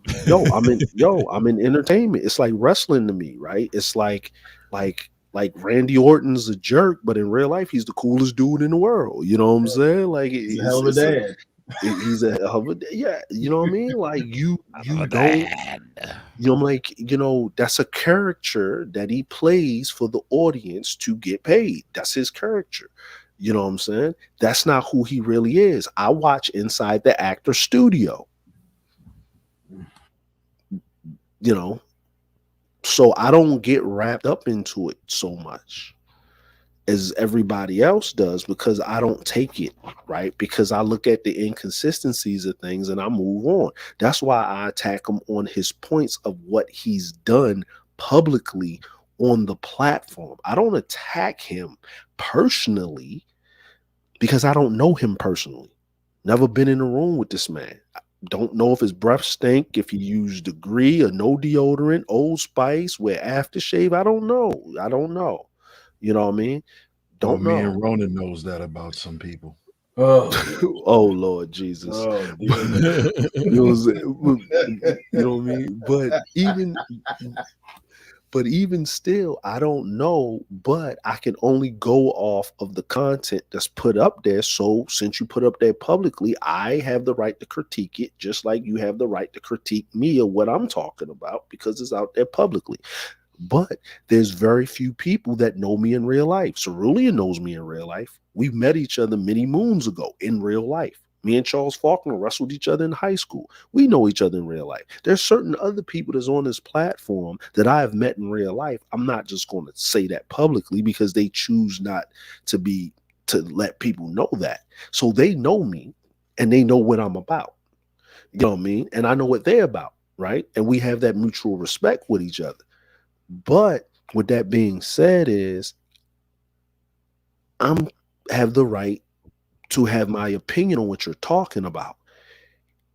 Now, I don't disagree with none of what he's saying. Matter of fact, the person that was wrong on the stream was the channel holder, which is myself, because I made I misspoke. I didn't even misspoke because I said it with conviction. I was dead ass wrong on a lot of stuff that I said because it wasn't all the way right. I was right on some shit. I was wrong on some shit. He didn't say anything wrong. You know what I mean? He was in his right to say it because this was his opinion and how he needed to put himself forward, and we was having a candid conversation. These are the same conversations that we would have in Discord when I was in a server. This is the person that I was used to being around.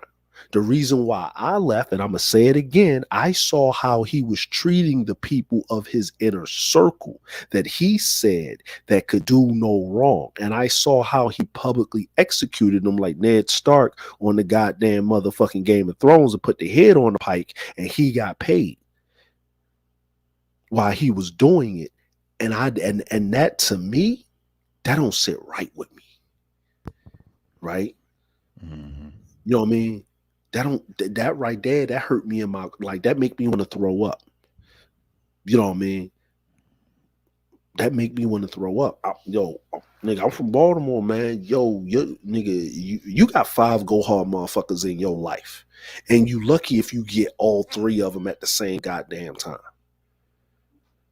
You know what I'm saying? And you're blessed if you get 4 of them. And it's meant to be if you get 5 of them, and 2 of those 5 is actually blood related. Because usually your go hard people really ain't blood related most of the time. And I'm talking about the absence of your parents that has an obligation to go hard for you. You know what I'm saying? Like, that's, you know what I mean? People don't understand that. Like, relationships, especially with only kids, we treat them with the utmost respect. Because at the end of the day, we our own best friend, nigga. I'm my best friend. I'm my own best friend, nigga. Like, nigga, I will sit happily in a room by myself, nigga, and just be on my lonesome, nigga. I'm good. You know what I'm saying? That's facts. Yeah, Mhm. I have days You like know, that too. Mm-hmm. yeah, you know what I mean? But at the same time, when you see something like that don't look right, you be a fool to sit around and think you special. You know what I mean? So that's why I bounced. That's why I bounced out. So I ain't gonna speak ill on the man. Far as I'm gonna say what he did and what he didn't do. He has never came at me publicly on some personal ass shit. Never. And when I do chime in and do some other shit, now subliminal or sending proxies and people speaking for him because he's not going to say it out of his own mouth himself. Yes, he's done that. I know it's subliminals in chess, but you can't prove circumstantial evidence in the court of public opinion. Now, has he come publicly after other people? Oh, yes, he's done that.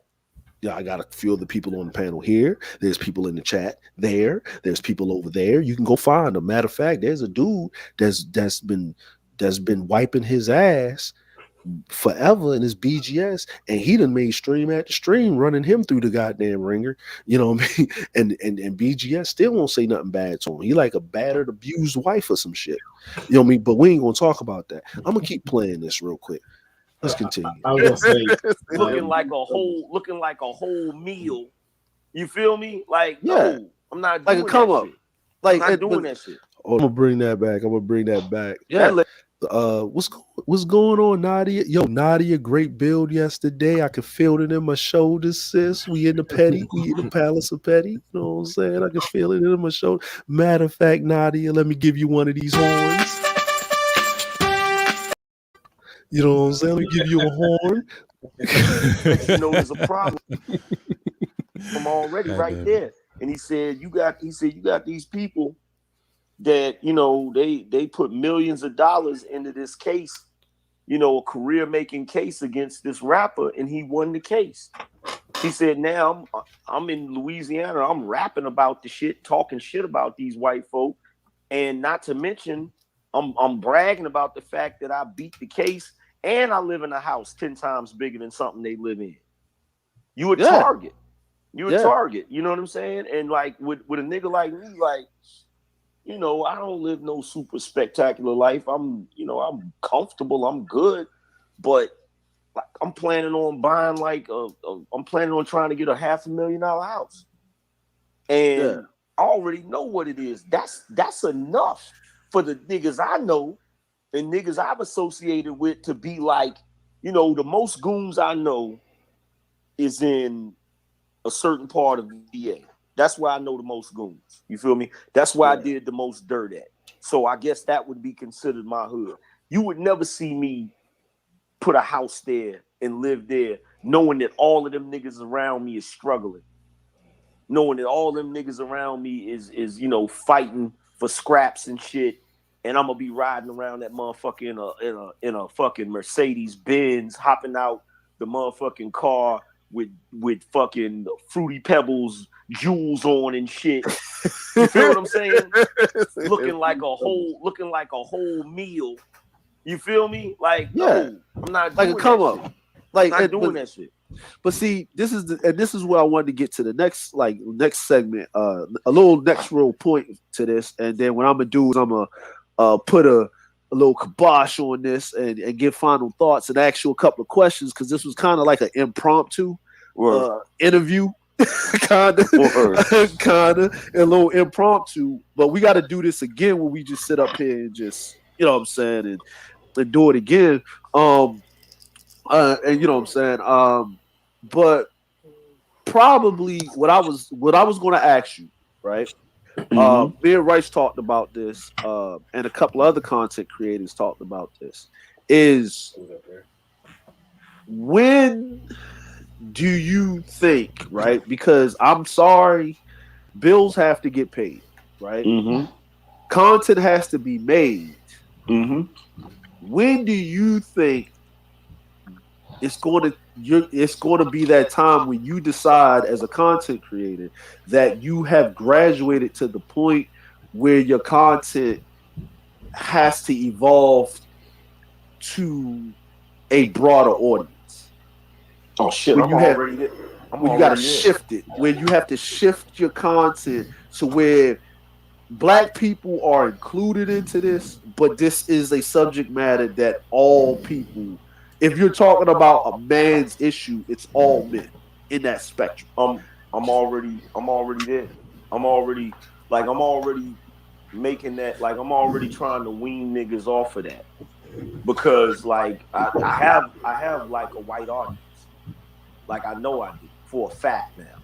Yeah. And the reason why I know I do is because, you know, you got individuals who work at hospitals telling me that they seen, you know, doctors at lunch with me on a freaking tablet watching talk about red pill issues. You know what I'm saying? You got dudes that have gotten comfortable. Like, one time I made a couple statements in reference to race. And I said, look, this is what it is. I said, yo, I talk about black topics. I talk about the things that black men go through. But make no mistake about it, I'm not sitting here saying that other groups of men don't go through the same goofy shit with women because it's just a different brand of goofy shit.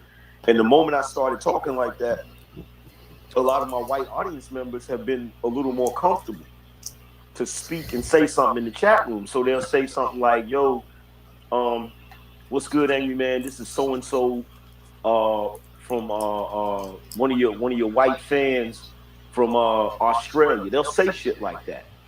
You know what I'm saying? So it's getting to the point where it's like, look, I'm always gonna have mad love for black people, but at the end of the day, I do want my brand to be a brand that speaks specifically to all men because it's like there's a whole lot of shit that all men go through in this day and age.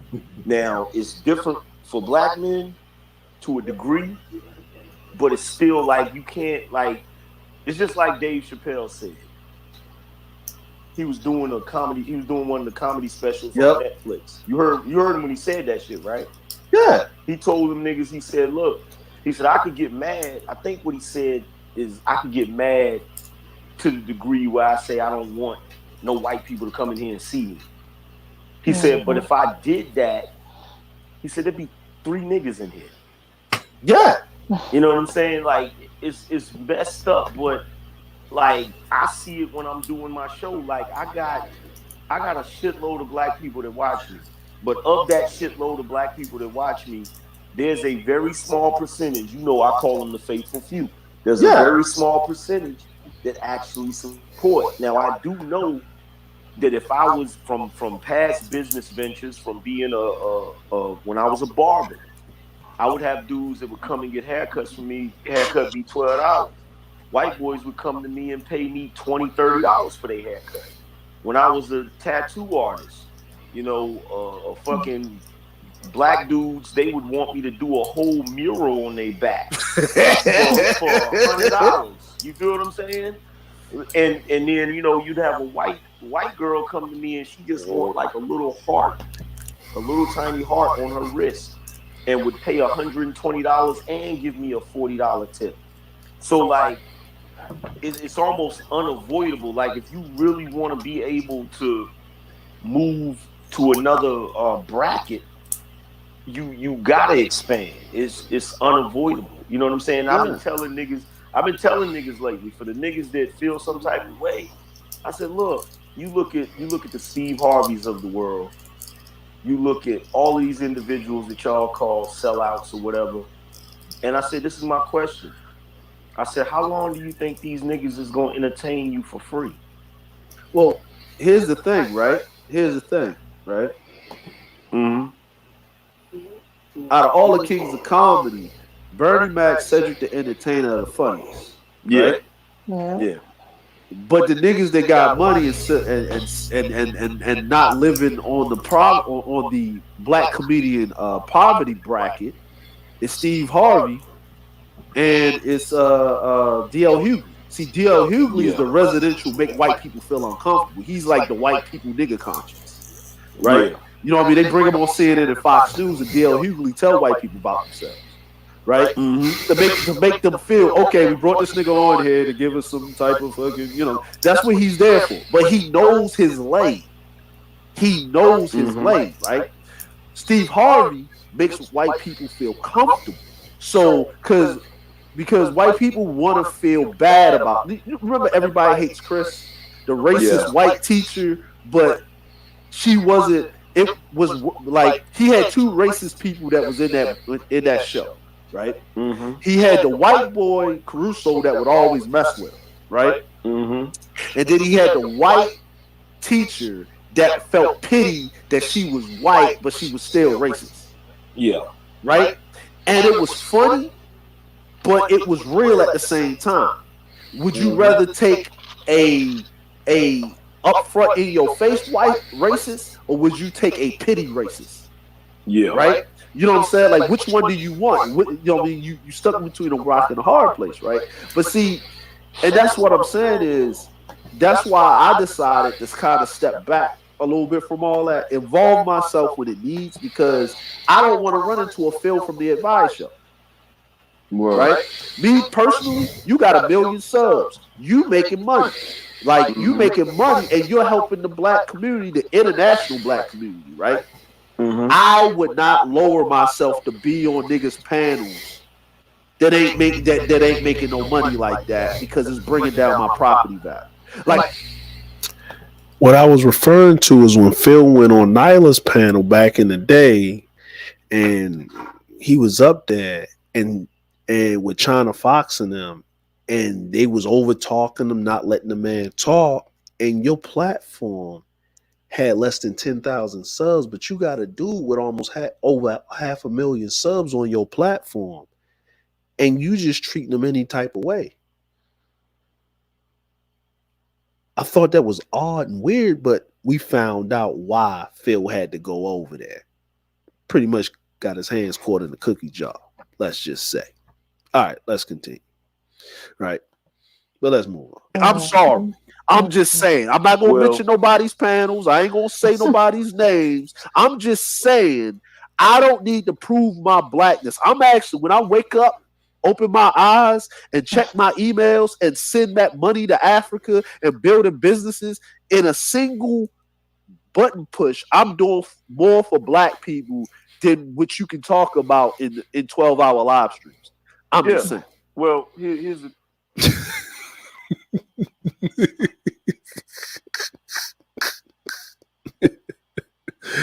let's continue, man. thing about that. Like, Yo, man. I've been told niggas, I told niggas, and I meant the shit when I said it. I said, yo, don't put me, because they was talking about the Zaza Ali situation where she supposedly scammed niggas and this, that, and the third. And I told niggas, I said, look, you know why them niggas do that? Them niggas do that because they think, this is what they do. Anybody that's considered a pro-righteous teacher or pro-black or conscious, right? When they come on the scene and they see, they start spitting that shit, they honestly believe that in order for them to be accepted by the black community, they got to denounce capitalism. You understand? They got to denounce getting money. They got to denounce all of that shit to get the pro-righteous teacher badge or to get the, to fit into that Jesus complex, right? So when they do that shit, they can't ask niggas for money because they painted themselves into a fucking corner. So what happens is they do the shit because they never think they're going to end up being as big as they are or they end up being. So when they first start out, they small and they say, okay, I'm not going to ask for money because if I ask for money, these niggas is not going to love me. They're not going to show me no love. So what they do is they come in and what they do is they go hard in the paint. I'll never ask y'all for no money. You know what I'm saying? I'm doing this off the strength. I'm doing this for the love of my people. They come hard like that, right? Then what happens is they fuck around and get 30,000 subs, 50,000 subs, 100,000 subs. And then they start thinking to themselves, God damn, if I had only asked these niggas for $5, I'd be making a killing right now. And they start feeling like shit. I should be making some money as hard as I'm going in the paint, all of this shit that I'm doing. But it's like, damn, I already denounced the shit. So what do they have to do in order to get some money from me? They have to come up with some grandiose thing. Like, I'm going to open a school, or I'm going to send you guys on a cruise, or I'm going to do a documentary, or, they got to come up with some grandiose thing to justify collecting money, right? Yeah. And what happens is a lot of times it's too grandiose and it don't go the way it's supposed to go. And then the people automatically turn on them because they like, damn, you deceived us. And to be truthfully honest, they did. They deceived them from the beginning by pretending like they didn't give a fuck about money. You feel? Hello. I am your conscience.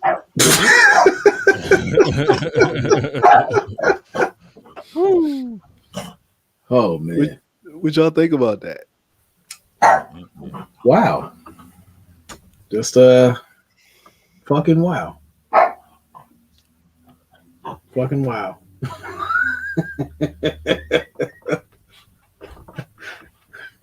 That time stone's a motherfucker.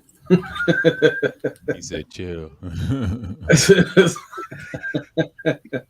What you think about that, Diz? What you think, bro? Oh man. Listen, man. This shit is getting way out of control, man. The level, man, this shit is astonishing. This is crazy. Oh man, son. Listen, look, man. Listen, man. Look, man. Me and Cerulean had this conversation, and Sir done had us. He didn't heard us say this. He would tell me, "Dre, get the fuck out of the DeLorean. Put Hmm. the DeLorean keys down. Get out of the fucking DeLorean and sit on the curb. Leave the DeLorean alone." It's all about that angst. You know, if you don't put it down, that angst, the spirit in my shoulders, shouts out, no, that angst in the blessed Lord, it's just, it consumes you. I'm sorry. I mean, yeah, man. Oh, he continues on. Yeah. Feel what I'm saying? And see, with me, it's like, look, I told niggas, I said, don't ever call me no motherfucking pro-black nigga. Don't ever call me no conscious nigga. If I gotta be broke in order to be that, then I don't want to be that. You feel what I'm saying? Don't call me that, because at the end of the day, I'm a capitalist. You feel what I'm saying? I'm going to make money. I'm gonna do what I gotta do to make money. Now, because I operate that way, you feel what I'm saying? I don't have them same problems. I don't have niggas telling me, "Oh, you trying to scam us, or you trying to do this, or you try," because I'm keeping it funky from the beginning. And I'm saying, look, if you kicking out money to me, you're kicking out money to me for this content. You feel what I'm Yeah. saying? You're kicking out money to me for me to continue talking about the shit that I'm talking about and to continue doing what I'm doing. And for nothing else. I'm not gonna sit here and tell you, because like there's this book that I'm writing, right? I'm gonna stop it right there because uh uh the this is wait a minute. This is 2019. I think Grinch came out with his book in I think the fall of 2019. Is that Yeah. correct?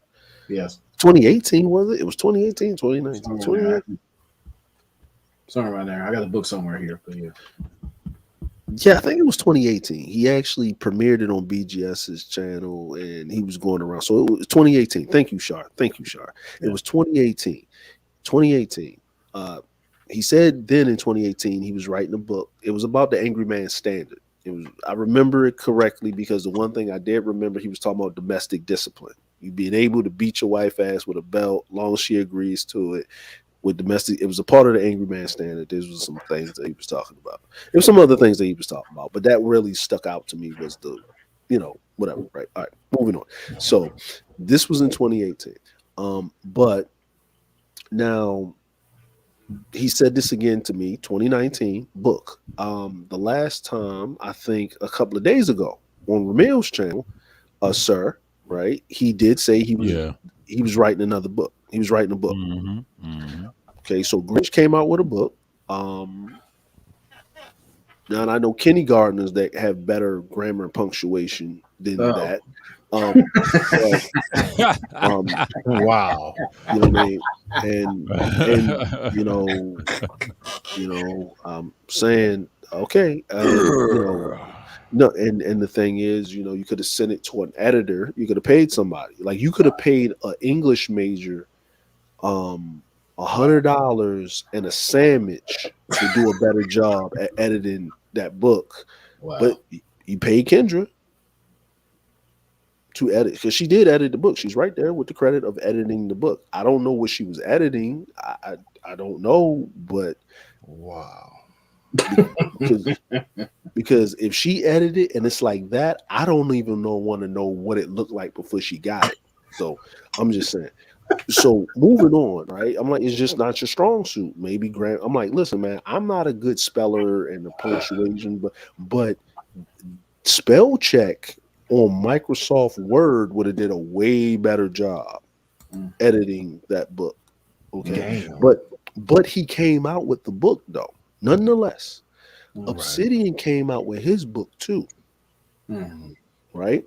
And he had them in trash bags, and he gave them out as a consolation prize for the geriatric, I mean the Manosphere meetup of the ARP convention that they had down there, checking people's blood pressure and Hey, boo. hypertension and things like that, right? But nonetheless, they came out with a product. Now this is 2019. You see it right there. You understand. We have yet to see a book. Oh God.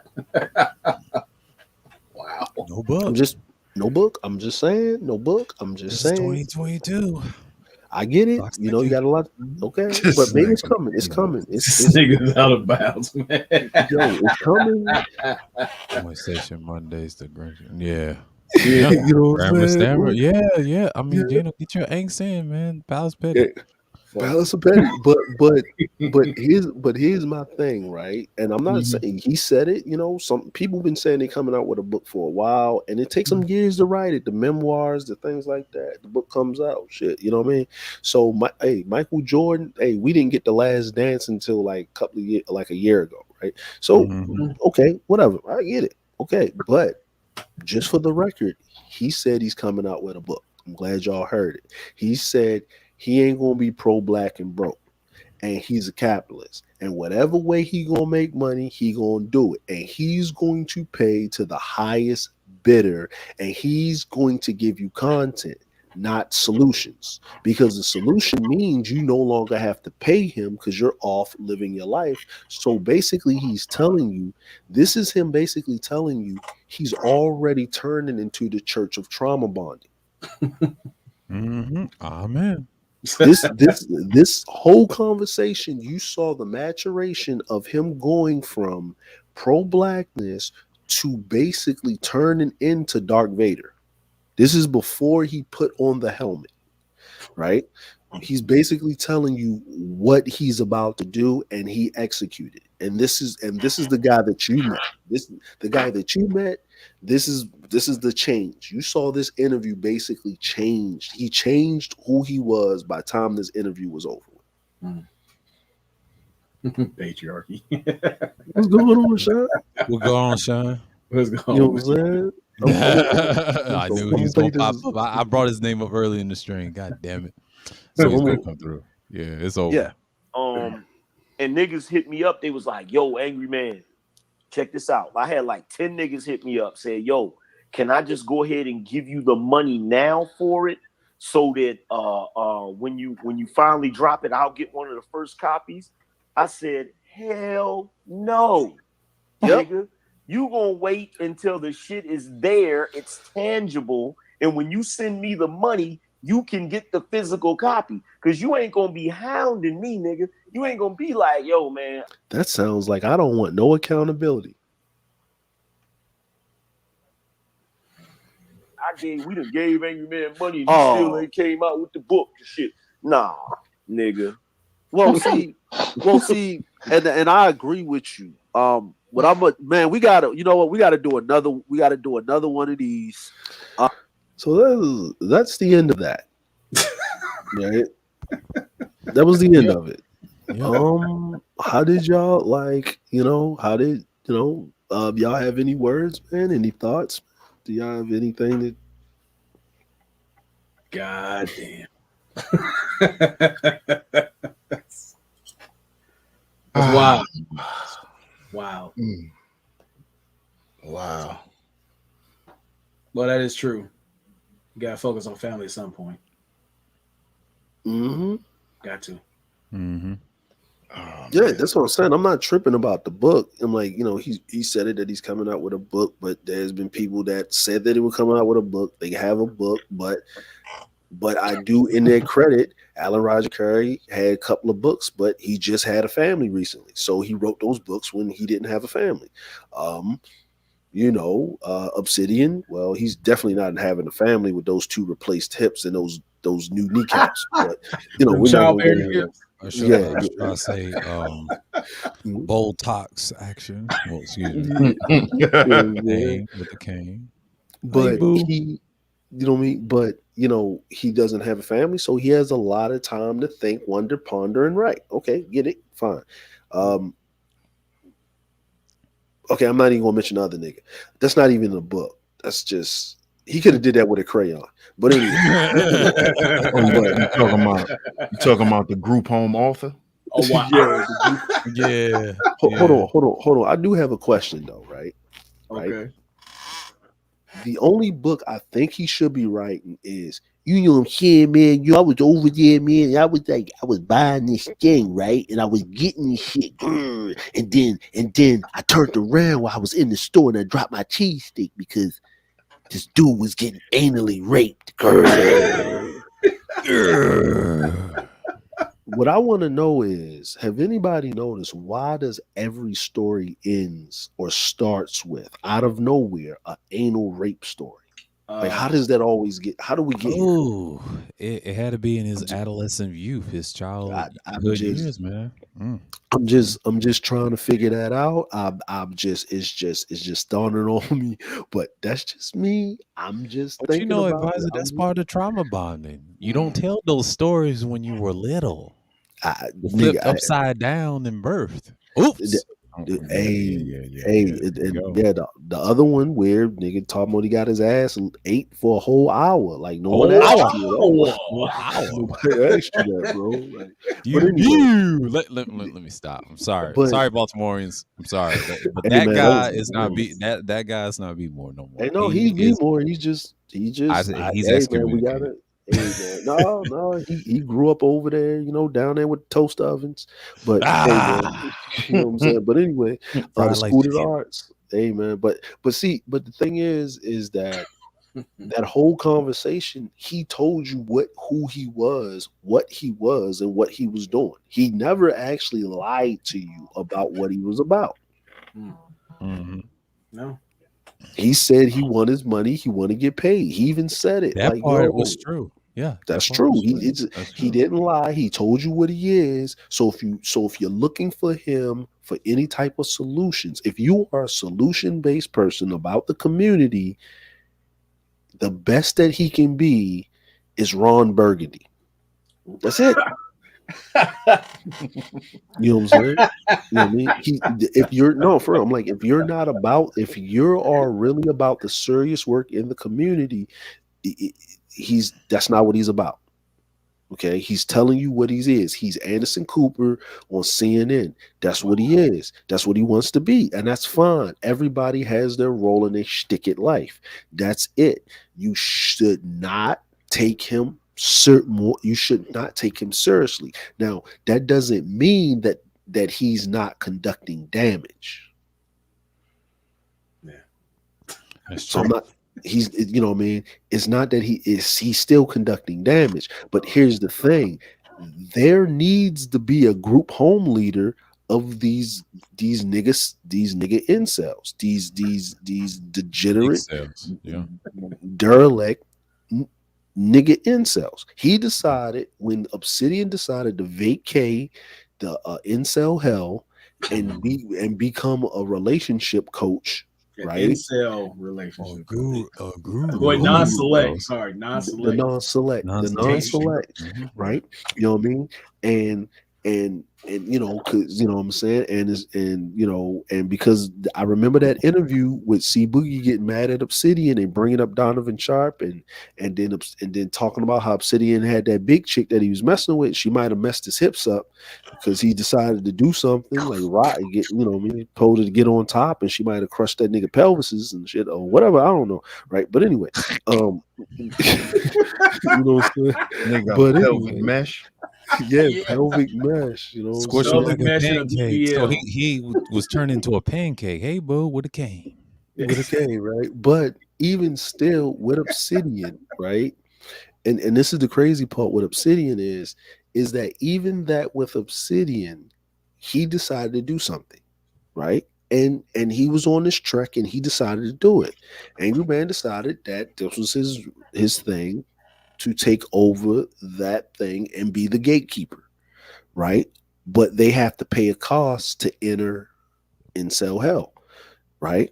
They have, and they're paying the cost, right? Because when I would look at Obsidian, he would do his thing, and if people would donate, they would donate, and that's what would be his thing. You know what I mean? He started Black Avenger TV. It didn't work out, pan out. He left YouTube.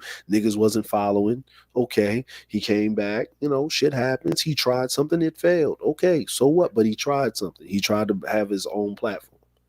You know what I mean? For other black men to have it, they didn't support their interests because it is what it is. People get used to what they get used to, right? It so with that even being said is I don't I don't really have any angst against the man because I just wanted to show something. And the reason why I wanted to show something because I said this is random thoughts in a patriarchy. In a patriarchy,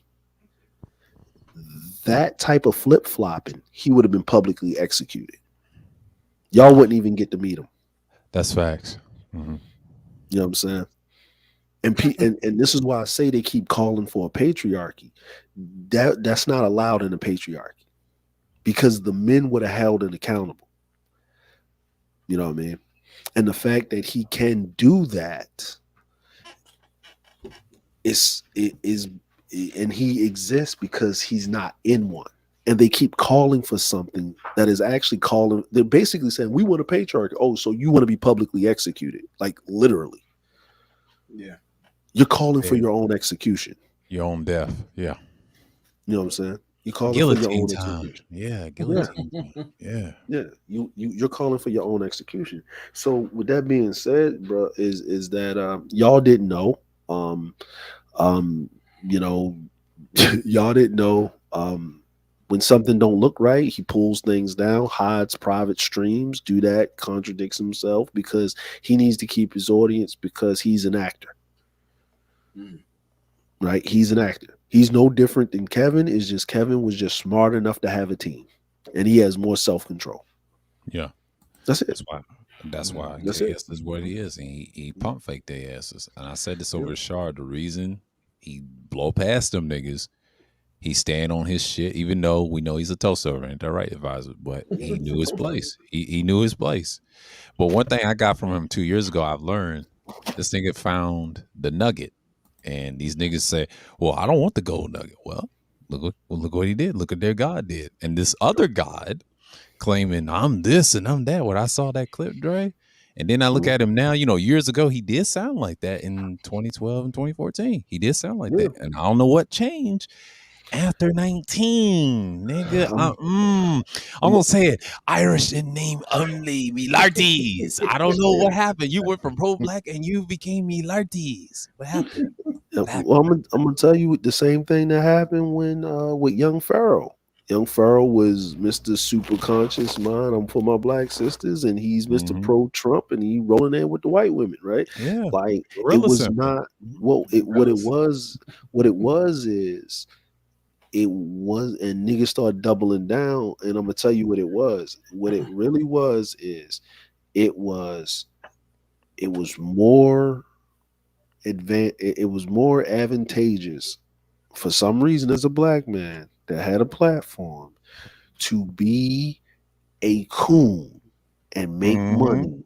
So they were incentivized it monetarily, right? There you I go. remember I remember the Hodge twins. I used to watch the Hodge twins all the time. I Oh, I used to remember watch them them, too. I you know what I mean, remember them too. working out. 2015. Yeah, Yeah, working I out. used to, Mhm. working out. Used to watch them do their little stand-up comedy routine, and then they did the whole conservative shtick. My man told me about it, and they was acting like ABL on super steroids, right? Yeah. But I already knew what it With the was. Trump. Yeah. Yeah, because I would catch them breaking character because they would do the cooning so they would go so overboard with the cooning that one of them would laugh. It's the one that's the jerk. It's the one twin that's like the fucking jerk. He acts like the That's clown, the Keith. goofy That's one. Keith. Yeah, That's Keith. but he's more of the jerk, and he would break character. And I realized he's actually trolling the white boys.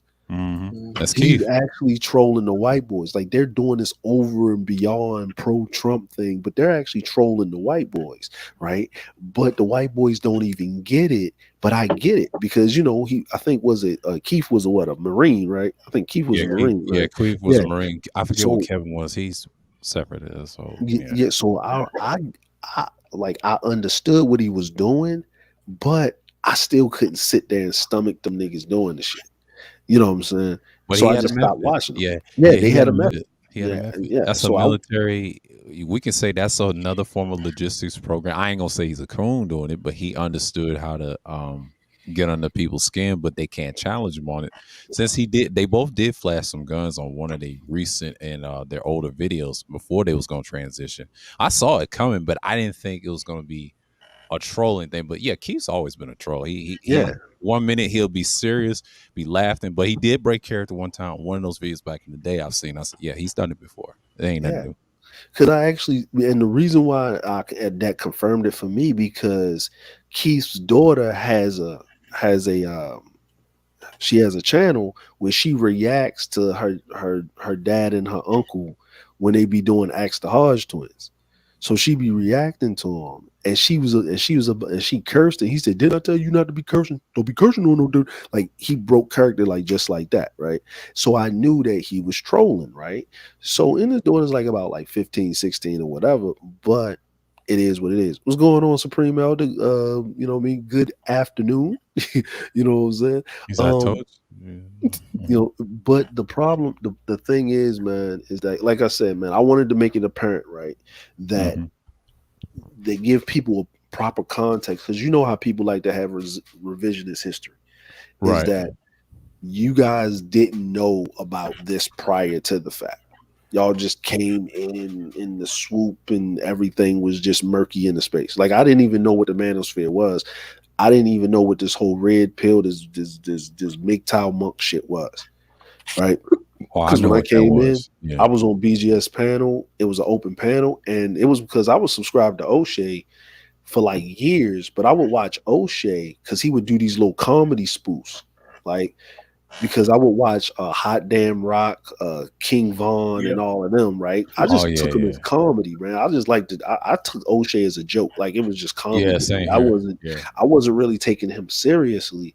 And then GGS got put in my recommendeds, and then they was having serious political discussions, like some barbershop talk. So I was like, yo, this is cool. I ain't got shit to do. It's a Sunday for me, Saturday for them. Shit, I'm kicked back. Let me holler at some dudes, get some things. And it was a great time. Like, and I met everybody and so forth and whatever. But it, like I said, it's right there. You know what I mean? It's right there. Like it's nothing, you know what I mean? Like nothing. Like it's you can take down all those videos, but that's his own words. He wasn't prompted, he wasn't gowed into it, he wasn't put in a box or nothing.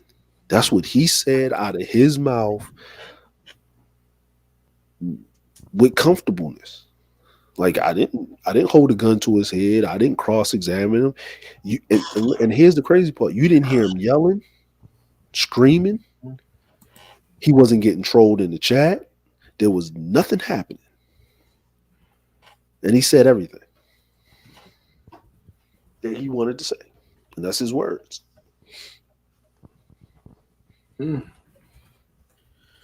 Whew, that's a lot. Revisionist history is a motherfucker. Revisionist history is a motherfucker. Revisionist history. Y'all got any words? DS1. He's in a state of disbelief and shock. Oh God. Well, I'm gonna say this, man. Hey, man. this man. The oh man. This is a lesson learned though, man. On some real shit. Is it's a lesson learned, and it should be a lesson for everybody to man, be careful of the internet demiurge. And I did a show about this a while ago, Yeah. talking about the manosphere demiurge. And he's a, I see that he's a demigod. And he's created himself to be this, and I'm good on that. I ain't with all that. I wasn't raised like that, so I'm cool. I'm gonna stay in my lane and continue to be me. That's what works for me, and the brothers I fuck with. I don't fuck with dudes who's into living vicariously through cartoons and nah, we not doing that. Uh, I say with the whole thing with the concept being brought in like 2007, I started to understand the red pill, went through the rage part, but it goes to not just accountability, but taking your ass outside and applying the information you've been given correctly. So I'm not. Well, actually, I kept myself away from broadband ball sniffing. That's just not my thing. Like I'm gonna say this. I understand people have to change their content, their growth, and who you are on YouTube. You can't be 100% of who you are on a platform. No. You can't be a 100%. Um, you got to leave something for yourself, for your family. There has to be a separation of church and state. I had to learn that. I mean, it's you gotta have to put the Hollywood up. There has to be a barrier, because you have to protect those that are in your life, your family, and those people that you have these real, physical relationships with. Those take precedent. Um, the problem is that we have this thing, and I'm gonna just say this as black people, where we try to put this extra real thing on people, and we keep forgetting this is all window dressing, for anything else, right? Right. And what I mean by that is that you set up your mic, you set up your lighting, you make sure everything's good to go, and you're great, right? But you don't normally walk around looking like that. You know what I mean? You're in your house, you're in the confines of your place. It's a set, it's set up, it's done nicely, the presentation. And what it is a presentation. Now, what is your content truly about? You know, are you a stake of entertainment and somebody might learn some things? Or are you trying to motivate people to be great or get people to start asking themselves questions so they can set themselves on a path? You get what I'm saying? Give you a perfect example. Nadia, we was on Nadia's panel yesterday. There's the brother in the chat, King, and he's Yeah. talking about penny stocks, how to invest into the stock market. I think a lot of times, um, especially with black people, we need to learn financial literacy. What I mean? In this day and age, in information, it's a lot easier for us to be financial literate and do some other things. S- and he has a great channel with great content, and he, what I mean, and he talks about those things. And we build yesterday. We had a lovely 4 to 5 hours. We was up there just talking about information and learning from each other, and everybody was learning, right? Yeah.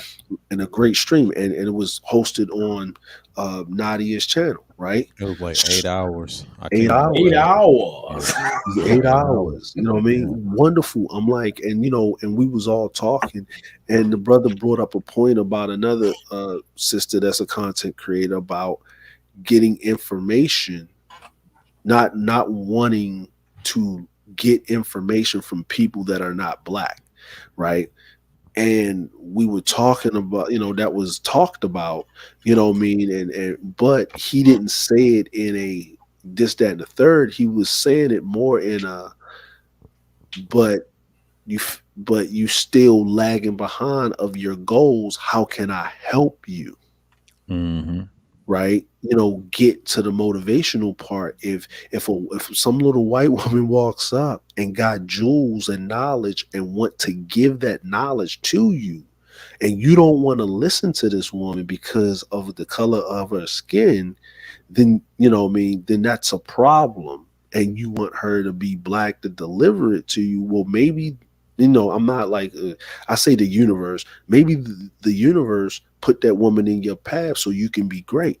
How you get the information shouldn't matter long as you got it and you can use it. But we was all talking, but he actually showed how he invests his money, where the stocks is, what the companies that you should look at and you should invest in. He didn't say, man, you should invest in the stock market. You should do this. He said it, he showed it, showed you what apps to get, talked about it, then talked about the companies or what you should look into and further broke those down. And then you can go to his channel because the brother is trying to give out the information so you can start off with just pennies on a dollar, $5 here, $3 there, and work your way up, right? That is content that's evergreen. That is content that is needed. There was no trauma bonding over emotional problems or these other things, what I'm saying, that was talked about or whatever. Like it was a solution. Now, whether you want that solution or not, it is what it is. We have If you look at a lot of these panels, right, and I'm not saying they're not needed, but if you look at a lot of these panels or these channels, what actual content are they giving you to give you a solution? There's If I type in anywhere at any one of these content creators channels in black YouTube that'll be running on the weekend, there is not that many content creators that is giving me any type of information where I can transmutate that and use it as a definite fact. And what I mean is, um, I need, I need to look at something like, yo, my computer's broke. Like, it's broke. Is it the hard drive or something? Type it in. My computer won't turn on, right? None of these content creators come up, but they supposed to be nerds. You can't go to near one of their channels to tell you about working a computer, about any type of cybersecurity, about matter of fact, yo, how can you get your stream up and running, right? You know what I mean? Like between Sir and Kuda, right? DJ Kuda, they're the only ones talking about mics, right? Like, yo, how you Right. want to get your stream? You brothers are talking about you doing a podcast, right? Mm-hmm. So the thing about being a podcast is your actual, how should I say it? Your voice, the audio. Because Yeah. then that podcast is going to go up where you probably going to send it up on iTunes, or wherever y'all going to put it up, right? Yeah. The Correct. podcast is your audio needs to be crisp and clean, right? Because when the Yeah. podcast goes, people will refer back to the screen, but people are just listening Yeah. for the Yep. most part. People are Yeah. listening. So what mics you got? If you got the soundproofing, you know what I mean, you get a dynamic, you get a condenser. If you get a condenser, the problems with those, the pros and cons. What's a budget one? Which do you need that SM7B? Yeah, the Do most you, expensive one. I did a Yeah, stream on it today of this Law morning. Stream. The reason it was the reason I did that is because I had nothing else to talk about. I said, you know what? I want to show you how I growed in the channels on streams. And it is a form of little podcasting, but you know what? I've started subscribing to white ones that criticize these mics. I just subscribed to Dark Corner Studios. He's a good one. He talks about the wear and tear on microphones and actual appliances and gear and the interfaces and soundproof, the arms, even basic stuff, cameras. They these are all tech reviewers. That's all they talk Mhm. about, just like the Marquise Brownlees in the world. Why he got his millions. My dad sent me a message what he was doing with the money thing, and while Mhm. I was listening to Nadia, and and I told him, "Good job, man." I was looking at that content; it was brief. It was like a minute, and got views. And see, Kuda deals with the media part because of the music. I deal with the actual broadcasting. How you going to talk about different subject matters? See, podcasting has many layers. The max, I would say, this best is 4 hours. That's the best you can get. Now you can do 50 minute to an hour, 2 hours, or 3 hours like this. Yeah. That's podcasting, so that's appropriate. But anything over that is overkill. That is overkill. That's like a marathon. I understand that's like a news marathon. People think that is, but no, that's a marathon because you actually break in numbers that no one wants to hear for 8 hours. I'm just being honest. And I've experimented this when I started streaming. When I first started out, it was an hour, 2 to 3 hours. And when I did a 5 hour, when I got the microphone, oh, it helped. It went back down to 4 hours and whatever. And then when I started having 6 hours and the Dre came through, things changed 6 to 8 hours. But when Cerulean came, oh, it was 10, 11 hours. I had to cut that shit immediately because I know how great content was. When I look at Nadia's content, when we had that build, a lot of political information. He Yeah. used the money. Shouts out to King, and King expounded on what he said, and we both agree on similar things what Putin was doing. Yes, the money is fucking with Yes. him. Yes, it's a chess move. That's what American military does, and Dre's been in the military. When I hear these military dudes tell those secrets, well, actually, ain't it's public knowledge. What you're seeing is you're looking at it from their perspective, from a bird's eye view. You may not like it, but do the research and see it from their angle. They show you a picture. I show you the evidence. What do you think about this? Mhm. And then you, as a civilian, looking at it like, well, goddamn, I didn't know we was that vast. And he was telling me about all the damn ships the Navy had in the fleet. I know they had a lot of ships, but I didn't think it was that many. I was like, God damn. And then I slept on it last night. I said, you know what? It's a bigger private military than I thought, even over here in the states. But then I did my own research. I said, you know what? I see why people need cybersecurity, and I understand the ally countries like Japan, where he's at. When you talk about content like that, when I look back those old streams I did with Dre, he was actually telling you about half of his life. He ain't gone into whole detail. Him and CJ and everybody and Cerulean, they give you pieces what you know, but this is what you look out for. You'd be like, well, damn, I didn't know that. Because some people they'll look at it from a media perspective from America, but you actually go to these places, you'd be like, well, damn, I didn't know it was like that. Yep. You didn't think they had grass. You didn't think they had snow. You thought it was just basic as hell, like they show you on television. When you did the research, yeah, they do get snow over there. Because I remember a lady in Emory University. She's, I think she's French, but she's actually Russian. She lived in France. I asked her, "How's the weather over there?" One time, this was years ago. She said, "It's pretty normal, like over here. It's just they have a different degrees, how they do Celsius and all that." Yeah, I learned that in science, but she says it's pretty same. Just if you travel a bit, she tried to tell you, don't be fooled. Yeah. They do get wild weathers. It's just different terrains. She was telling me that, and then when Dre told me, "Oh, it's just like anywhere else," I'd be like, "Oh, god damn, I didn't know that." Yeah. Mhm. Research that. Yeah. And you know what? I'm gonna let y'all, you know what I'm saying, mods, go ahead and drop your channels into the chat. We gonna the show's going to kick at 9 p.m. Tonight. The Palace of Petty will be up. You know what I'm saying? I'm still doing my content, bro. This is, this was just a random thing because, I got inspired by, just having my sons all in the room around the table, grandson walking around, running around, and having family, and just really just understanding, you know, being a patriarch and understanding that, per se. Now, just because you don't live in a patriarchy doesn't mean you can start to learn how to practice patriarchy yourself as a man. But for you to do that, the very basis of that, you actually have to go outside. Facts. I mean, you ain't gonna meet a woman unless you actually go outside. Like you got to go outside. Like you got to actually be outside, right? You know what I mean? But yo, I appreciate if y'all can stay behind after we finish the stream, man. Talk to y'all brothers in the back chat, man. Yo, Sheep. DS1, thanks for coming up. Ronan, it's always a pleasure having you up here.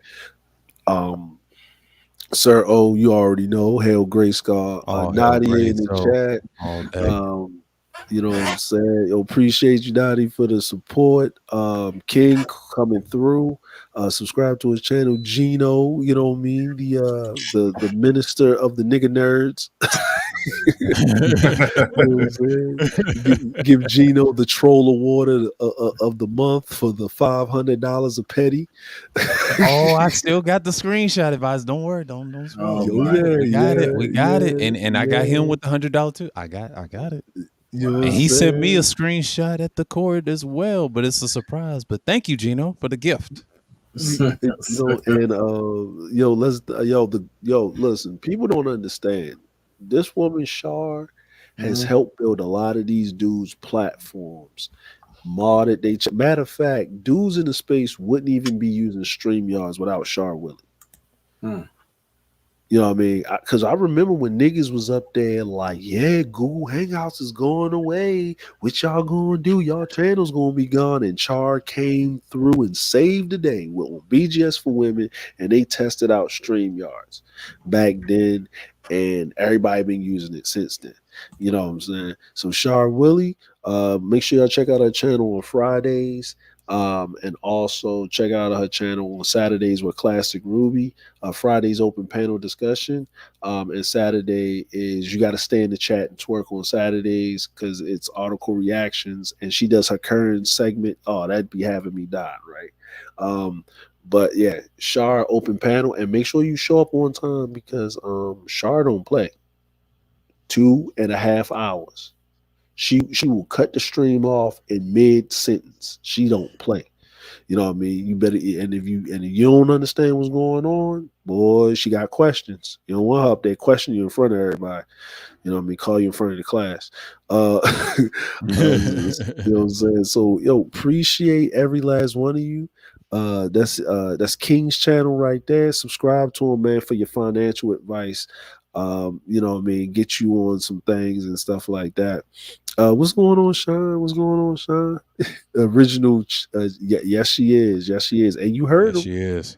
He said it. He said Char is the person that helped build and modded and support a lot of these dudes' channels, man. She's the unsung hero, man.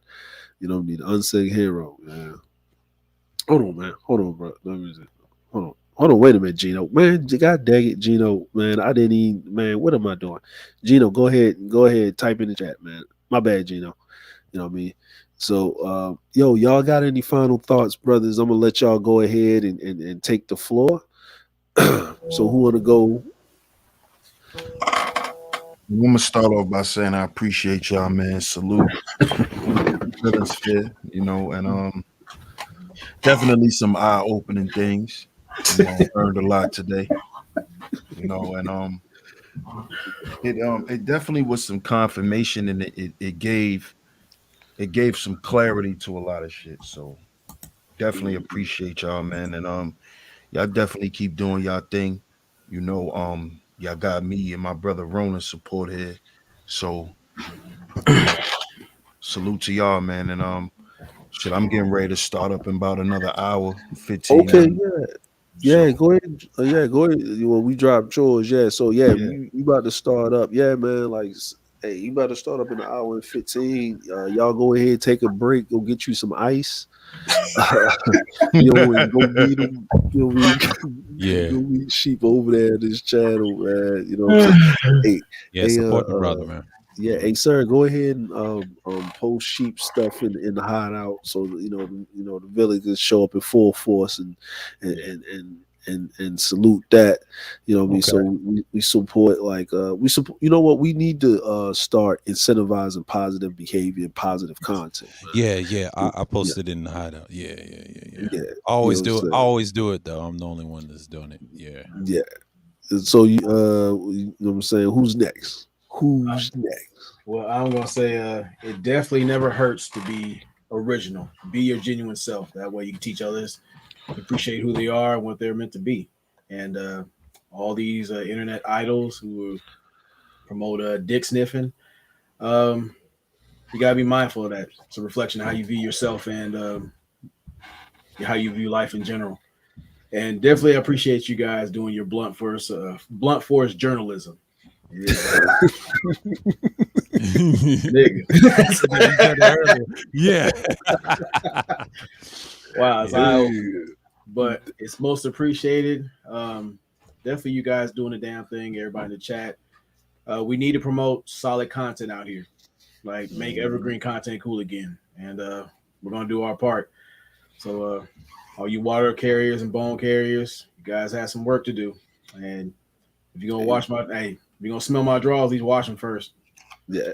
Hey, hey, listen. I'm gonna tell you straight up, bruh. Like, you know what I mean. Don't even worry about it. Let them rock, cause you know, sir ain't gonna have nothing to do on the DNN Derelict Nigga News Network.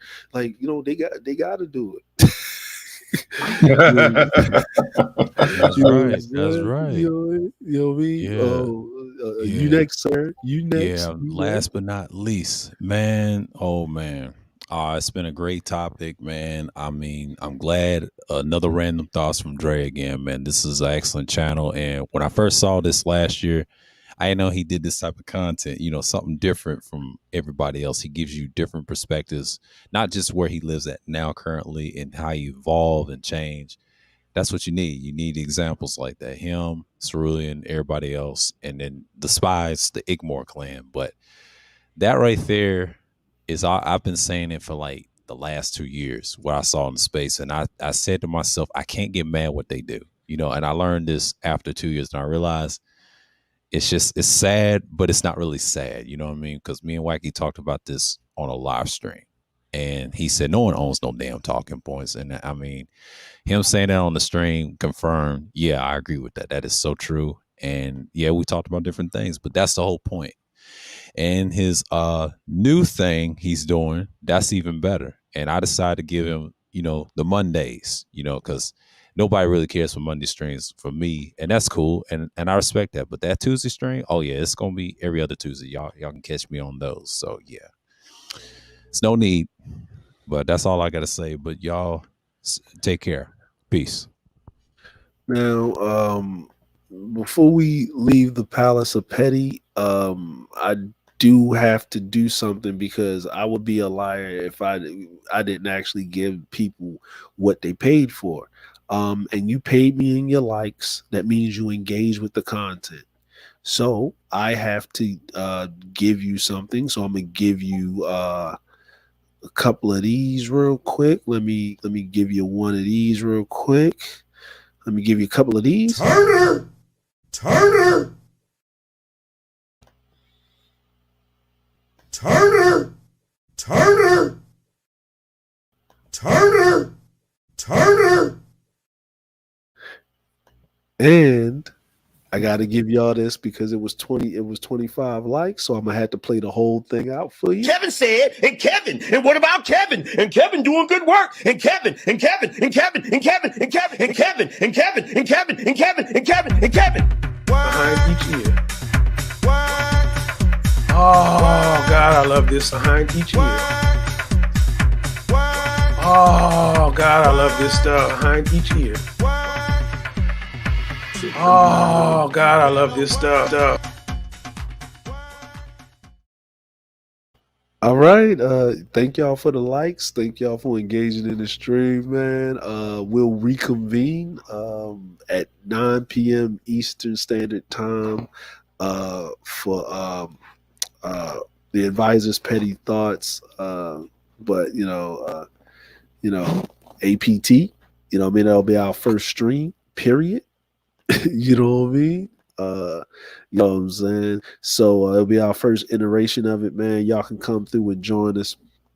Be entertained, be informed, learn about new content creators, man. Y'all have a good one. Yo, go check out Sheep Stay Sleep, man. Go over there. He's gonna be live on time because you know what I mean, doing this thing, man. And y'all have a great afternoon and y'all have a beautiful Monday.